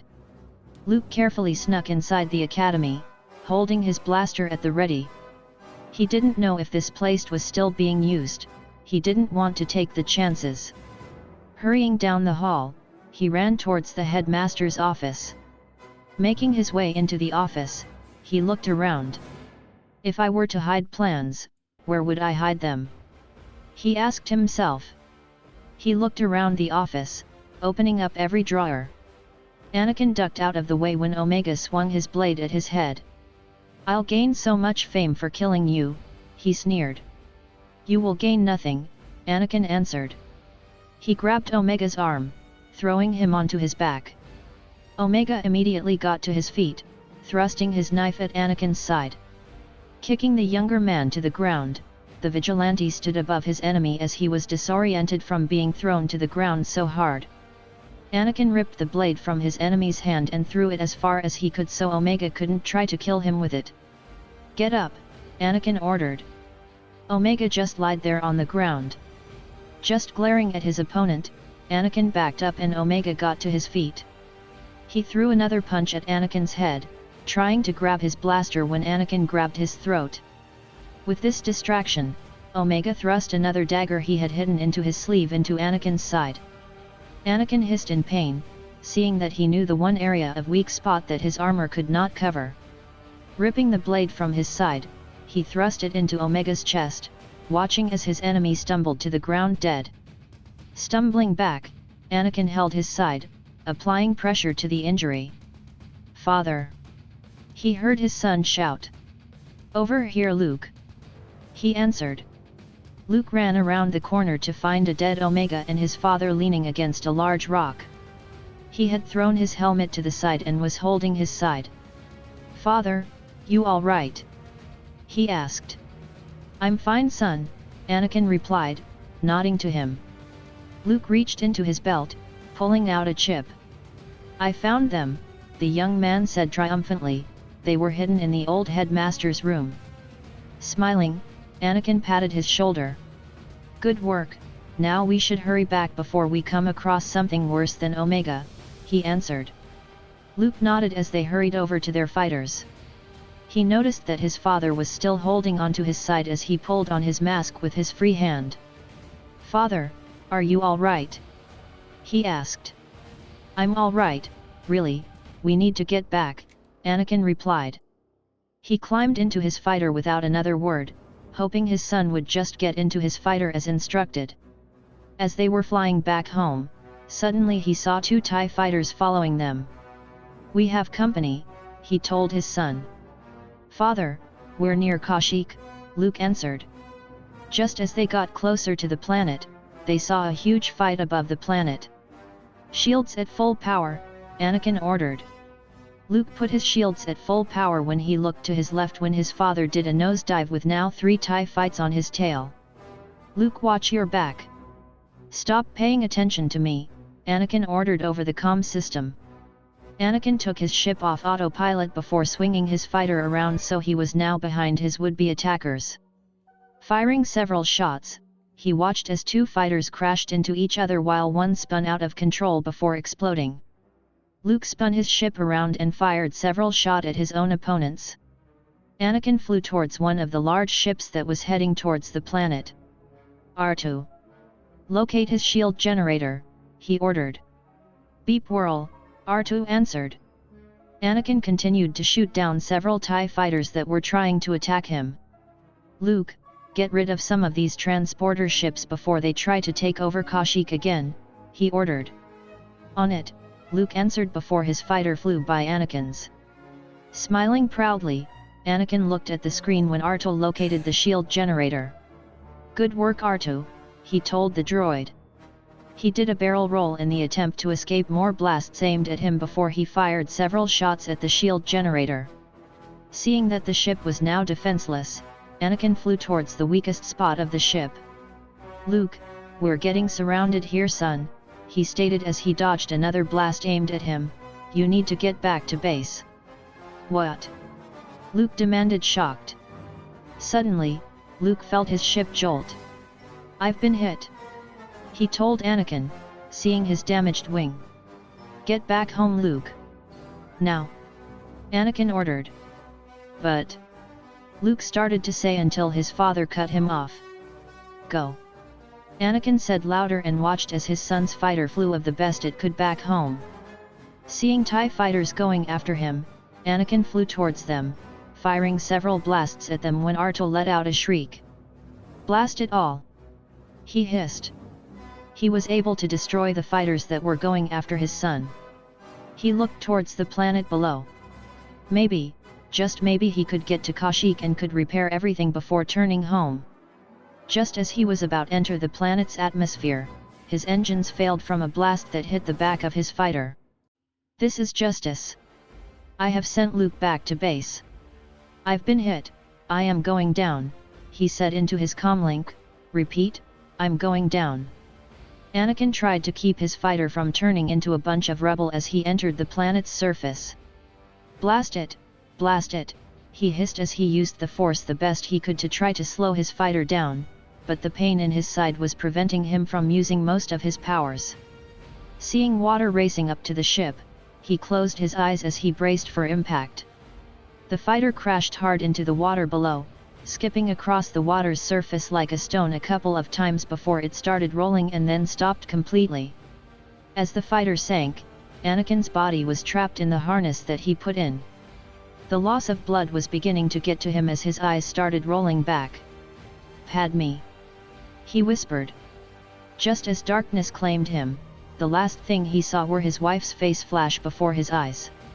While he was unconscious in the cockpit of his fighter, someone suddenly jumped on the ship and fired blaster shots into the top. They were sure to be precise so they would not hit the already injured man. A dark-haired young man reached in with a dagger after breaking apart the glass with the force. He cut through Anakin's harness and grasped his arms, pulling him out. Pulling the unconscious man onto his back, his rescuer jumped back into the water and swam to shore. "Juno! Help me!" he called out. A young, blonde woman ran into the water, grasping Anakin's arm and put it around her shoulders as the man pulled his other arm around his shoulders. They dragged him to shore and placed him down onto his back. "Is he alive, Galen?" she asked. The young man pressed his fingers against Anakin's neck before nodding. "He's alive," he answered. They looked up when they heard fighters flying ahead. "We need to get him back," Galen told her. Juno nodded before they pulled him up and started to practically drag him into the forest. Back in the newly formed command center for the forming alliance, Padme Skywalker, having heard her husband's distress call over the comlink, felt like she had been punched in the gut. "His signal's gone," she heard Anakin say. Her world suddenly felt like it was spinning around her as her knees grew weak. "Padme! She heard several people call for her, but they sounded so far away. Obi-Wan grabbed the woman before she hit the hard floor. "Mom!" Rowan exclaimed with wide eyes. He and Leia ran over to their mother, both still in shock that their father's fighter was actually shot down. "He's not dead, he's not," they heard their mother repeat over and over again. Bastila knelt down in front of her, resting her hands on her shoulders. Padme looked at her with wide eyes, her stomach twisting in so many knots she thought she would be sick. "We will find him, Padme, I promise," she assured her former apprentice's wife. She nodded her head slowly and her eyes moved over to the console where she had just heard Anakin's voice. "Luke's back," she heard Leia say. Getting up, Padme rushed to the hangar to see her son. Luke got out of his damaged ship and he was immediately bombarded with tight embraces from his mother and siblings. "Are you all right?" Padme asked, her hands on her son's face. "I'm fine, but where's father?" "My ship's long-distance comlink was damaged," Luke answered. Leia swallowed hard as she looked at her twin. "Luke," she whispered. He stared at the shocked, yet upset looks on their faces. "What's going on?" he asked. Padme swallowed hard and Peyton suddenly ran over to them. "Mama, where's Daddy?" the 5-year-old asked. Padme knelt down in front of her daughter, rubbing her arms. "Sweetheart, your daddy's going to be a little late, all right? His ship broke so Daddy has to fix it," she told her daughter, trying to keep herself from crying. Luke stared at his mother quizzically, but Padme lifted her daughter up in her arms after giving Leia a quick look.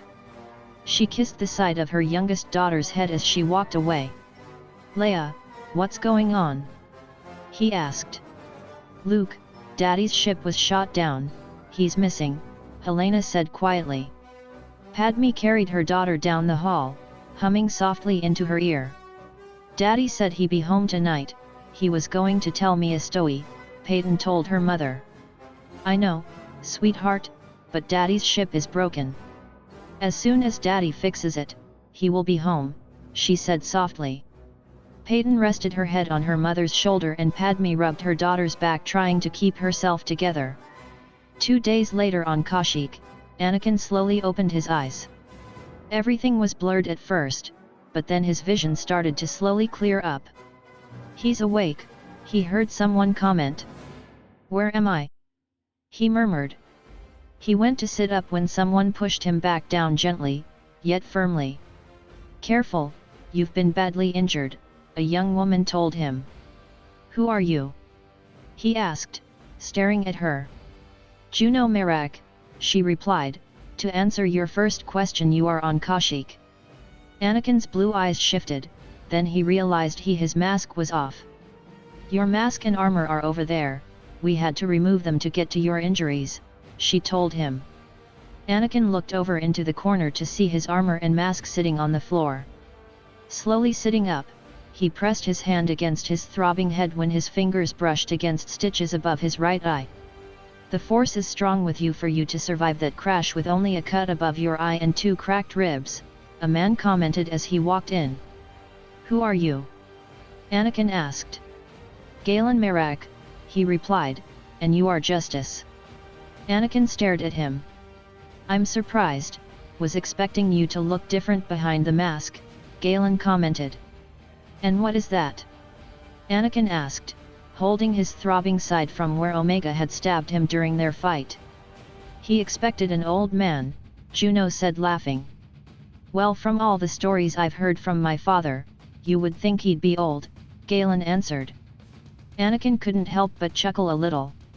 "Here I keep calling Obi-Wan old," he commented. "Do you have any extra comm links to try to get a hold of your wife?" Juno asked as she sat down. "How?"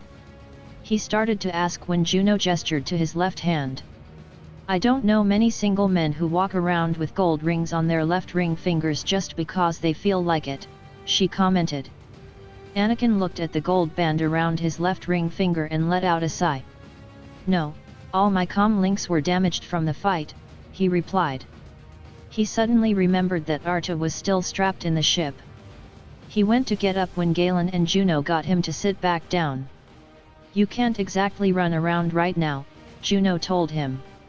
"I need to get back to my ship," he insisted. "It can wait," Juno answered. Shaking his head slowly, he got up and with all his strength, he pulled on his tunic and boots before going towards the water. When he got there, he held his throbbing side. "Artu!" he shouted. He looked around for his astro droid. "Artu!" he shouted again. Whistle, bleep, bleep. A familiar series of sounds exclaimed. Looking over, Anakin was relieved to see that the droid was all right. "How did you get out of the ship?" he asked. The droid just whistled as the jets on his legs started up and he started floating around, almost humming. Anakin chuckled softly, shaking his head slowly. "Show off," he told her droid. Artu landed back on the ground and his master kneeled in front of him. "Anything damaged?" he asked, assessing his little dome friend. "Whirl, whirl," the droid answered sadly. Opening his side panel, Anakin frowned. "Your transmitter's damaged, blast it," he muttered. If Artu had his transmitter, he could have at least sent a short-range message to one of the neighboring Allied ships to send to the Alliance to tell them that he was alive. "I need to assess my ship," Anakin stated as he stood up. "You're injured, Justice, going down there would be suicide," Juno told him. "Who said I was going into the water?" Anakin asked. Turning around, Anakin let out a deep breath as he held his hand out towards the water. Closing his eyes, he went into the water's depths and found his damaged ship at the bottom. Swallowing hard, he grasped the wings with the force. Concentrating hard, he was trying to pull the ship out of the water. Except, as the fighter began to move, Anakin felt his ribs and stab wound begin to affect him. Groaning, he started losing his grip. The fighter sank back down to the sandy floor and Anakin began to collapse from using too much of his energy. Juno and Galen ran over, grabbing him before he hit the ground, which would cause more injury to his already bruised ribs and knife wound. "We need to get him back," Juno insisted. "I need to get home to my family," Anakin insisted. "You won't get to your family alive this way," Juno answered. They pulled the man back to their home with Artu right behind them. Back at the command center, Luke was throwing things into a pack when Leia walked in. "Luke, what are you doing?" she asked. "I'm going to find our father," he replied. "Luke, you can't, it's too dangerous with the Empire surrounding Kashyyyk," Leia told her twin, grabbing his arm. Luke looked at her, pulling his arm away. "Would father stay behind because it's too dangerous?" he asked. "Father would be less than appreciative if you go into danger for him," Leia answered. "I'm going to find him, I'll find him and bring him home," Luke told her. Grabbing his pack, he went to leave when he saw Rowan in front of him. "I want to go too," the bow answered. "No, Rowan, you need to stay here and take care of Mom and Peyton," he replied. "But Luke!" Rowan exclaimed. Instead of answering, Luke made his way to the main hangar. "Your fighter is ready, Master Luke," Threepio told the young man. "Thanks, Threepio," Luke answered. As he climbed into the ship, suddenly his sister was right behind him. "What are you doing?" he asked. "You're not going alone to find our father, I'm going with you," she replied. "What do I tell Mom?" Rowan asked. The Skywalker twins looked at their younger brother. "Tell her we're finding father and we'll bring him home," Luke replied before closing the top and flew off. Sighing, Luke steered back towards Kashyyyk. "Leia, you do realize what you're getting yourself into, right?" he asked. "I'm far from a fool, Luke, I know exactly what I'm doing," she replied. Reaching to the belt that was around her waist, she showed her twin the lightsaber she had constructed. "Father took me last week to create it," she told him. "You never showed interest in father's training," Luke answered. I still need to keep my abilities in check, Leia replied. Luke smiled, but then the twins couldn't help but frown. Their father was missing and it was up to them to find him before the Empire did and took him away forever. Rowan on the other hand was irritated, he couldn't stand the fact he was left behind again. Grabbing his lightsaber and vibroblade, the young boy ran over to the nearest fighter and jumped in. Rowan! Bastila called out when she saw him. Rowan didn't answer, instead he flew off towards Kashyyyk. Blast it all to Sith heck! She exclaimed. What's going on? Obi-Wan asked, hurrying over to her. Rowan's gone, she replied. Blast it all, he's just like his father, Obi-Wan muttered. He held his comlink up. Luke, come in, this is Obi-Wan, he called out. I read you, Obi-Wan, Luke answered. Your brother just took off in the nearest fighter, he might be following you, Obi-Wan told him. What? Wait until I get my hands on him, he heard Leia say. Just send him back here when you two land on Kashyyyk, preferably before your mother dies of a heart attack, Bastila answered. We will, Luke assured them. Luke hung up the comlink and pinched the bridge of his nose. Why do I get the feeling Rowan's going to be the death of us? Leia asked. Let's hope not, he replied with a sigh. When they were able to land on a secluded area, Luke and Leia got out of the fighter just as Rowan got out of his fighter. Go home, Rowan, Luke ordered.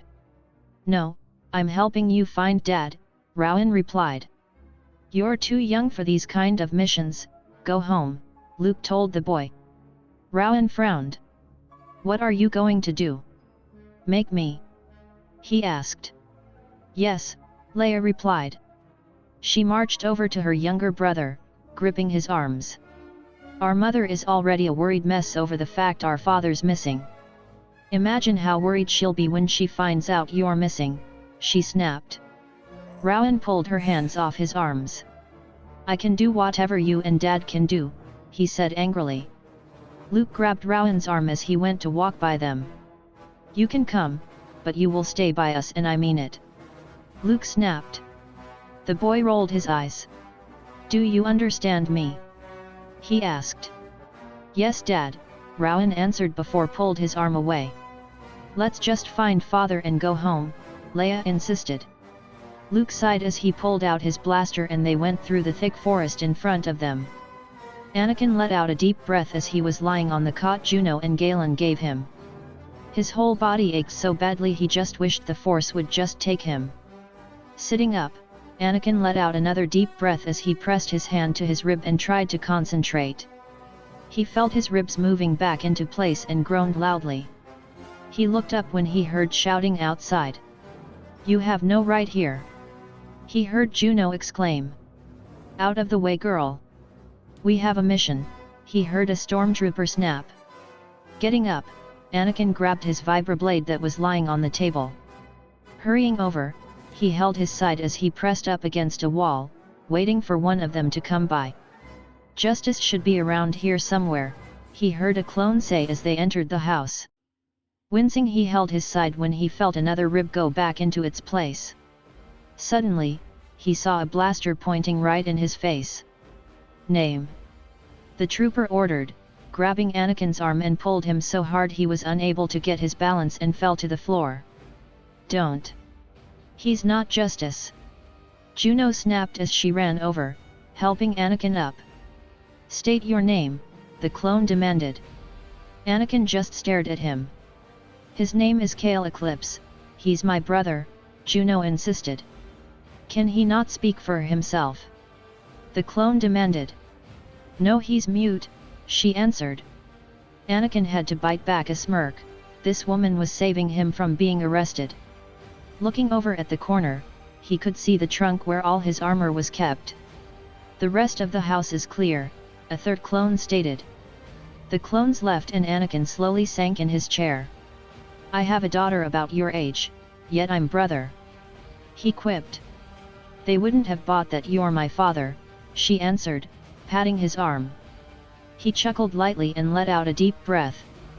I need to go work on R2, hopefully we can get the long-range transmitter back online so I can contact my family, he told her as he got back up. On the other side of the island, Luke gestured for his siblings to be quiet before he crawled on the ground, up to a bush and pushed the branches back. They crawled up beside Luke to see what he was looking at. They saw all the Wookiee slaves and Leia's eyes grew wide. "This isn't right!" Rowan exclaimed softly. Leia hushed her brother. "There's nothing we can do about it right now, there's 3 of us and hundreds of them," she answered. "We're Jedi!" Rowan exclaimed. Just then, he saw a clone beating on a younger Wookiee. "Rowan!" Luke exclaimed when Rowan got up with his lightsaber in hand. Running down the hack, he ran straight for the clone, stabbing his lightsaber through the clone's stomach. "Get him!" Clones shouted from all sides. "Great!" Luke exclaimed as he and Leia ran down the hill. "I told you allowing him to come along was a bad idea," Leia answered. "I didn't agree with this," Luke told his twin as he blocked several blaster shots. Rowan lifted his hand up, taking a blaster from a trooper, but then he felt a burning sensation in his shoulder that sent him to his knees. "Rowan!"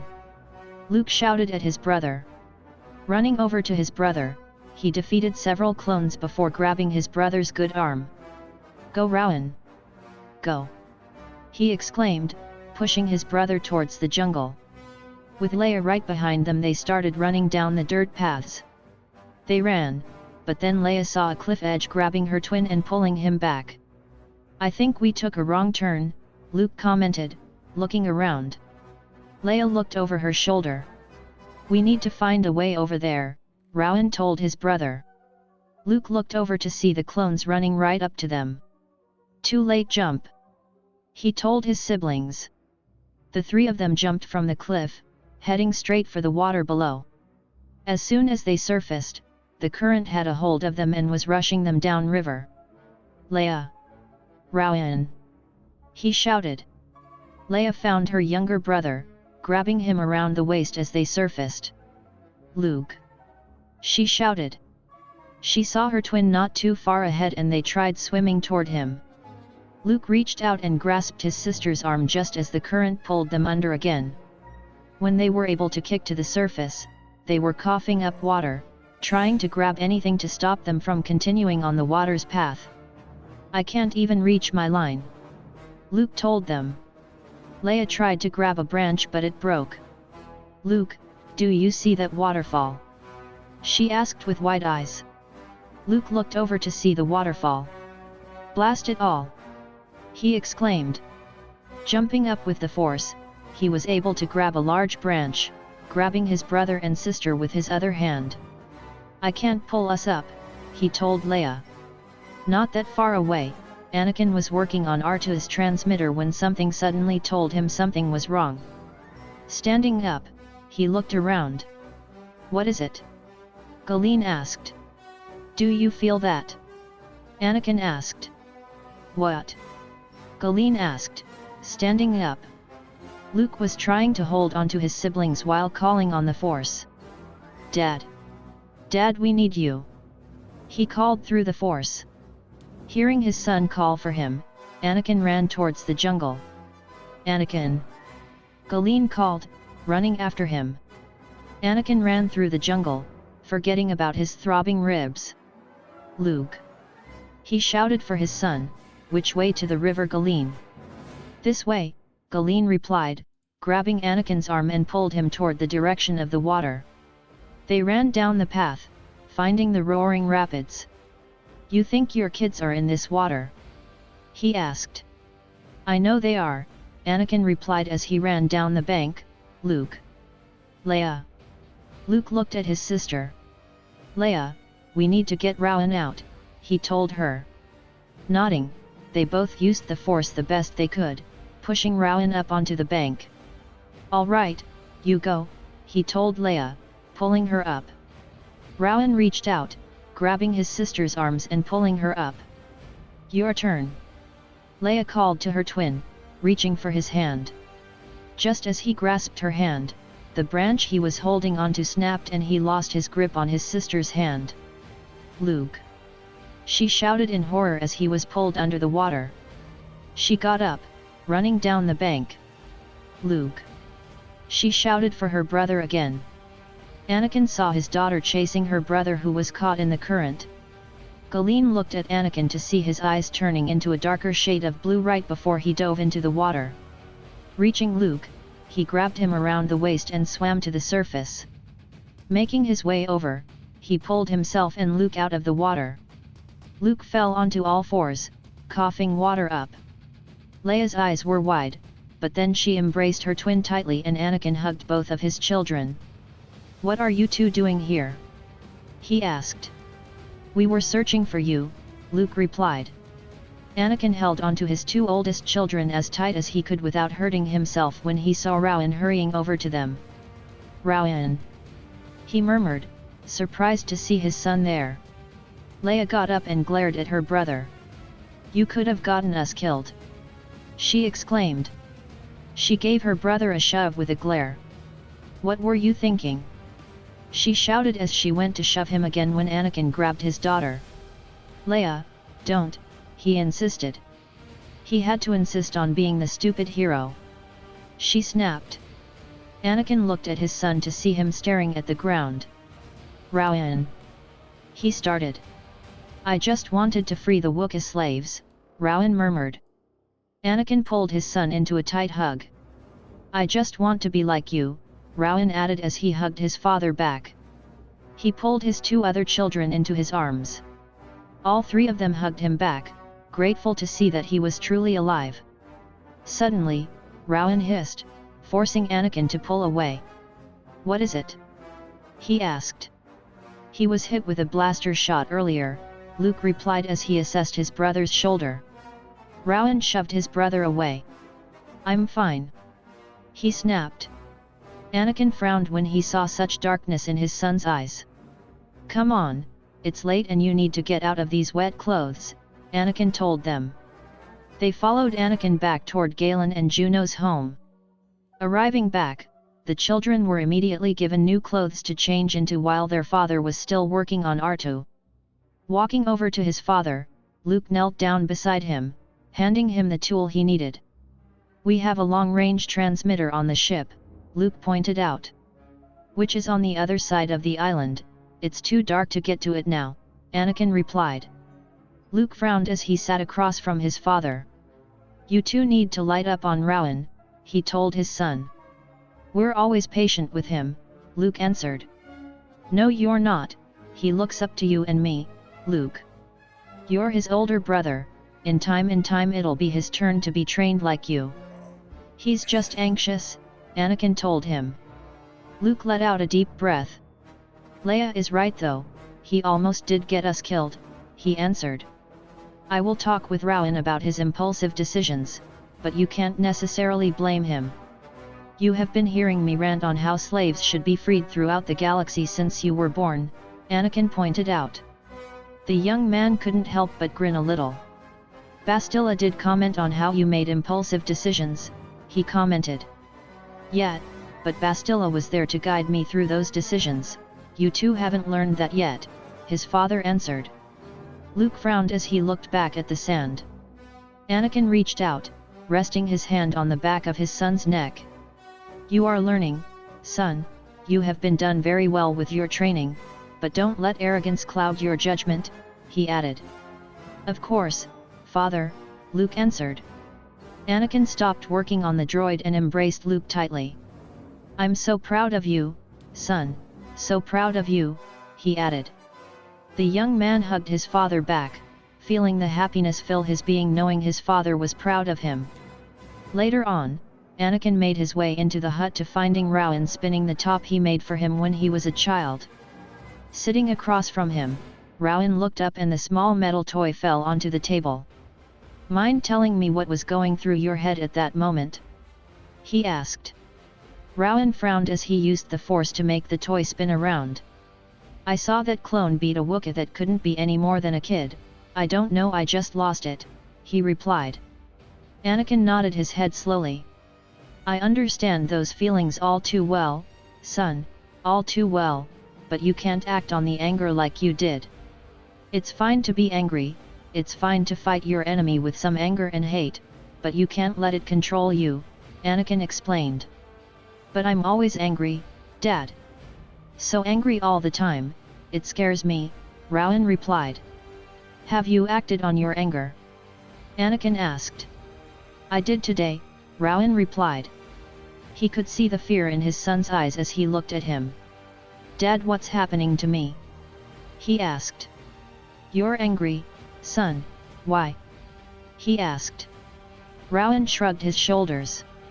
Come on, Ro, talk to me, Anakin insisted.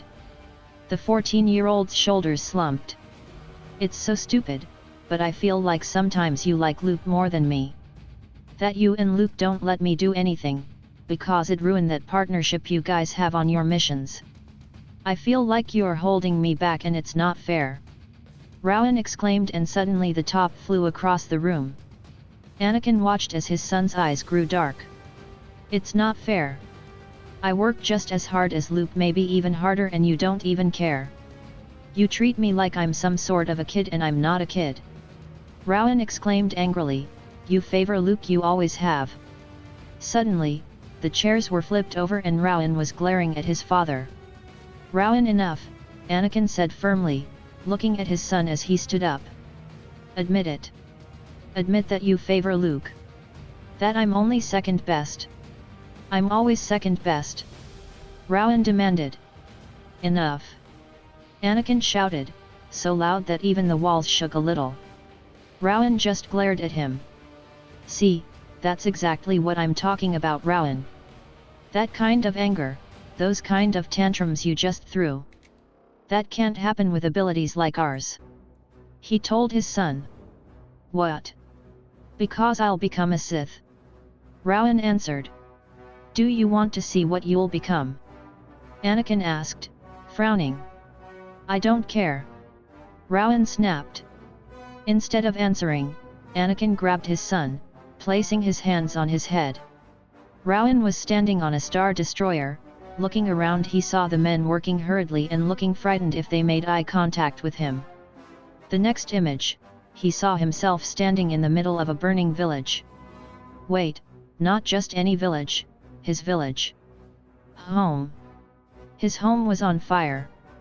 Looking on the ground, he saw bodies littering the ground and he heard a lightsaber switch on. Turning around, he saw Luke standing there with Anakin, their lightsabers raised. It's over, Kahless. Anakin told the boy. I don't think so, he answered as he attacked both his father and his brother. Rowan pulled back with wide eyes. I was like you, Rowan. I was angry all the time, angry, feeling like nothing was fair. The Jedi Order rejected me because they were afraid of me. I was being forced to go back to Tatooine to probably become a slave again, never to free your grandmother from her slavery.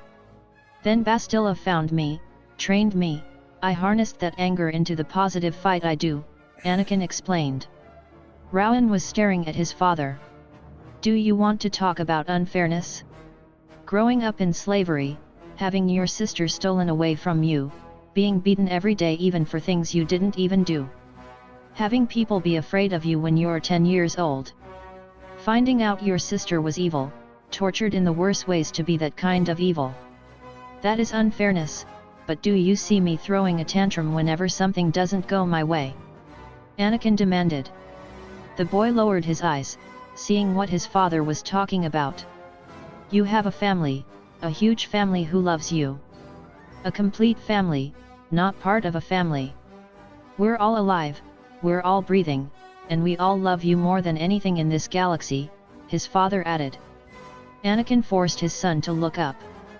Don't ever think I favor any of my children over the other, because that is something I could never and would never want to do. You are my son and I would kill for you, I would die for you, don't you ever doubt that, Anakin finished. Rowan just stared at his father with wide brown eyes, seeing the hurt in his eyes that he had been accused of favoring Luke, to being unfair to him. I train you in the same levels I was trained, you are too young to be doing what Luke and I do. You could be kidnapped, maimed, tortured, or even killed. Do you know what that would do to this family if anything like that ever happened to you? Anakin asked. The boy shook his head slowly, not wanting to speak. It would kill us all, it would gut me, but it would devastate your mother. This is more than just about you, Rowan. Think of what your actions could do to yourself and to your family, he added. I'm sorry, Rowan finally said, swallowing hard. Anakin pulled his son into a tight embrace, gripping him as if he were about to disappear right in front of him. I love you, Rowan.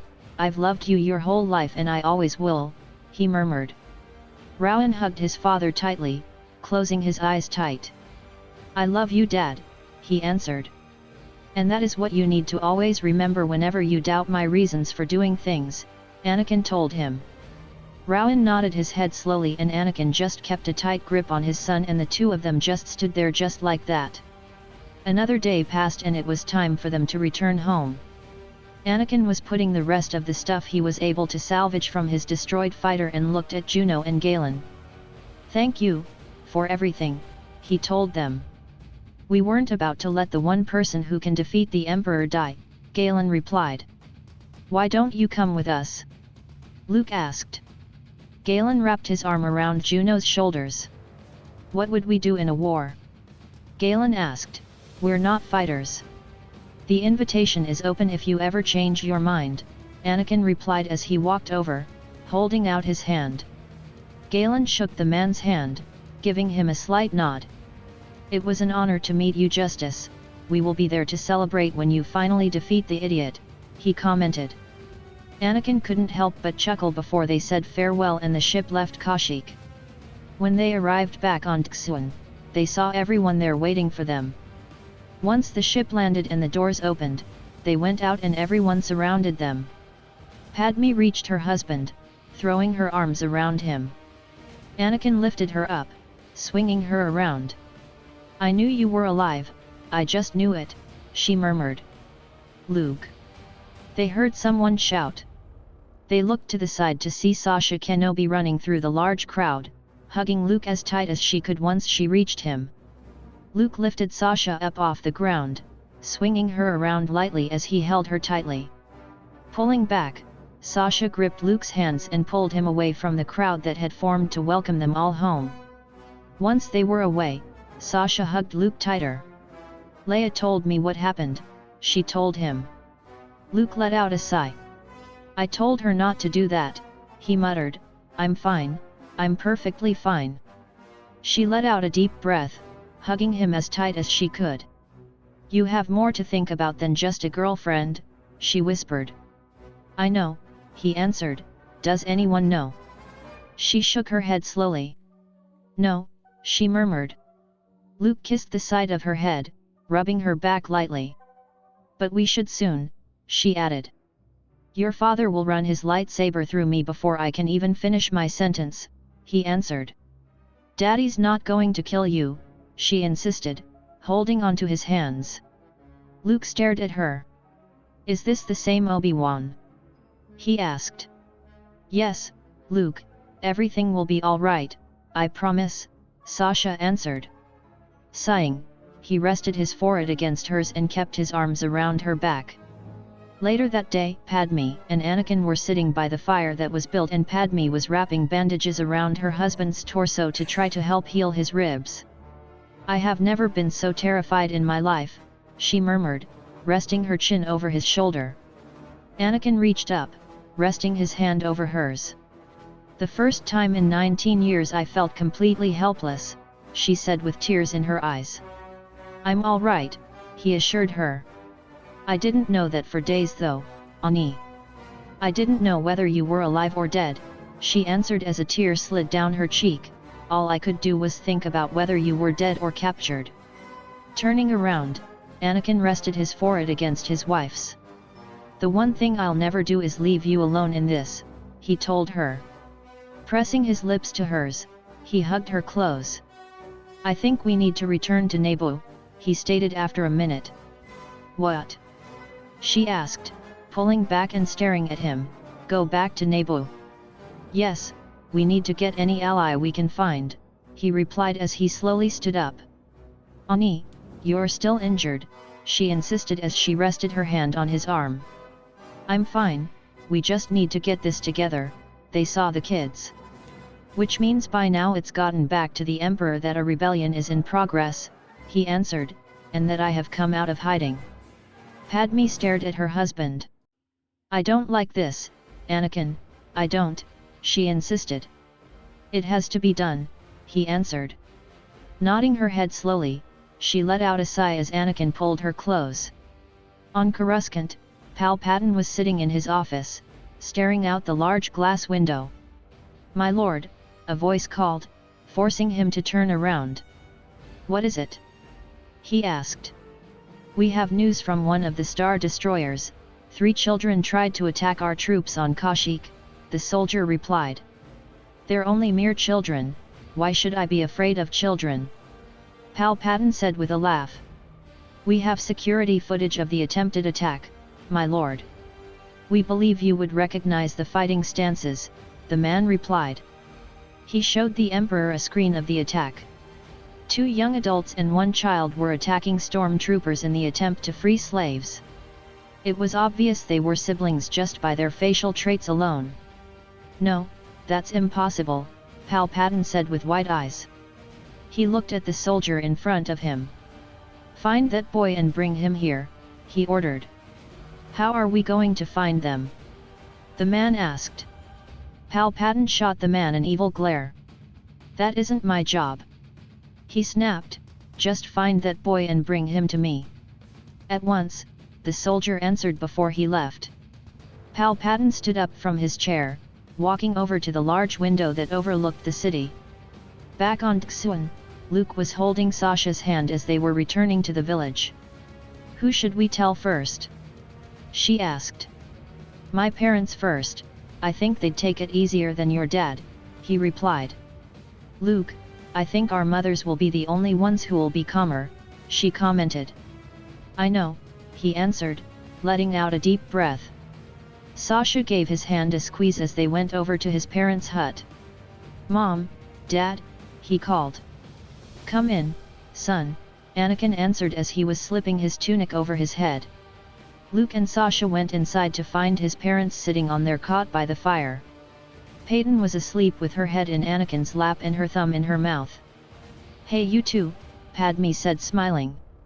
Luke walked over, giving his mother a kiss on the cheek. Padme embraced her oldest son, closing her eyes. "I'm glad you're all home safe," she murmured. "I'm happy to be home," he answered. Anakin was watching his son. Something was going on. The way he was acting, he was nervous and anxious. "Is everything all right, son?" he asked. Luke turned to his father before he went back to Sasha's side. "Mom, Dad, Sasha, and I have to tell you something," the young man replied. "We're listening," Padme answered as she picked Peyton up and placed her on her little cot. The young couple sat down across from his parents and Luke just held onto his girlfriend's hand. "Mom, Dad, well I guess there's no way to beat around this. Sasha's pregnant," He told his parents. Padme stared at her son with wide eyes and her eyes shifted over at Anakin who just stared. "Pregnant?" he asked. "And we'd like to get married," Sasha put in. Anakin just sat there for a second, staring at his son. All he could think of was they're too young to have children. Getting up, he walked out of the hut. "Anakin!" Padme called to her husband. Luke looked at Sasha, wrapping his arm around her shoulders. "Your father will come around, sweetheart," Padme murmured, embracing them both. Outside, Anakin was standing out on a hill, staring out over the hills and towards the mountains. "Anakin," Padme called as she walked over to her husband. "They're too young to be starting a family," he told her. Standing behind him, she gently wrapped her arms around his waist. "He's not ready for that part of the training. The fact during a fight he has to make sure that no enemy can see his true weakness," he answered. "He's done well so far," she answered. "It's different with a wife and a child," he told her. He moved his hands over his wife's, letting out a sigh. Luke has never done anything to disappoint you, if anything everything he does is to try to impress you, Padme pointed out. Luke's never had to try to impress me, Angel. He's been a great son and pupil. I'm proud to have that boy as my son, he answered. Right now he feels like you hate him, Padme answered. Before you get into the fighting side to this, just be a father and support him. She rested her cheek on his back. He needs a father, not a teacher, she added. They're both key points here, he answered. Not at this exact moment he needs to know you still love him, and just because this is happening sooner than we wanted, he's still your son and you're still his father, she told him. Anakin kissed her hands and nodded his head slowly. Going back to their village, he saw Luke working one of the bike speeders they had been building together. Walking over, he stood beside him. You're going to need rebuild the shifter, he told Luke, forcing him to look up. I was thinking that, he replied, putting his tools aside. Anakin leaned against a nearby tree as they were standing in silence. Dad, I'm sorry, Luke told him. No, I'm the one who's sorry, son. I was more shocked than anything, I had to leave before I said anything stupid, Anakin replied. Luke kept his eyes towards the ground. Where's Sasha? He asked. She went to tell her parents. We felt it'd be easier if she told them herself without me there, so Obi-Wan wouldn't try to rip my head off my shoulders, Luke replied. Anakin couldn't help but chuckle. In all honesty, Obi-Wan's probably the more level-headed of the fathers here, he told his son.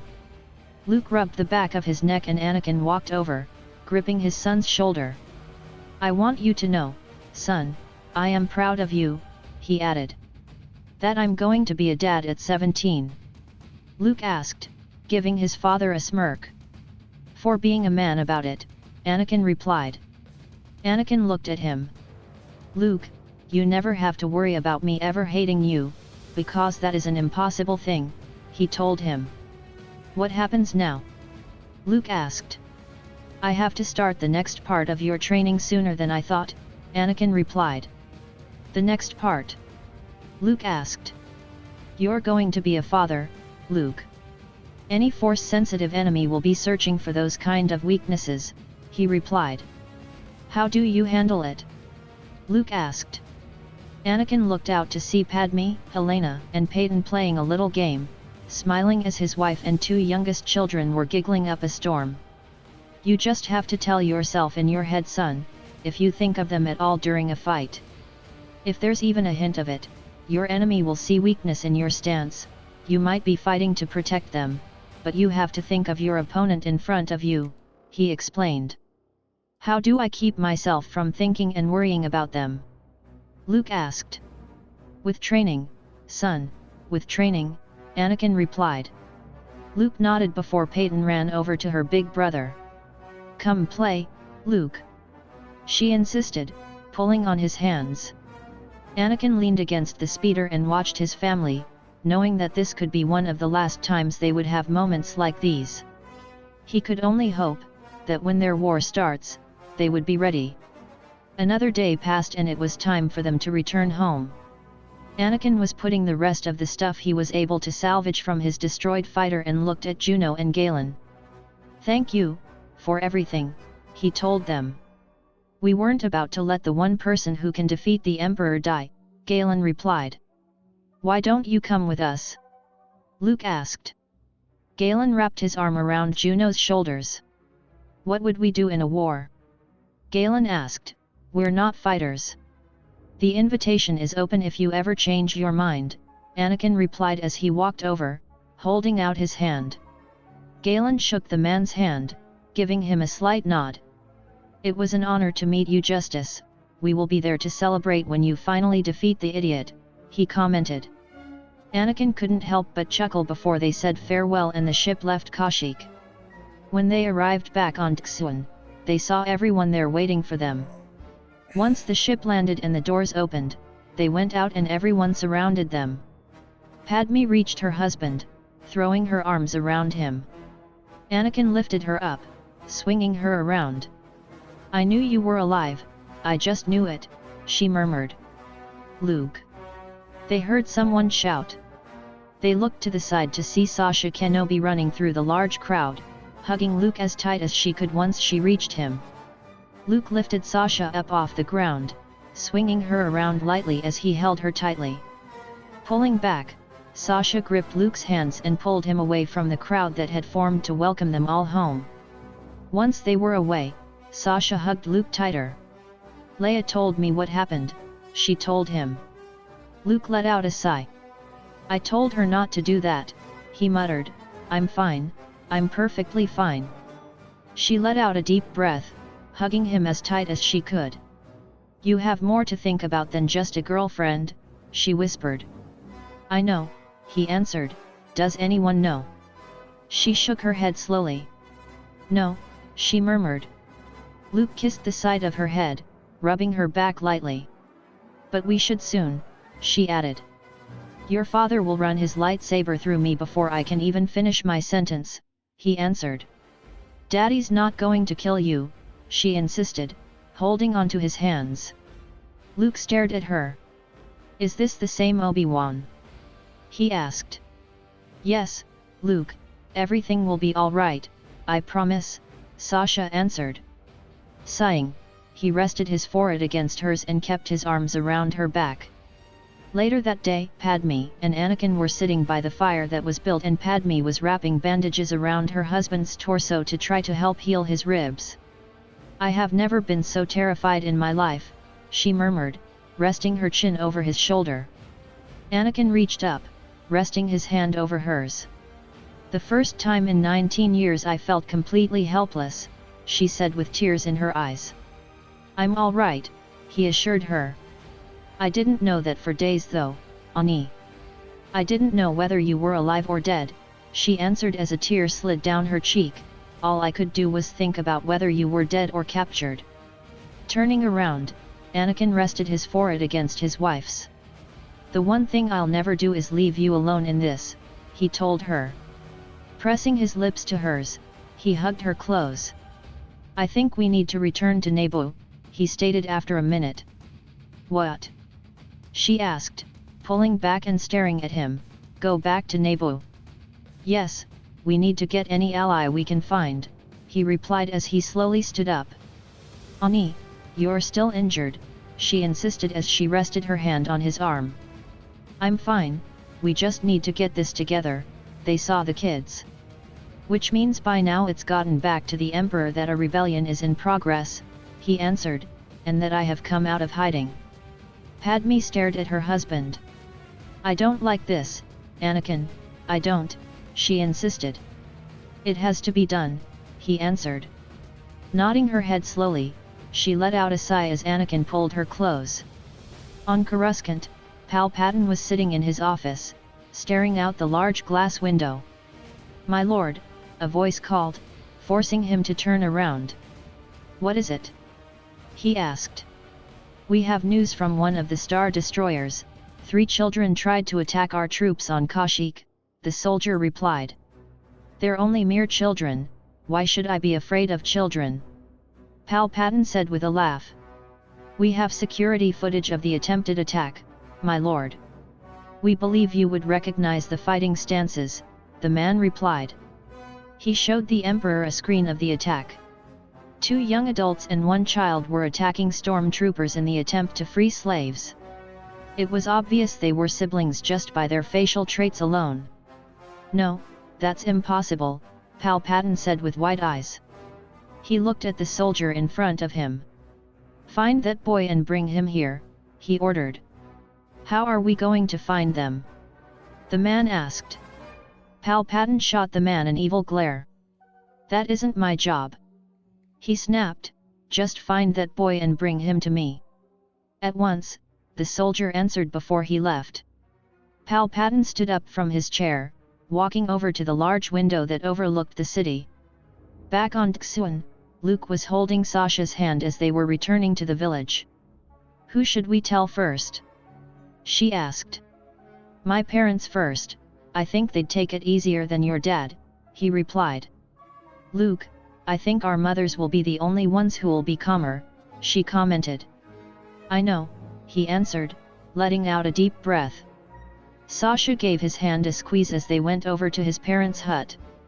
Mom, Dad, he called. Come in, son, Anakin answered as he was slipping his tunic over his head. Luke and Sasha went inside to find his parents sitting on their cot by the fire. Peyton was asleep with her head in Anakin's lap and her thumb in her mouth. Hey you two, Padme said smiling. Luke walked over, giving his mother a kiss on the cheek. Padme embraced her oldest son, closing her eyes. I'm glad you're all home safe, she murmured. I'm happy to be home, he answered. Anakin was watching his son. Something was going on. The way he was acting, he was nervous and anxious. Is everything all right, son? He asked. Luke turned to his father before he went back to Sasha's side. Mom, Dad, Sasha and I have to tell you something, the young man replied. We're listening, Padme answered as she picked Peyton up and placed her on her little cot. The young couple sat down across from his parents and Luke just held onto his girlfriend's hand. Mom, Dad, well I guess there's no way to beat around this. Sasha's pregnant, had told his parents. Padme stared at her son with wide eyes and her eyes shifted over at Anakin who just stared. Pregnant? He asked. And we'd like to get married, Sasha put in. Anakin just sat there for a second, staring at his son. All he could think of was they're too young to have children. Getting up, he walked out of the hut. Anakin. Padme called to her husband. Luke looked at Sasha, wrapping his arm around her shoulders. Your father will come around, sweetheart, Padme murmured, embracing them both. Outside, Anakin was standing out on a hill, staring out over the hills and towards the mountains.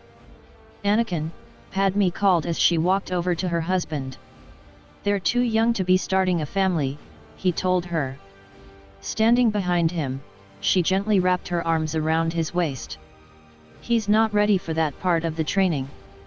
The fact during a fight he has to make sure that no enemy can see his true weakness, he answered. He's done well so far, she answered. It's different with a wife and a child, he told her. He moved his hands over his wife's, letting out a sigh. Luke has never done anything to disappoint you, if anything everything he does is to try to impress you, Padme pointed out. Luke's never had to try to impress me, Angel. He's been a great son and pupil. I'm proud to have that boy as my son, he answered. Right now he feels like you hate him, Padme answered, before you get into the fighting side to this, just be a father and support him. She rested her cheek on his back. He needs a father, not a teacher, she added. They're both key points here, he answered. Not at this exact moment he needs to know you still love him and just because this is happening sooner than we wanted he's still your son and you're still his father, she told him. Anakin kissed her hands and nodded his head slowly. Going back to their village, he saw Luke working one of the bike speeders they had been building together. Walking over, he stood beside him. You're going to need rebuild the shifter, he told Luke, forcing him to look up. I was thinking that, he replied, putting his tools aside. Anakin leaned against a nearby tree as they were standing in silence. Dad, I'm sorry, Luke told him. No, I'm the one who's sorry, son. I was more shocked than anything, I had to leave before I said anything stupid, Anakin replied. Luke kept his eyes towards the ground. Where's Sasha? He asked. She went to tell her parents. We felt it'd be easier if she told them herself without me there so Obi-Wan wouldn't try to rip my head off my shoulders, Luke replied. Anakin couldn't help but chuckle. In all honesty, Obi-Wan's probably the more level-headed of the fathers here, he told his son. Luke rubbed the back of his neck and Anakin walked over, gripping his son's shoulder. I want you to know, son, I am proud of you, he added. That I'm going to be a dad at 17. Luke asked, giving his father a smirk. For being a man about it, Anakin replied. Anakin looked at him. Luke, you never have to worry about me ever hating you, because that is an impossible thing," he told him. "What happens now?" Luke asked. "I have to start the next part of your training sooner than I thought," Anakin replied. "The next part?" Luke asked. "You're going to be a father, Luke. Any Force-sensitive enemy will be searching for those kind of weaknesses," he replied. "How do you handle it?" Luke asked. Anakin looked out to see Padme, Helena, and Peyton playing a little game, smiling as his wife and 2 youngest children were giggling up a storm. "You just have to tell yourself in your head, son, if you think of them at all during a fight. If there's even a hint of it, your enemy will see weakness in your stance. You might be fighting to protect them, but you have to think of your opponent in front of you," he explained. "How do I keep myself from thinking and worrying about them?" Luke asked. "With training, son, with training," Anakin replied. Luke nodded before Peyton ran over to her big brother. "Come play, Luke," she insisted, pulling on his hands. Anakin leaned against the speeder and watched his family, knowing that this could be one of the last times they would have moments like these. He could only hope that when their war starts, they would be ready. A month went by since Anakin was found on Kashyyyk. Everything in the village was calm. Their leaders had returned. They felt they had no fear now. The night on Dxun was quiet, save for the usual animal noises that filled the night sky. Anakin and Padme were asleep in their bed, wrapped up in each other's arms, while Helena, Peyton, and Rowan were all asleep in their beds around the room. The fire in the middle had died out, except for the red embers that were seen at the bottom. Suddenly, Anakin woke up to a disturbance in the Force. Sitting up, his eyes glanced around the room, noticing that his children were calmly sleeping. "Ani, what's wrong?" Padme asked tiredly. "Just go back to sleep, I'm going to take a quick look outside," he replied, stroking her hair as he pulled on his tunic and then his boots. Grabbing his utility belt off the wooden table by the bed, he secured it around his waist as he walked out of the hut. He made his way out of the village to see Luke and Leia standing at the top of their lookout hill, staring into the distance. Climbing up behind them, he saw what they were seeing. "The Empire's here," Luke told his father. Anakin frowned. "No one should even think anyone was living here." "We have a traitor in our midst then," he answered. "What do we do?" Leia asked. "Calmly wake your mother, get her and your siblings to the ship. We have to quietly evacuate everyone without causing panic and harm," he replied. The eldest of the Skywalker children nodded and they went to go back to the village to wake everyone. "Get your aunt, Obi-Wan, and Bastila out here too. I'm going to need their help," he added. They again nodded before doing as he had ordered. With his cloak over his shoulders, he pulled his hood over his head before he went into the jungle, hoping he could get rid of some of them before they reached the village. Jumping into the trees, he started to slowly follow clones when he found them. "Which way was this village?" one asked. "North, so we're going the right way," the leader replied. "What are your orders, Commander?" a third asked. "We kill everyone, but we take justice and the boy to the Emperor," the leader replied. With his dagger in hand, Anakin leapt from his hiding spot, his dagger going straight into the commander's throat. "Get him!" a clone exclaimed as they held their blasters up. Holding his hand up, Anakin's hand absorbed every shot aimed at him before he crushed their blasters using the Force. Taking his dagger, he easily defeated all the clones around him before he ran back to the village. By the time he reached the village, everyone had gathered whatever they could grab and were running as far away from their home as possible. "Papa!" Peyton shouted as she ran over to her father tearfully. Anakin lifted her up, hugging her close. "Where's Mama?" he asked. "Luke got her to the ship, but I fell," Peyton replied tearfully. "Mommy tried to get me but people kept pushing her." It's all right, I've got you," he assured her, rubbing his crying daughter's back. "Father!" Rowan shouted as he ran over to him. "What are you doing here?" Anakin asked. I wanted to help, Rowan replied. Anakin kissed the side of Peyton's head. Here, you can help, but taking your sister to your mother and leaving this planet with her, he instructed. But... Rowan started. Now is not the time to argue with me, Rowan, Anakin told him firmly. Rowan frowned, but he took his sister and ran toward the direction of the ships. Running over to the hut, Anakin quickly went inside and pulled on his armor. Luke ran into the hut. Father, I can't find Sasha, he told him. I'm sure she's fine, son, we have to get ready for this ambush. Where is everyone? Anakin asked as he pulled on his mask. They're outside, waiting, Luke replied. They went outside to find everyone ready. An army of clones were running their way. I hope you have a plan, Justice, Bastila told him. I have a few tricks up my sleeve, he replied. Obi-Wan let out a deep breath. I'm getting too old for this, he commented. You? Bastila said with a slight laugh. Anakin chuckled, shaking his head slowly when Han ran over with his blaster held up. All right, the ship's ready, whenever I can take any of you with me, he told them. No, just get them out of here, Han. We'll join you on Hoth, Anakin answered. Did you find Sasha? Luke asked.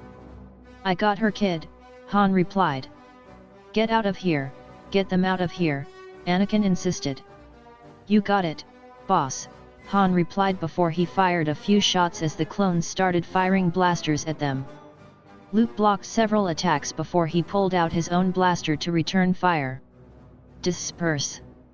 Anakin called out as they all went their own directions. Luke dashed into the jungle, looking up when he saw smoke. They were igniting the now abandoned village, his home since he was a child. Luke! Pay attention! Anakin called to his son when he saw him watching the burning village. Just as Luke turned over his shoulder, he saw several clones coming his way. Get him! A clone called out. Get to your fighter! Anakin called to his son as they started running through the jungle. Luke jumped over several fallen trees to try to escape the troopers. Set your blasters to stun. The Emperor wants him alive. A clone called out. Luke fired a couple of shots over his shoulder, but then something hit him in the back that sent him sprawling across the ground. His head collided into a rock and then his world went completely black. Anakin turned back to see his son sprawled on the ground, unconscious. Luke! He shouted as he went back for him. Bastila ran over, grabbing him. No, Justice! She hissed. My son! They have my son! He exclaimed.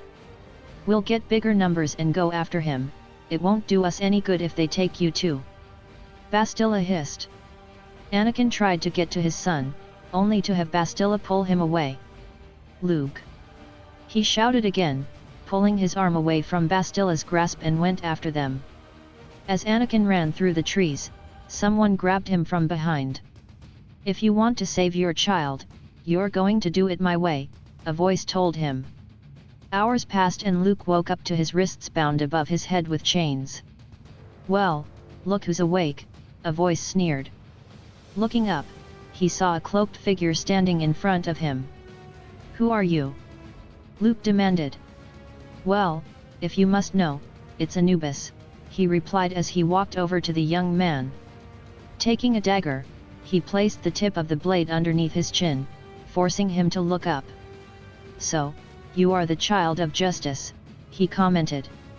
Luke just glared at him. How do you know that? You've never seen him without the mask, he pointed out. You fight just like him.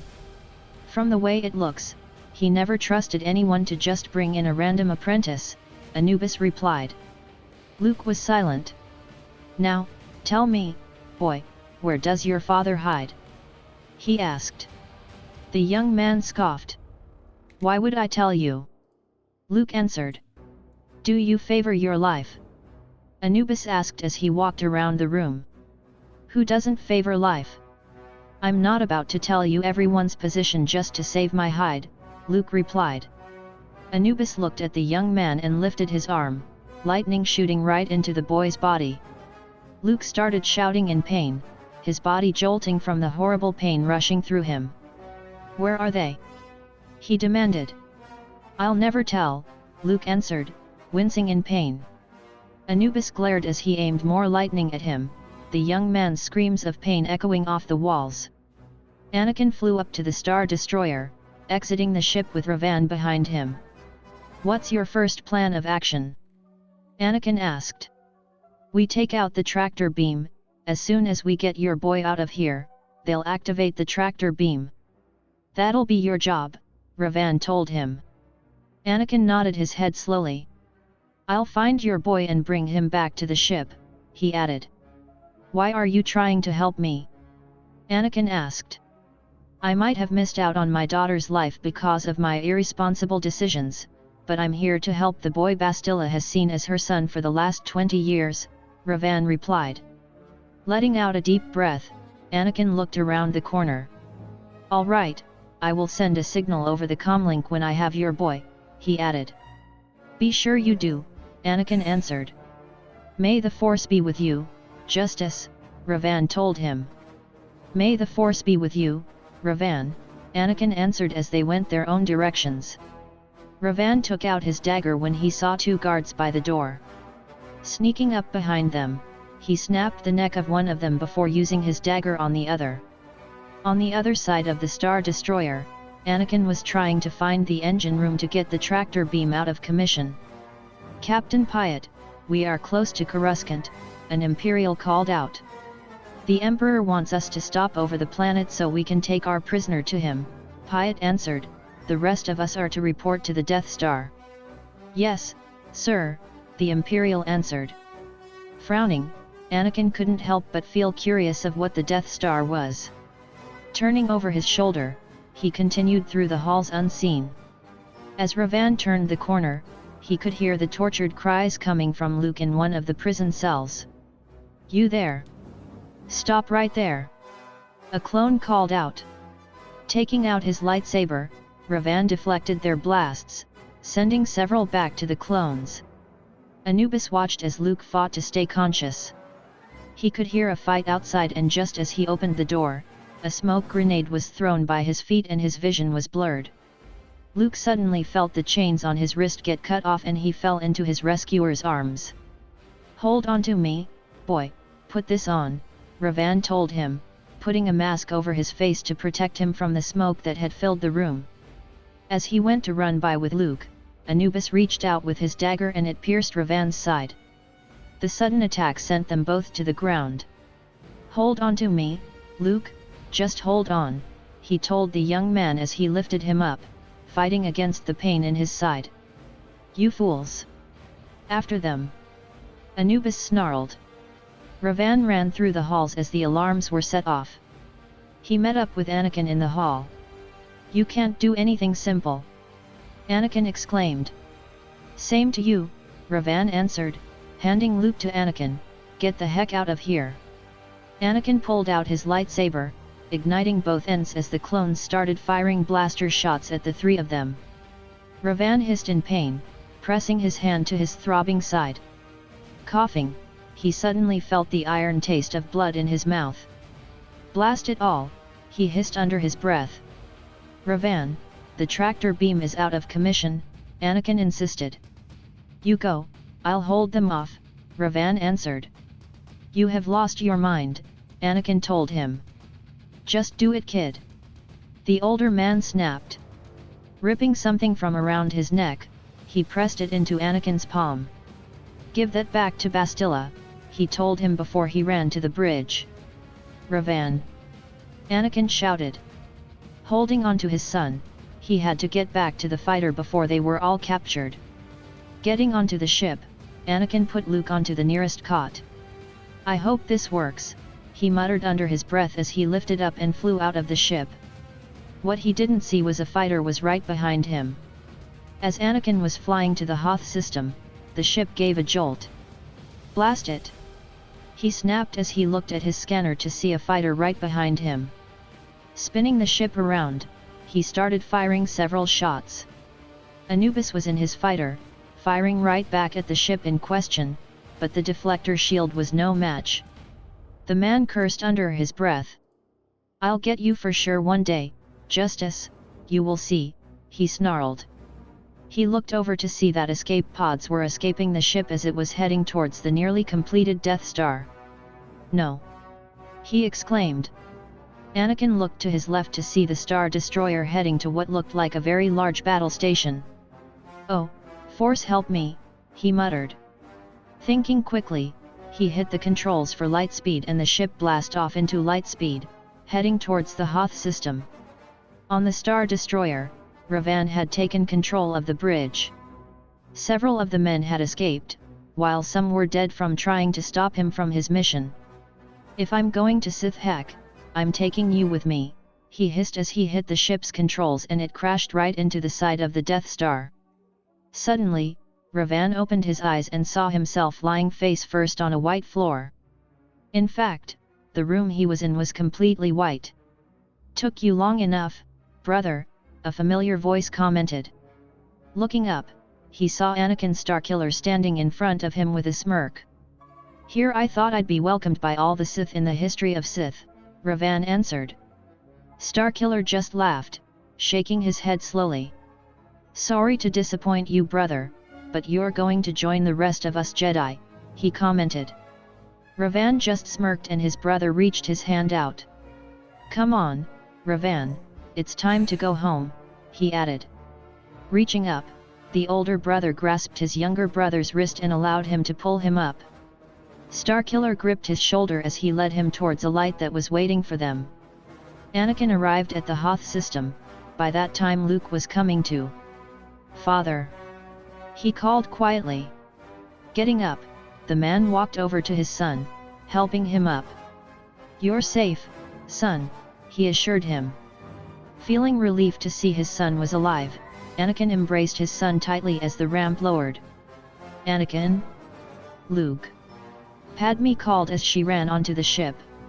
"He's all right, Padme," Anakin assured her as Padme embraced them both. Tears welled up in her eyes as she kissed the side of her oldest son's head, holding him as tight as she could. Bastila climbed on the ship, grateful to see them both alive. "Thank the Force, you are both all right," she murmured. Anakin stood up from his seat beside Luke and embraced her as well. "Thanks to Ravan, we were able to escape unharmed," he answered. Bastila looked at him surprised. "Ravan?" she asked. Reaching into his belt, he pulled a black cord that had a fang hanging from it. "He told me to give this back to you," he told her, placing it into her hand. Staring at it, her eyes were wide. "He kept this? After all these years?" she murmured surprised. "What is it?" he asked. "This was a Nexu fang, I took it from the first Nexu I killed when I was 15, she replied. Obi-Wan climbed onto the ship and saw his wife holding something. Ravan died destroying a Star Destroyer and what looked to be the Emperor's biggest weapon yet, Anakin told her. Bastila smiled a little as her husband rested his hand on her shoulder. "If Ravan was going to die, he was going to die fighting," she answered, looking at the fang. She let out a deep breath, looking at her husband with a soft smile. "You all right?" he asked. "Yes, I'm all right," she assured him, wrapping her arm around his waist. Anakin sat with his family and let out a deep breath. "Well, home sweet home everyone," he murmured as he held his wife and son close. Now Hoth was truly their home. Months went by and slowly everyone fell into a routine on the Hoth base. It was quite different than what everyone was used to. In the Skywalker quarters, Peyton was pouting a little. "Mommy, this hat is itchy," she whined as she tried to pull the hat off. "Well, if you want to go with Daddy today you have to keep it on," Padme answered, putting the hat back on her head. Peyton huffed, making Padme laugh softly. "Oh sweetie, what a pout," she cooed, kissing her forehead softly. "Can I got outside to play?" she asked. If Daddy will take you out, Padme replied. Just then, the door opened and Anakin walked in. Daddy! Can we go outside to play? She asked, standing up on the bed. Anakin stopped when he saw the hat on his daughter's head. Padme, why the hat? She looks like a miniature tauntaun with that on, he said chuckling, taking it off her head. If she gets sick you're taking care of her, Padme told her husband, her hands on her hips. Anakin chuckled softly as he lifted his daughter up. Well, we just have to find you a neater hat, won't we? He asked. Yeah, she replied beaming. Go in my closet and you'll find one, he told her. Peyton beamed as she ran over to his closet and she grabbed a chair. Peyton, don't climb on things, Padme told her. Anakin, I really wish you wouldn't encourage her to climb on chairs. We have no trees for her to climb, he answered. Walking over to the closet, he grabbed a box and placed it in front of her. Immediately the 5-year-old reached in and grabbed her father's pilot cap, putting it on her head. You plan on being a pilot, don't you, kiddo? He asked, chuckling. Yes, she replied proudly. Chuckling, he lifted his daughter up into his arms. All right, Padme, we're going to head out, he called out. Wait, before you go, have you seen Helena? She asked. 3 guesses, but the first 2 don't count, he answered. The Tauntauns? She asked. Yep, he replied before leaving. In the barn part of the base, Helena Skywalker was feeding the Tauntauns with a huge smile on her face. Her blonde curls were bouncing around her shoulders as she stood up on a stool to try to scratch one on the neck. What are you doing out here? Luke asked his sister, smiling as he walked over to her. I'm just saying hi. They seemed lonely, she replied, looking at her older brother. They say hi back? He asked, chuckling. Just because they don't talk doesn't mean they don't feel lonely, the girl told her brother with a slight glare. You're right, Luke answered, but I think Mom was looking for you. Why? Helena asked. You know why, Lena, Luke replied. The girl groaned a little. I don't like studying, it's so boring, she said with a sigh. Well, you want to grow up to be like Mom, Luke pointed out. I know, but I just didn't think to become a senator it'd have to be so boring first, she replied. Trust me, it'll all be worth it when you're a senator like Mom, Luke assured her. He gently pushed his sister toward the direction of their quarters. Go on, he said, smiling as she ran off. I think she'll find she likes the training to becoming a pseudo-Jedi better, Bastila said with a small grin. I think so too, Luke replied as he leaned against the wall. Your father was that way, lost count of all the times he was bored with the studying part of the Force, Bastila commented. Dad never was one with a big attention span, Luke answered. Heard that, Anakin told them as he walked up with Peyton on his hip. Heard that? Peyton parroted. Anakin chuckled, looking at his daughter. You heard what? He asked. What you heard, she replied. And what was that? He asked. I don't know, she replied. Luke laughed, shaking his head slowly. Just think, son, it'll be your turn soon, Anakin commented. Yeah, terrifying to think about, Luke answered. You'll do fine, Anakin assured his son. The young man let out a deep breath. You have done well helping out with your siblings, he added.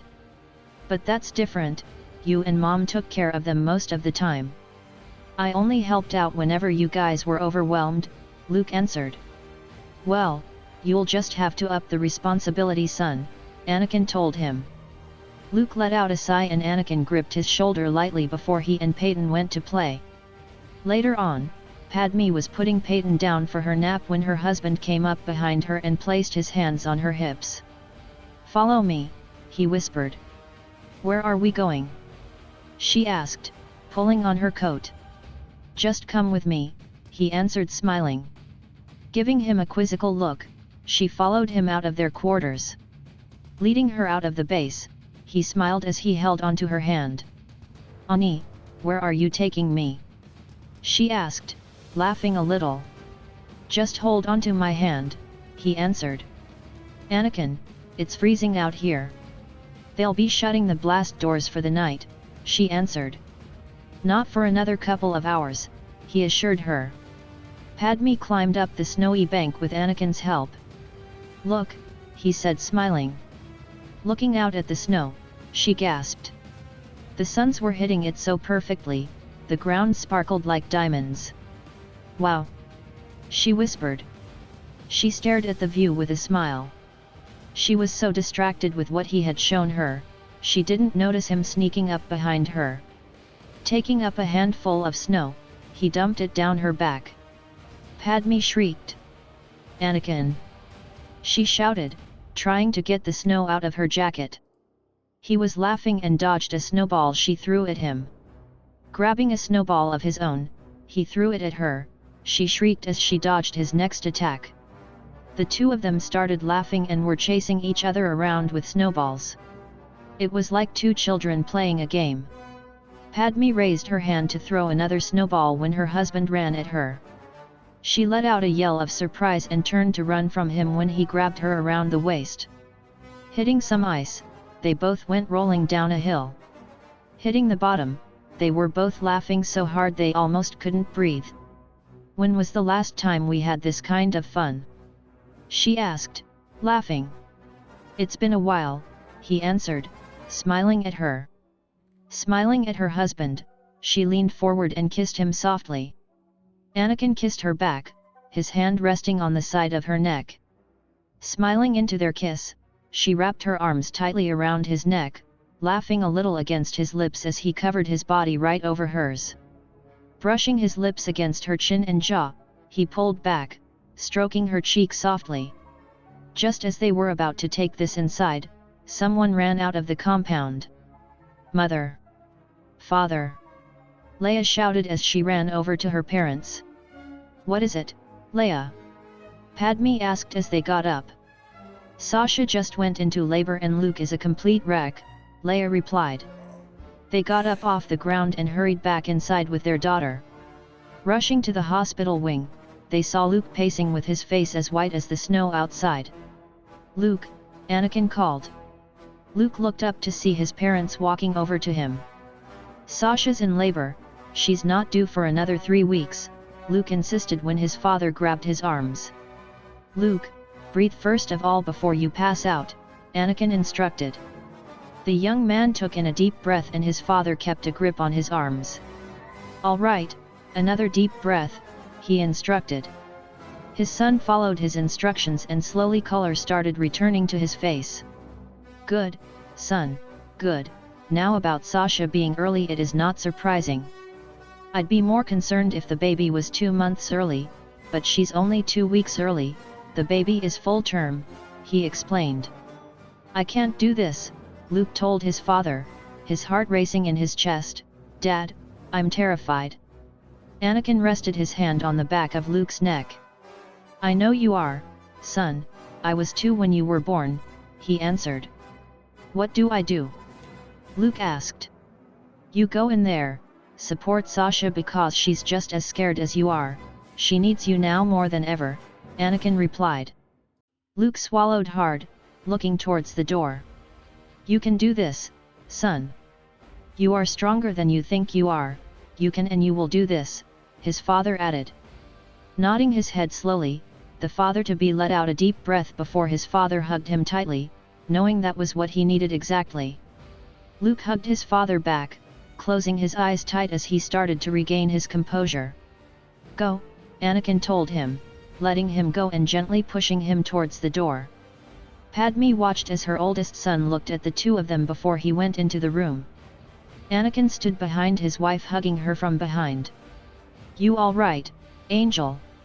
he asked, kissing the side of her head. "Hard to believe that 17 years ago we were in the same spot our son and daughter-in-law are in right now," she said softly. Anakin nodded his head slowly. 17 years, then 15 years, then 13, and then 5, he commented, making her smile. "We were blessed with 5 wonderful kids," she said softly. "Truly," he agreed, holding her in his arms. Padme moved her hands over his arms, resting her head on his shoulder. "Unfortunately, I have to leave tomorrow," he murmured. "Why?"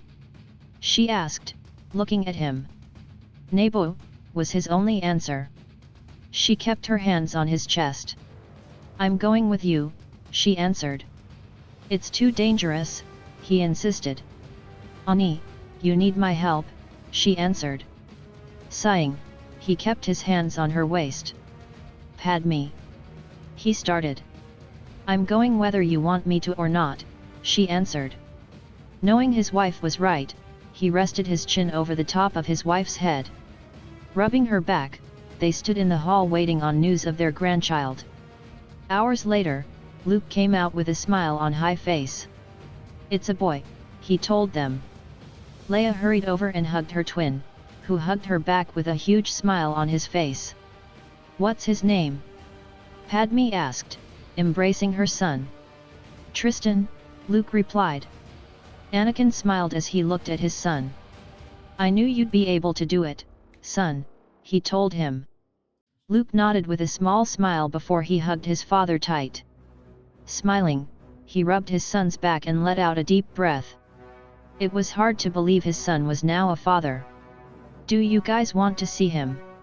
he asked, smiling. "Of course," Bastila answered, smiling. Luke made highway back to the room and the doors cracked open a little. "Sasha, we have company," he told her. "They can come in," Sasha said tiredly, but smiling. Bastila was the first to enter the room and a smile appeared on her face. "Hi, Mom," she said, smiling. The woman walked over, kissing the top of her daughter's head. "Oh, he's so beautiful," she said, smiling, stroking her daughter's cheek. Sasha smiled as they looked at the sleeping child in her arms. Obi-Wan walked over, feeling his heart sink a little with the fact his daughter was now a mother, but filled with pride of the fact she was a mother. She gave him a small smile. "Hi, Daddy," she said softly. Walking over to her, he held her close and kissed the side of her head. "Hi, sweetheart," he murmured. Walking over to his daughter, he pressed a kiss to her forehead. "Want to hold him?" Sasha asked, smiling. "Of course," he replied. Smiling. His daughter placed her newborn son into his arms and Obi-Wan stood there, looking at the child in his arms. Bastila rested her hand on her husband's back with a soft smile. Anakin smiled as he walked into the room, seeing his friend holding the newborn. "Hard to believe that you were once that little," he told Luke. Luke smiled as he sat beside Sasha, who rested her head on his shoulder. Padme made her way over and Obi-Wan placed the baby into her arms. Tristan opened his eyes briefly before he moved his tiny hand up by his head. "Hello, I'm your grandma," she cooed softly, kissing his soft forehead. Anakin stood behind his wife, kissing the back of her shoulder as they both looked at their grandson. "Wow, I'm a grandpa," Anakin murmured as Padme placed the child into his arms. Smiling softly, he watched as the newborn was snuggled comfortably in his arms. It was quite incredible, so incredible to be holding his grandson in his arms. "What do you think, Dad?" Luke asked. Anakin glanced at his son. "He's going to be a strong child as he grows older," he replied. "Indeed," Bastila answered, smiling, stroking the top of her grandson's head. Everyone in the room stood there with smiles on their faces. "I hope this can be over before he has to grow up in this like we had to," Luke murmured, looking at his wife and sisters who nodded in agreement. "It'll be over, son." "Tristan and the other children will grow up in a peaceful galaxy," Padme answered. "I'll make it so it happens," Anakin stated as he walked over, placing Tristan into Luke's arms. Walking over, Padme kissed the side of her son's head. "Come on, let's leave them alone to rest," she told her husband, taking his hand. Anakin nodded before he gave his son one more light embrace before leaving the room. Anakin let out a deep breath as they made their way back to their quarters. "This has to end, Padme, it just has to," he told her. Nodding, she wrapped her arms around his arm. "We need to return to Naboo and gather whatever allies we can get our hands on," he added. "Then let's get a plan started," she answered. Nodding in agreement, he took her and they went to figure out their plan. Anakin let out a deep breath as he was getting the ship ready to go to Naboo. "Sure you don't need my help?" Han asked as he was helping his former mentor do last-minute checks. "I need you to keep watch. If anything happens while I'm gone, take my kids and just fly to the next safest place," Anakin replied. Han nodded as he finished.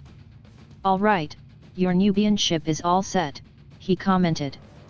"Thanks for your help, Han," Anakin answered, gripping the young man's shoulder. Walking off the ramp, he saw Luke there waiting. "Dad, I think I should go with you," he insisted. "No, Bastila and Obi-Wan are going to come with me. You need to keep an eye on things here," Anakin answered. "Take care of Sasha and the baby." "Don't penalize me because I'm a dad now," Luke insisted. "It's not penalizing, son, you have a bigger responsibility now," Anakin answered. Luke frowned. "You went out on missions all the time," he pointed out. "Yes, and I missed out on you too growing up," he told his son, glancing over at Leia who was walking over to them. "I don't like this," Leia told her father. "We'll be fine, we need to get all the help we can get," he insisted. Padme let out a deep breath as she walked over. "I haven't worn these disguises in years," she murmured, gesturing to the fighter pilot uniform she was wearing. Anakin gave her a small grin. "Brings back good memories though," he commented. Anakin walked over to her twin, having agreed that they would use her as a decoy to get into the palace. She stood there wearing one of Padme's senatorial gowns along with a cloak with a hood over her head to hide her face. "The plan is we go in and say we have captured Senator Amidala. When they take Anakin to the prisons, we'll find Jar Jar and see if the Gungans can help us," Anakin explained. "What'll happen to Aunt Anakin then?" Leia asked. "I'll handle myself," Anakin replied with a wink as she showed her niece her lightsaber that was inside her sleeve. "Won't they want to check to see if it's really Mom?" Luke asked. "Simple Jedi mind tricks, son," Anakin answered with a grin. Bastila let out a deep breath.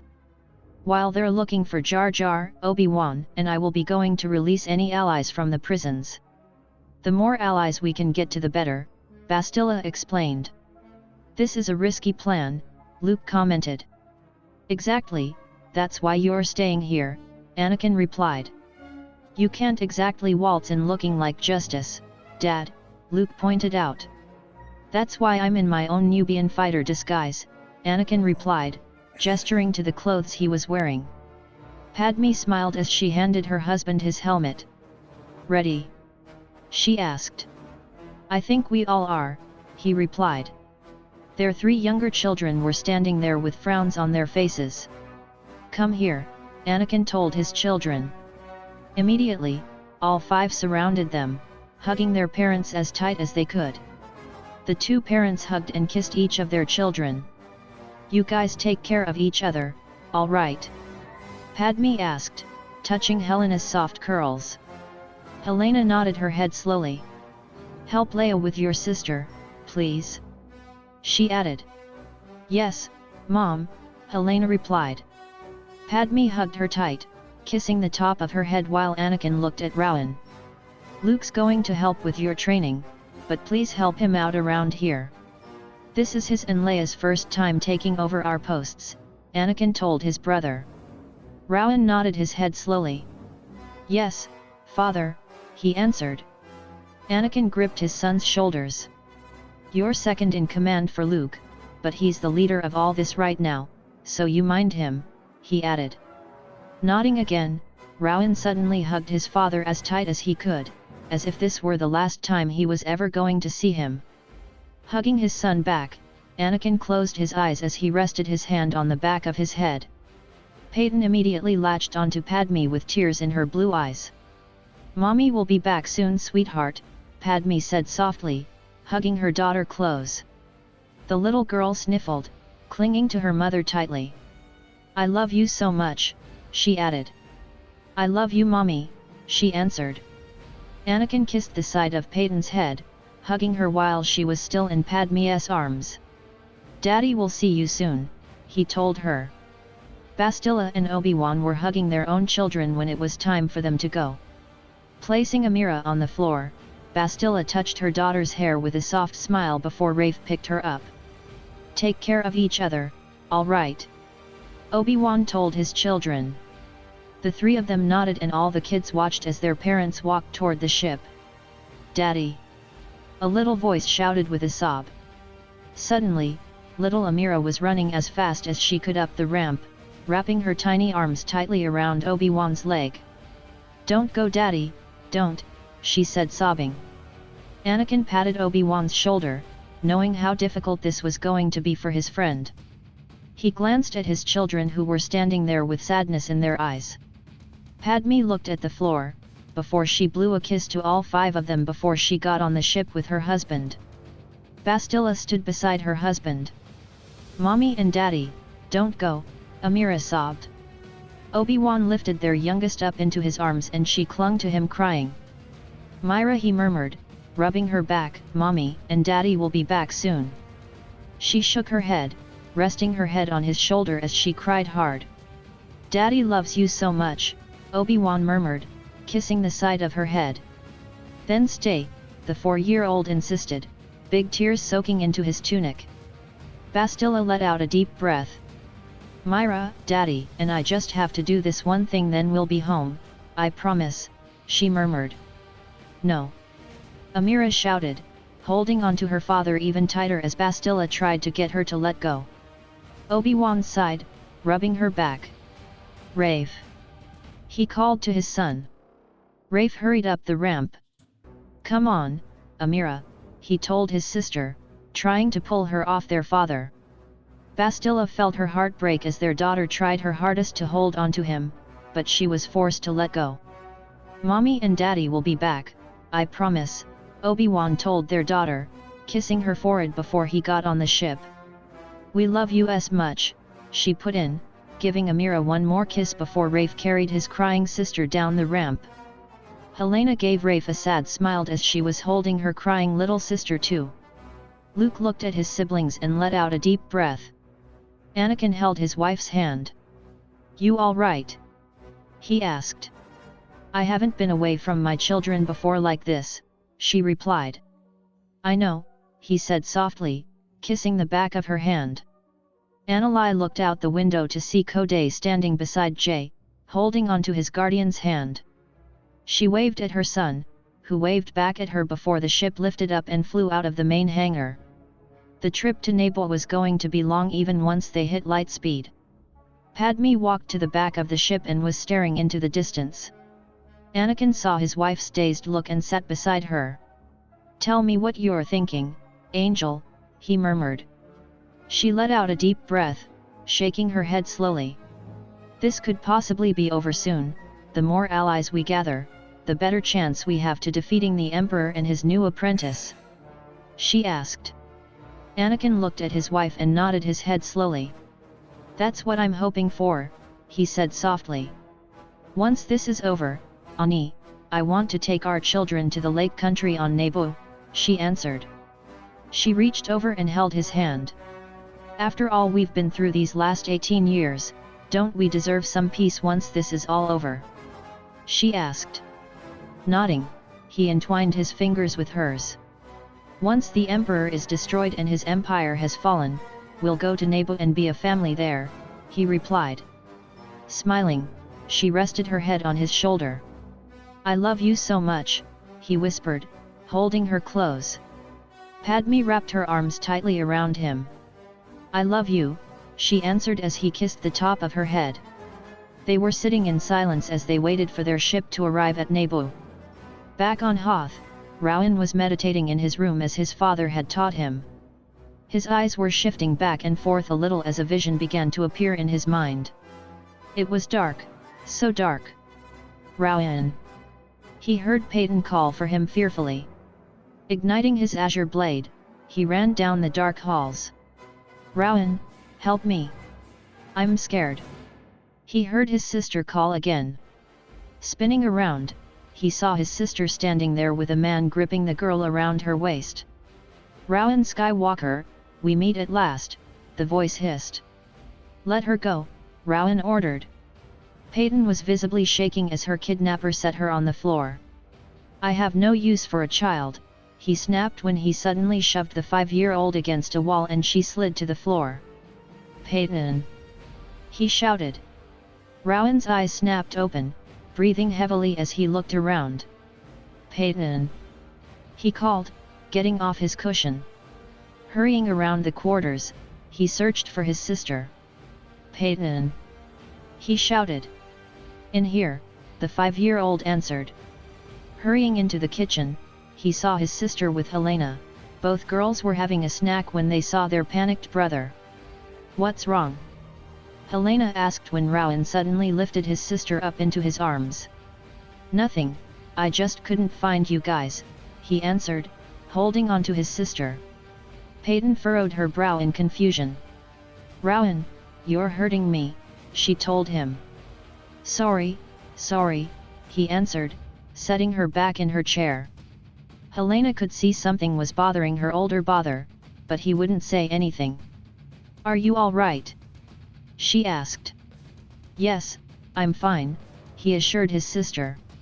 He kissed the top of Peyton's head when Leia came in. "Hey you guys," she said smiling. "Hey," Rowan answered.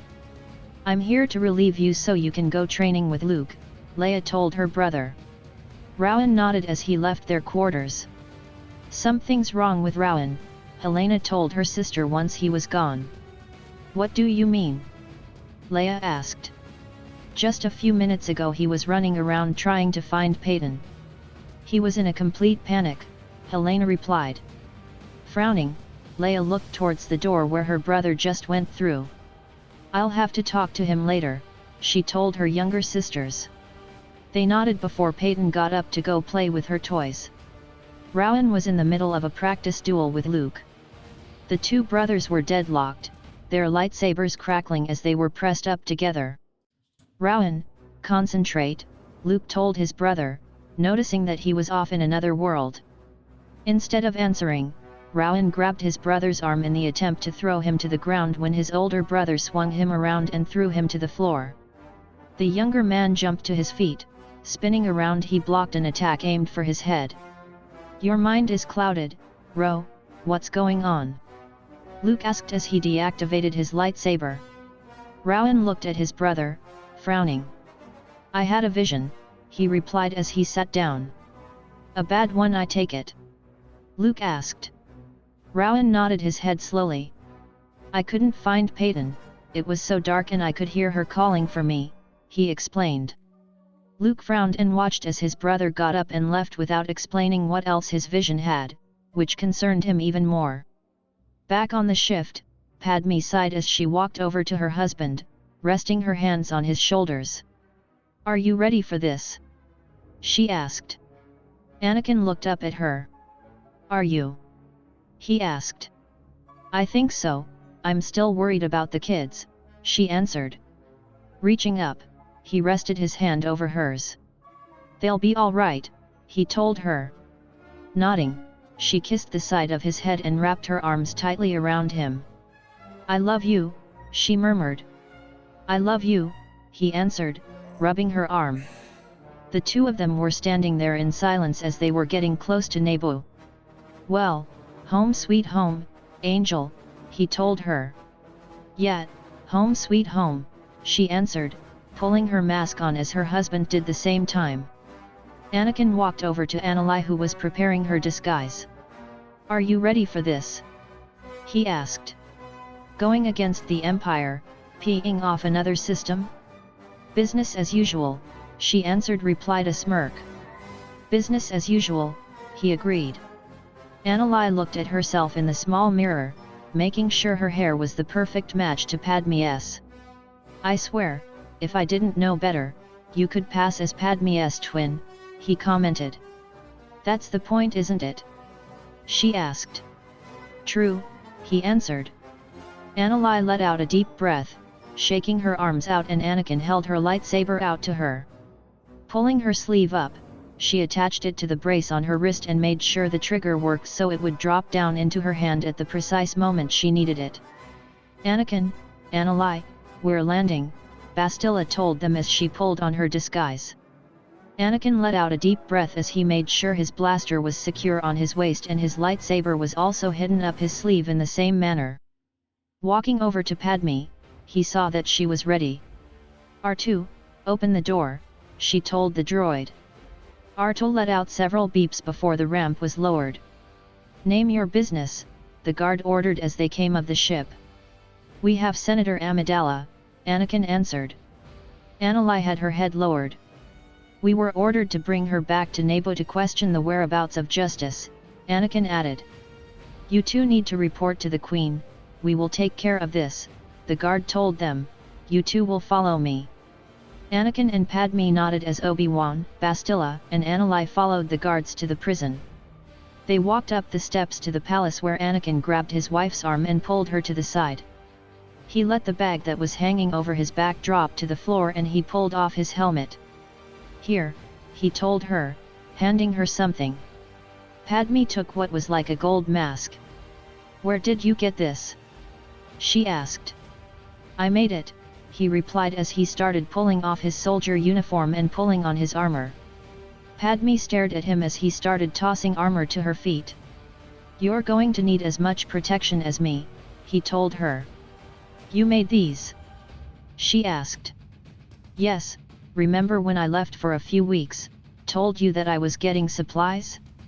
I was getting Mandalorian materials so I could make this for you, he told her. Padme stared at him before she started taking off her guard disguise and began pulling on her new armor. The armor had the design of the Queen's battle outfit. Except, the chest and torso plates were gold and melded right to her body. There were designs in the armor plates. Looking closely she saw that he had carved Rominaria flowers, which made her smile because she had Rominaria flowers in her bouquet on their wedding day and he knew they were her favorite flowers. Anakin smirked at her before he pulled his mask on.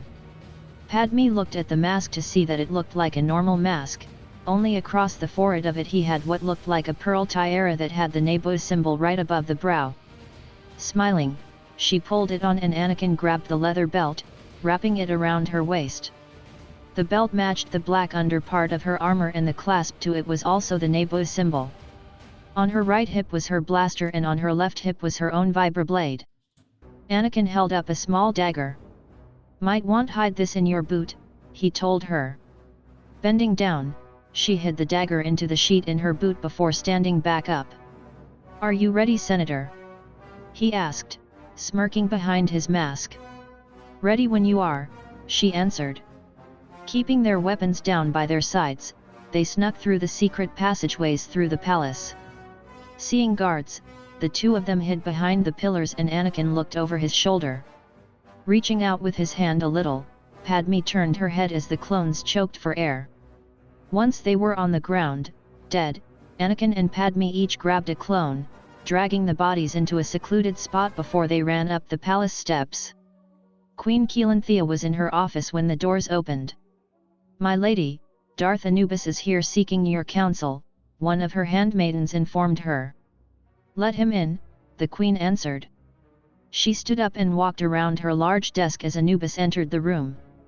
I apologize for the sudden arrival, my lady, he commented, with a low bow. What can I do for you? She asked. I'm here to warn you, he answered. Oh. She asked, clasping her hands in front of her. Justice is here, he told her, my spies have him here with the former senator. Keelanthea stared at him. They are here to regain control of Naboo, even remove you from office. They will put your beloved planet in jeopardy. Your planet will be seen as a traitor and everyone on it will be punished, he told the Queen. Keelanthea was silent for a moment, feeling her heart thump against her chest.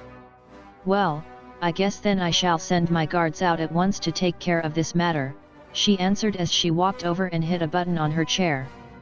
As they were racing through the halls of the palace, alarms started going off. "We've been warned of our presence," Anakin commented.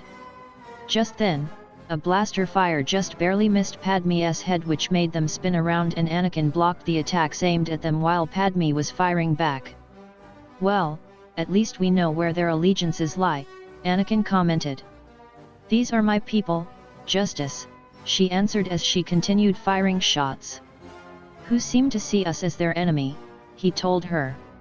Padme hid behind a pillar, firing several more shots back. "We need to get to the Queen's room," Padme told him. "How do we know she won't arrest us as soon as we walk in?" Anakin asked as he pulled out his blaster, firing back. "We just need some time to convince her that we're not her enemy," Padme insisted. "How do we do that?" he asked. "Just get me up there and we can figure that out," she answered. Anakin fired another shot. "Cover me," he told her. Padme made sure his back was covered as he was reaching into his belt, pulling out another piece to his blaster and twisted it onto the end. Aiming high, he fired and a hook attached itself to the ceiling. "Come on!" he called out to her. Padme wrapped her arm around his neck as he started pulling them up off the ground, still firing shots at the guards and clones. "Reach into my belt, there's a smoke grenade down there, it'll disorient them enough that they won't see which way we go," he told her. With her now free hand, Padme grabbed a smoke grenade, and threw it at them. "Hold on," he told her. Using the Force, he started swinging them. "Anakin, what are you doing?" she asked. "Just trust me," he answered. He was looking over to the other side of the hall, reaching out to the Force so they could reach the opposite balcony. "Close your eyes," he told her. Padme gripped her arms tightly around his neck as he kicked the wall, and then he let the blaster go. Feeling like they were falling, she let out a shriek, but then Anakin grabbed the edge of the balcony, pulling them both up. Glaring at him, she hit his chest. "You're out of your mind," she told him. "Yeah, well, we lost them," he answered. They started running down the hall. "Helena, come in, this is Justice, do you read me?"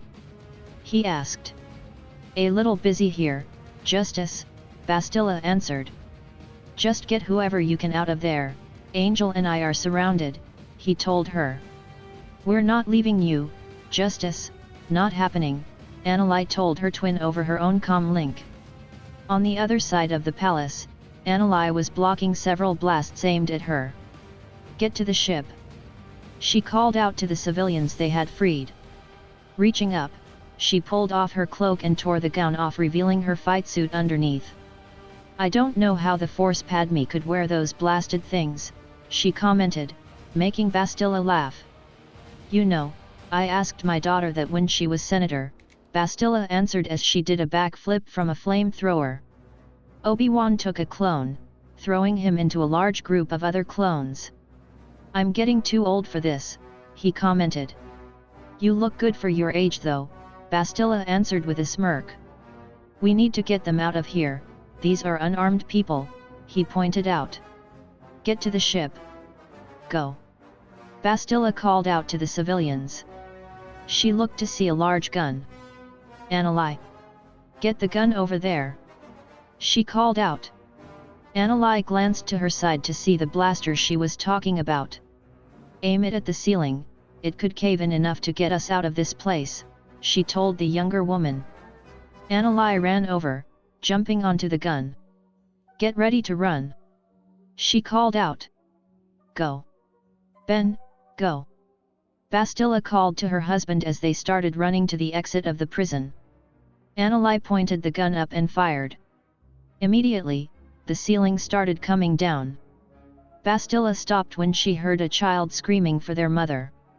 "I have to go back," she called to Obi-Wan. Before he could react, he saw her running back inside. "Helena!" he shouted. Anakin grabbed onto his friend's arm just as the whole ceiling came down.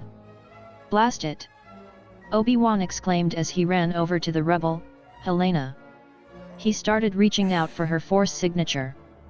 Feeling panicked, he started pulling rocks over when something crashed to his left. Bastila came out with a crying child on her hip. "You say you're old, Ben? I have about 3,000 years on you," she told him. Feeling relieved, he hugged her tight. "You will be the death of me," he answered. "I put excitement into your boring routine," she told him, hugging him back. "We need to find Justice and Angel," Anakin stated as she ran over to them. "Put the ship on autopilot, send the civilians to Dantooine," Bastila instructed. "What about her?" Anakin asked. "She's going home," Bastila answered. Back inside the palace, Anakin and Padme finally reached the throne room where Keelanthea sat. "Guards!" the Queen called out. Immediately, several guards went to arrest them when Anakin detached his double-sided lightsaber, killing each guard that ran at him and Padme easily with 2 separate weapons. Running over to the door, Padme closed and locked the doors. "Keelanthea, wait!" Padme called as she went to call for more help. Removing her mask, revealing her face, she let out a deep breath. "We are not your enemy, Keelanthea. You know this," she insisted. "Nabo is in danger because you are here," the Queen answered. "No, Nabo has been in danger because of the Empire," Padme told her. Anakin stood by the doors, keeping an eye on everything outside through the Force. "If we were to side with your rebellion, Nabo will be destroyed," Keelanthea told her. "That's not true, it's just not true, we can save this." "This is my home too," she answered. "Then where have you been for the last 17 years? the Queen demanded. "I was in hiding, I was married to the Emperor's greatest enemy," Padme answered. Keelanthea looked over at Justice to see him standing in silence. "I was labeled a traitor because I was trying to get the Emperor to give back his emergency powers. I was only trying to save democracy, our freedom that the Emperor has stripped from all of us," she explained. "I had to hide for the sake of my children. If the Emperor were to find out about our children, he would surely take them away." "How nice that you were able to save yourself," Keelanthea told her. "She has helped save several star systems from being destroyed by this Emperor. This man has poisoned everyone's mind into believing that his way is the better way, what instead he steals children away from their mothers. He took my sister, he beat her and tortured her for 20 years, made her believe his ways were the right ways," Justice explained. "Why do you think I despise slavery so much? Why do you think I always despised Sidious?" Keelanthea was silent. "He's nothing but a coward. He sends apprentices out to do his dirty work while he sits in his comfortable office on Coruscant," he told her. Just then, he suddenly opened the door and a little girl ran in. "Auntie," she said, sniffling. Keelanthea's eyes grew wide when she saw the child. "Sienna!" she gasped, picking the girl up into her arms. "If we were such a threat, would we have just saved her?" Bastila asked as she walked in. "Where's your mommy?" Keelanthea asked. Bastila was frowning. "Where do you think they were?" she asked. "I was told that she was sent to Coruscant on special assignment," Keelanthea replied. Anakin held up a datapad. "Your sister was Maya?" she asked. Keelanthea nodded her head slowly. "According to this datapad, she was executed yesterday before being a rebel sympathizer," she told the woman. They saw tears well up in the woman's eyes as she sat down. "And you had authorized it," she added. "It didn't say my sister's name," she said quietly. "They just told me I have to authorize the execution of a traitor." Padme walked over, resting her hand on her shoulder. "We're not your enemy, Keelanthea, we want to prevent this from happening to other people," Padme told her. The Queen held her knees close, swallowing hard. "What have I done?" she muttered under her breath. Anakin walked over, crouching on one knee in front of the shocked Queen. "Help us, Keelanthea, help us prevent this from ever happening again," he told her. Suddenly, anger showed in her eyes and she stood up, cradling her niece close as she walked to the window. Sienna was now asleep, her head resting on her aunt's shoulder. "My army will fight with you," she told them after a minute. She glanced over her shoulder. "Senator, you know where the secret passageways are to the main hangar. I'd suggest you use those before more guards come this way," she told them. Padme nodded before they hurried out of the room to escape arrest. Hurrying to the main hangar, Padme pulled her mask back on. They each ran to their own fighter, climbing in and closing their tops before more guards arrived. They flew out of the hangar and out of Naboo's atmosphere. Another year went by without incident for the family. Anakin was enjoying watching his children grow and learn every day, as well as his grandson who was now a year old. Standing in the conference room, he was listening to Padme go over what they had planned on tracking down the Empire. Padme looked over at her husband as she set her hands on the table in front of her. "We need to find where this Death Star is being built," he stated as he looked at their allies. "The Empire must be defeated before they begin growing in numbers." "What we need to do is send more spies in," a senator stated. Anakin shook his head slowly. "No, it's too risky. One of our spies was nearly killed last time," he answered. "What do you plan for us to do then, Justice?" "Wait for these data plans fall into our laps," another senator demanded. "The Emperor just dissolved the rest of the Senate, the governors are controlling everything," Viceroy Organa answered. Padme rubbed her forehead while her husband rested his hand in the middle of her back. "We need to intercept a message from them," he said suddenly. Everyone was silent in the room. "We say it's a convoy heading to Alderaan for a diplomatic mission," he suggested. "You don't believe that's any more dangerous than sending a spy?" Akbar asked. "Any plan we come up with, lives are going to be put on the line," Anakin answered.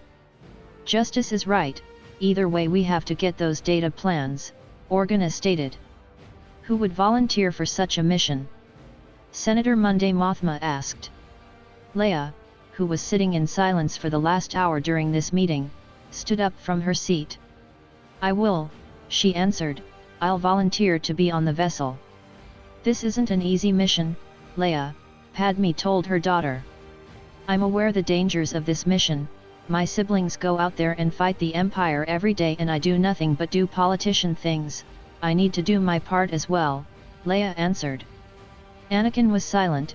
He didn't like this, but his daughter was 18 and an adult. How could he stop her? She was a little too old for him to send her to her room. "Very well, Viceroy, do you think you could put together a team that could protect Senator Skywalker?" he asked. "Of course," Organa answered with a slight nod.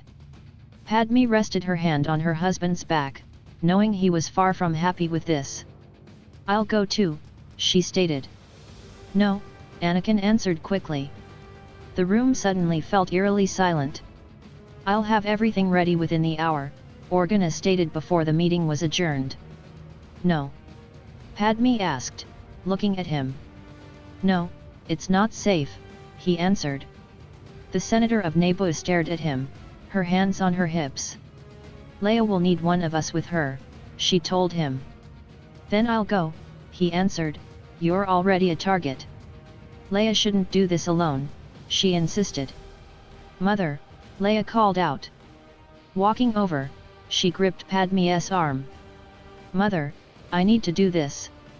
"You're needed here," she insisted. Padme looked at her daughter, pulling her close with a sigh. "If anything goes wrong I'll be right there to get her," Anakin answered. Anakin hated the idea as much as his wife did, but what choice did they have? Their daughter was an adult, she was able to make her own decisions, and if she felt she was ready to take a mission to help them take down the Empire, then he was going to give her that chance. "We shouldn't have this conversation here, let's go," he told them, leading them out of the conference room. Going through the halls, they made it back to their quarters and Anakin removed his mask, setting it on the table. Even though he was 42, it was hard to tell. Just as it was hard to tell that his wife was 46. Removing his cloak, setting it on the back of a chair, he looked at Leia. You know I don't like this as much as your mother doesn't, he told her. I have to do this, Leia answered. I despise the Empire as much as you do and everyone else. I deserve a chance. Anakin rubbed his forehead, letting out a deep breath while Padme rested her hand on her husband's arm, rubbing his shoulder lightly with a sad smile. Standing up, he walked over to his daughter and hugged her tightly. Please keep your comlink with you, he insisted softly. I will, she answered, hugging him a little tighter. Closing his eyes, he let out a deep breath and kissed her forehead when Padme came over and hugged them both tightly. I'll go with her, Rowan said suddenly as he walked out of his room. I'm a great pilot, I've been training really hard and you'll need someone to watch out for her while Luke's undercover. Anakin was about to object when he felt his wife nudge him. Looking at her, he saw her stare at him with a pointed look. Please? Dad, all I need is a chance, Rowan insisted. You were on your first mission alone when you were 16, Bastila commented as she walked in the room. Why doesn't everyone just gang up on me? Anakin asked. Well, I for one don't want him coming, Leia stated. Rowan looked at his sister. It's too dangerous for him, we don't know what we'll run into out there, she answered. Leia let out a deep breath, looking at the chrono. I need to go, she told them before leaving. Anakin frowned, looking at his son. You're going, son, just wait until she leaves first then follow her, he instructed. Rowan looked at his father in shock. You're letting me go? He asked. You're looking for a chance, right? Anakin asked. The 16-year-old nodded his head anxiously. I'm trusting you with this mission, Rowan, he stated. He saw his son's brown eyes light up. Thanks, Dad, he exclaimed before he ran from the room to get his things together. Bastila was holding Tristan in her lap and was smiling. He's just like you, she said smiling. Anakin rubbed the back of his neck, letting out a deep breath. Too much like me, he answered. Padme smiled softly, resting her hand on her husband's shoulder before wrapping her arms around him. It means so much to Rowan that you're trusting him, she commented. Anakin let out a deep breath. He won't let me down, he murmured. You're right, he won't, Padme answered smiling, kissing the back of his shoulder. In the hangar, Anakin watched as his daughter walked down the ramp dressed as the politician she was growing to be. You look like your mother, he said smiling. Smiling softly, she pulled her hood off her head. You have everything? He asked. Yes, she replied. She gestured to the blaster on her right hip with her lightsaber attached to it. Smiling softly, her parents hugged her tightly. Be safe, Padme whispered. I will, Leia answered. Padme pressed a kiss to her daughter's forehead, hugging her close. My lady, we are ready when you are, the pilot told Leia. Anakin rubbed Leia's back before letting her go. May the Force be with you, he told her. May the Force be with you, she answered. She pressed a kiss to his cheek before climbing the ship. Anakin watched her go and let out a deep breath as him and his wife stepped back from the ship. Peyton ran over to her mother and Padme lifted her up into her arms, kissing her forehead. When the ship lifted off, they looked over as Rowan walked over in his pilot uniform. Well, don't you look like your father, Padme said with a smile. She set Peyton down, who then ran to her brother. Be careful, Rowan, she told him, hugging him around the waist. Rowan hugged his sister back with a smirk. Hey, just keep up with your training and one day you'll be on missions, he commented. Peyton hugged him tighter and he kissed the top of her head before having her let him go. Padme made her way over, hugging her son tightly. Be safe, she asked softly. I will, he answered. She kissed his cheek lightly, rubbing his back. He pressed a kiss to her cheek before Anakin walked over. Ready? Anakin asked him. Born ready, Rowan replied. Anakin pulled his son into a tight hug. Remember, use your anger, but don't let it consume you if you ever need to. Keep everything in control, he instructed. I will, Rowan replied. Anakin rubbed his back, letting out a sigh before letting him go. Better get going, he told him. Rowan nodded, pulling on his helmet. May the Force be with you, son, he murmured. May the Force be with you, father, Rowan answered. He hugged his father once more before he went over to his fighter, climbing in. Our kids are growing up, Padme.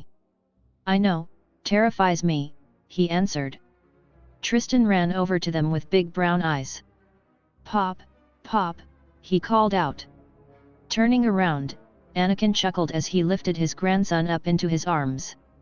Padme smiled, pushing the blonde curl from his face. Say bye to Uncle Rowan, Padme told the toddler. Tristan waved at the fighter as it lifted up and flew off into space. Think we have another fighter on our hands? Anakin asked. Please don't be a fighter like your daddy, aunt, and uncle, she insisted to the giggling toddler when she tickled his stomach. Tristan giggled and Peyton frowned, watching as her siblings took off into space.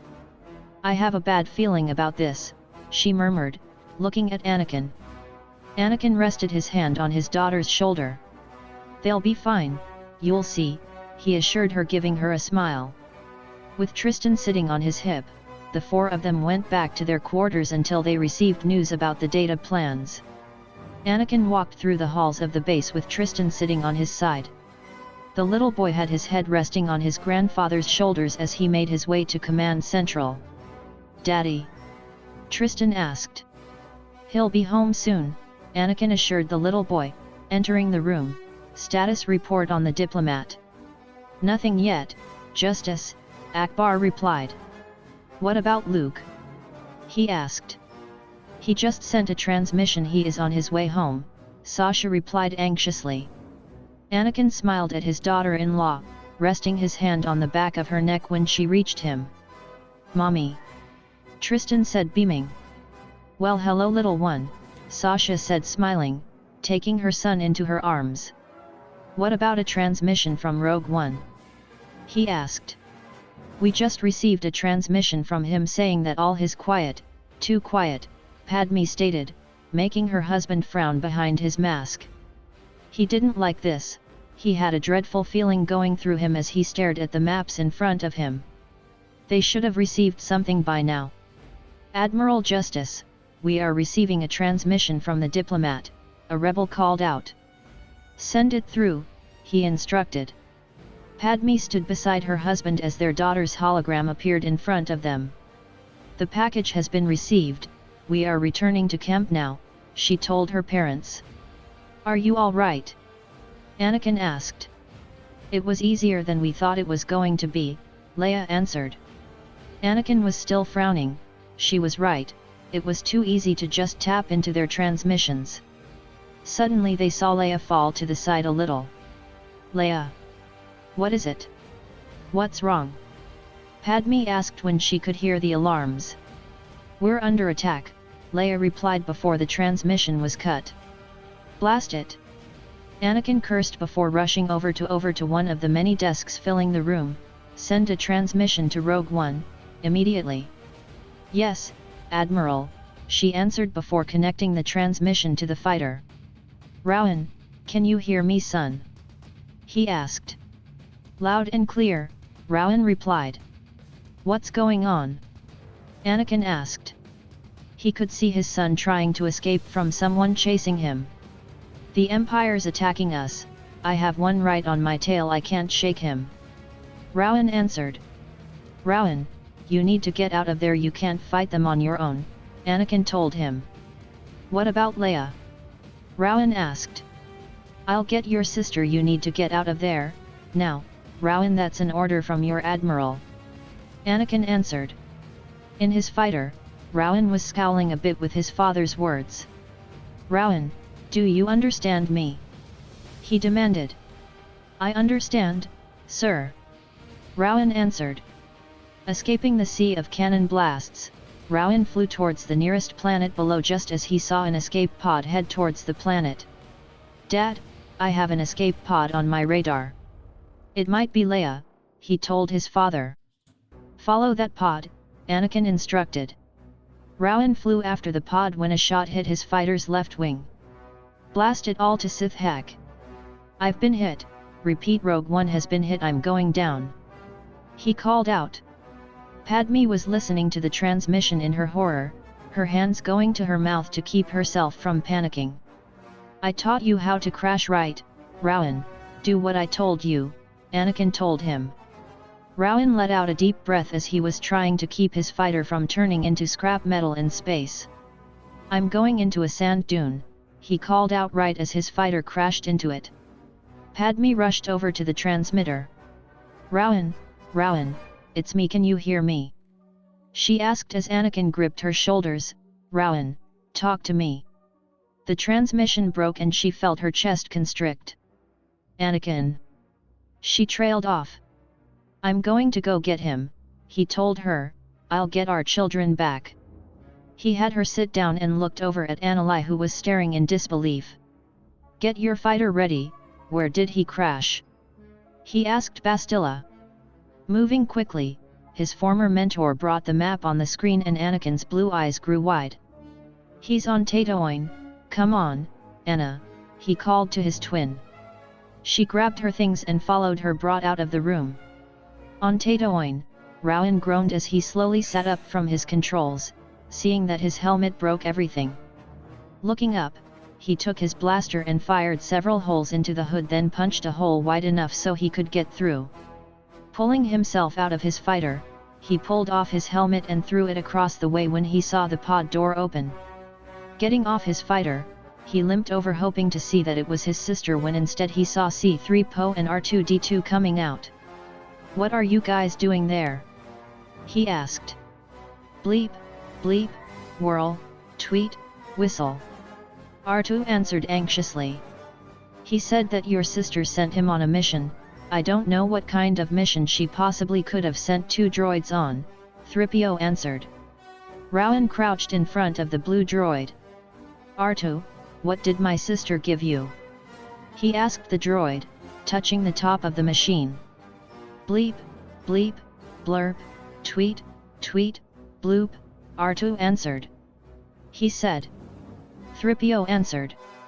I've got it, 3PO, I've been hearing him talk since I was born, Rowan answered, standing up. He let out a deep breath as he wiped the blood from his lip. All right, so we're in the middle of a dust bowl, with no sign of civilization in sight. He muttered to himself, not only that, but the Empire is now chasing us because you little guy have their stole data disks. He held his side, wincing a little. And since we're probably on either Tatooine or a place like Tatooine, we run into the risk of Tusken Raiders, he muttered. I forgot how much I hate this planet, 3PO stated wearily. No offense, 3PO, you don't like anything, Rowan answered, wincing as they made their way up a hill. On the other side of the galaxy, Luke was in the middle of a spying mission when his comlink went off. Skywalker, he answered. Luke, you need to come home, Padme told her son. Mom? What's going on? Luke asked, standing up immediately. Leia and Rowan went out on a mission to get the data disks about what the Empire is planning. Your sister's ship was under attack and Rowan crashed onto Tatooine, Padme explained. Luke frowned. I'm coming, he told his mother as he went towards his ship. Please be careful, Luke, Padme insisted. I'll be fine, Luke answered as he rushed up the ramp to his ship. Do you know where they took Leia? No, we just know that Rowan is on Tatooine, Padme replied. Luke frowned and went over to the pilot's seat. I'll be there momentarily, he stated. Your father and aunt are already on their way, Padme stated. I'm still going, he assured his mother before flying off towards the desert planet he hadn't seen since he was a young child. Back on Tatooine, Rowan was trying to make his way down another hill 10 miles from where he and the droids started, but his side was hurting him so bad that he had to sit down. Master Rowan, are you all right? 3PO asked. I think I cracked a rib in that crash, he replied wincing. Artu whirled as he sat beside his young master. Master Rowan, it will be dark soon and more dangers come out in the evening, 3PO reminded him. Right, Rowan replied, letting out a deep breath. He groaned as he stood up from the ground. He started stumbling through the desert, holding his side as they went up another hill. Walking for the next few hours was torture for the young man as his knees gave out again and he stumbled down another hill. Oh! Master Rowan! How horrible! 3PO exclaimed. I'm fine, 3PO, stop fussing over me like my mother, Rowan muttered, I'm just going to rest my head here for a few minutes. He closed his eyes, exhaustion and pain taking over him. What he didn't know was as he was lying unconscious on the ground, Artu rolled away tootling anxiously. Artu, where are you going? 3PO exclaimed. Tweet, whirl, whirl, bleep. Artu answered. Artu, this is no time to explore. Master Roman needs our help. 3PO exclaimed, come back. The gold droid watched his counterpart speed away, deciding not to leave his young master alone. He stayed behind worried of what their fate would be on this horrible desert planet. The hours passed, the night grew on. Rowan was suddenly jolted away to someone turning him over onto his back. His eyes blinked slowly, but his vision as fuzzy. He's alive, a soft, melodic voice stated, but he's injured, we need to get him back home. Who are you? He groaned softly, trying to gain his vision back.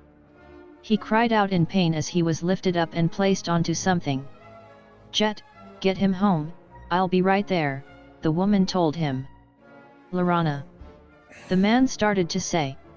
Go, I'm going to get these droids onto my hover bike, she answered, as long as the blasted thing doesn't break down again. Rowan's eyes fluttered as he tried to stay away. He needs medical attention immediately, just go, please, she begged. The man let out what sounded like a huff before the young man saw the world speed by him as he was driven through the desert. The hover bike stopped.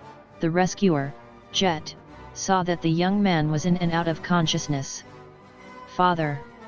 He called out. A man hurried out of a hovel and over to the bed normally used for broken down droids. That little blue droid led us to him, he told the man. Get him inside, your mother will assess his injuries, he instructed. Jet moved to grab his legs while his father grabbed him under his arms. As they lifted the injured young man off the makeshift stretcher, making him scream in pain. Get him inside, quickly, his father ordered as they carried him inside.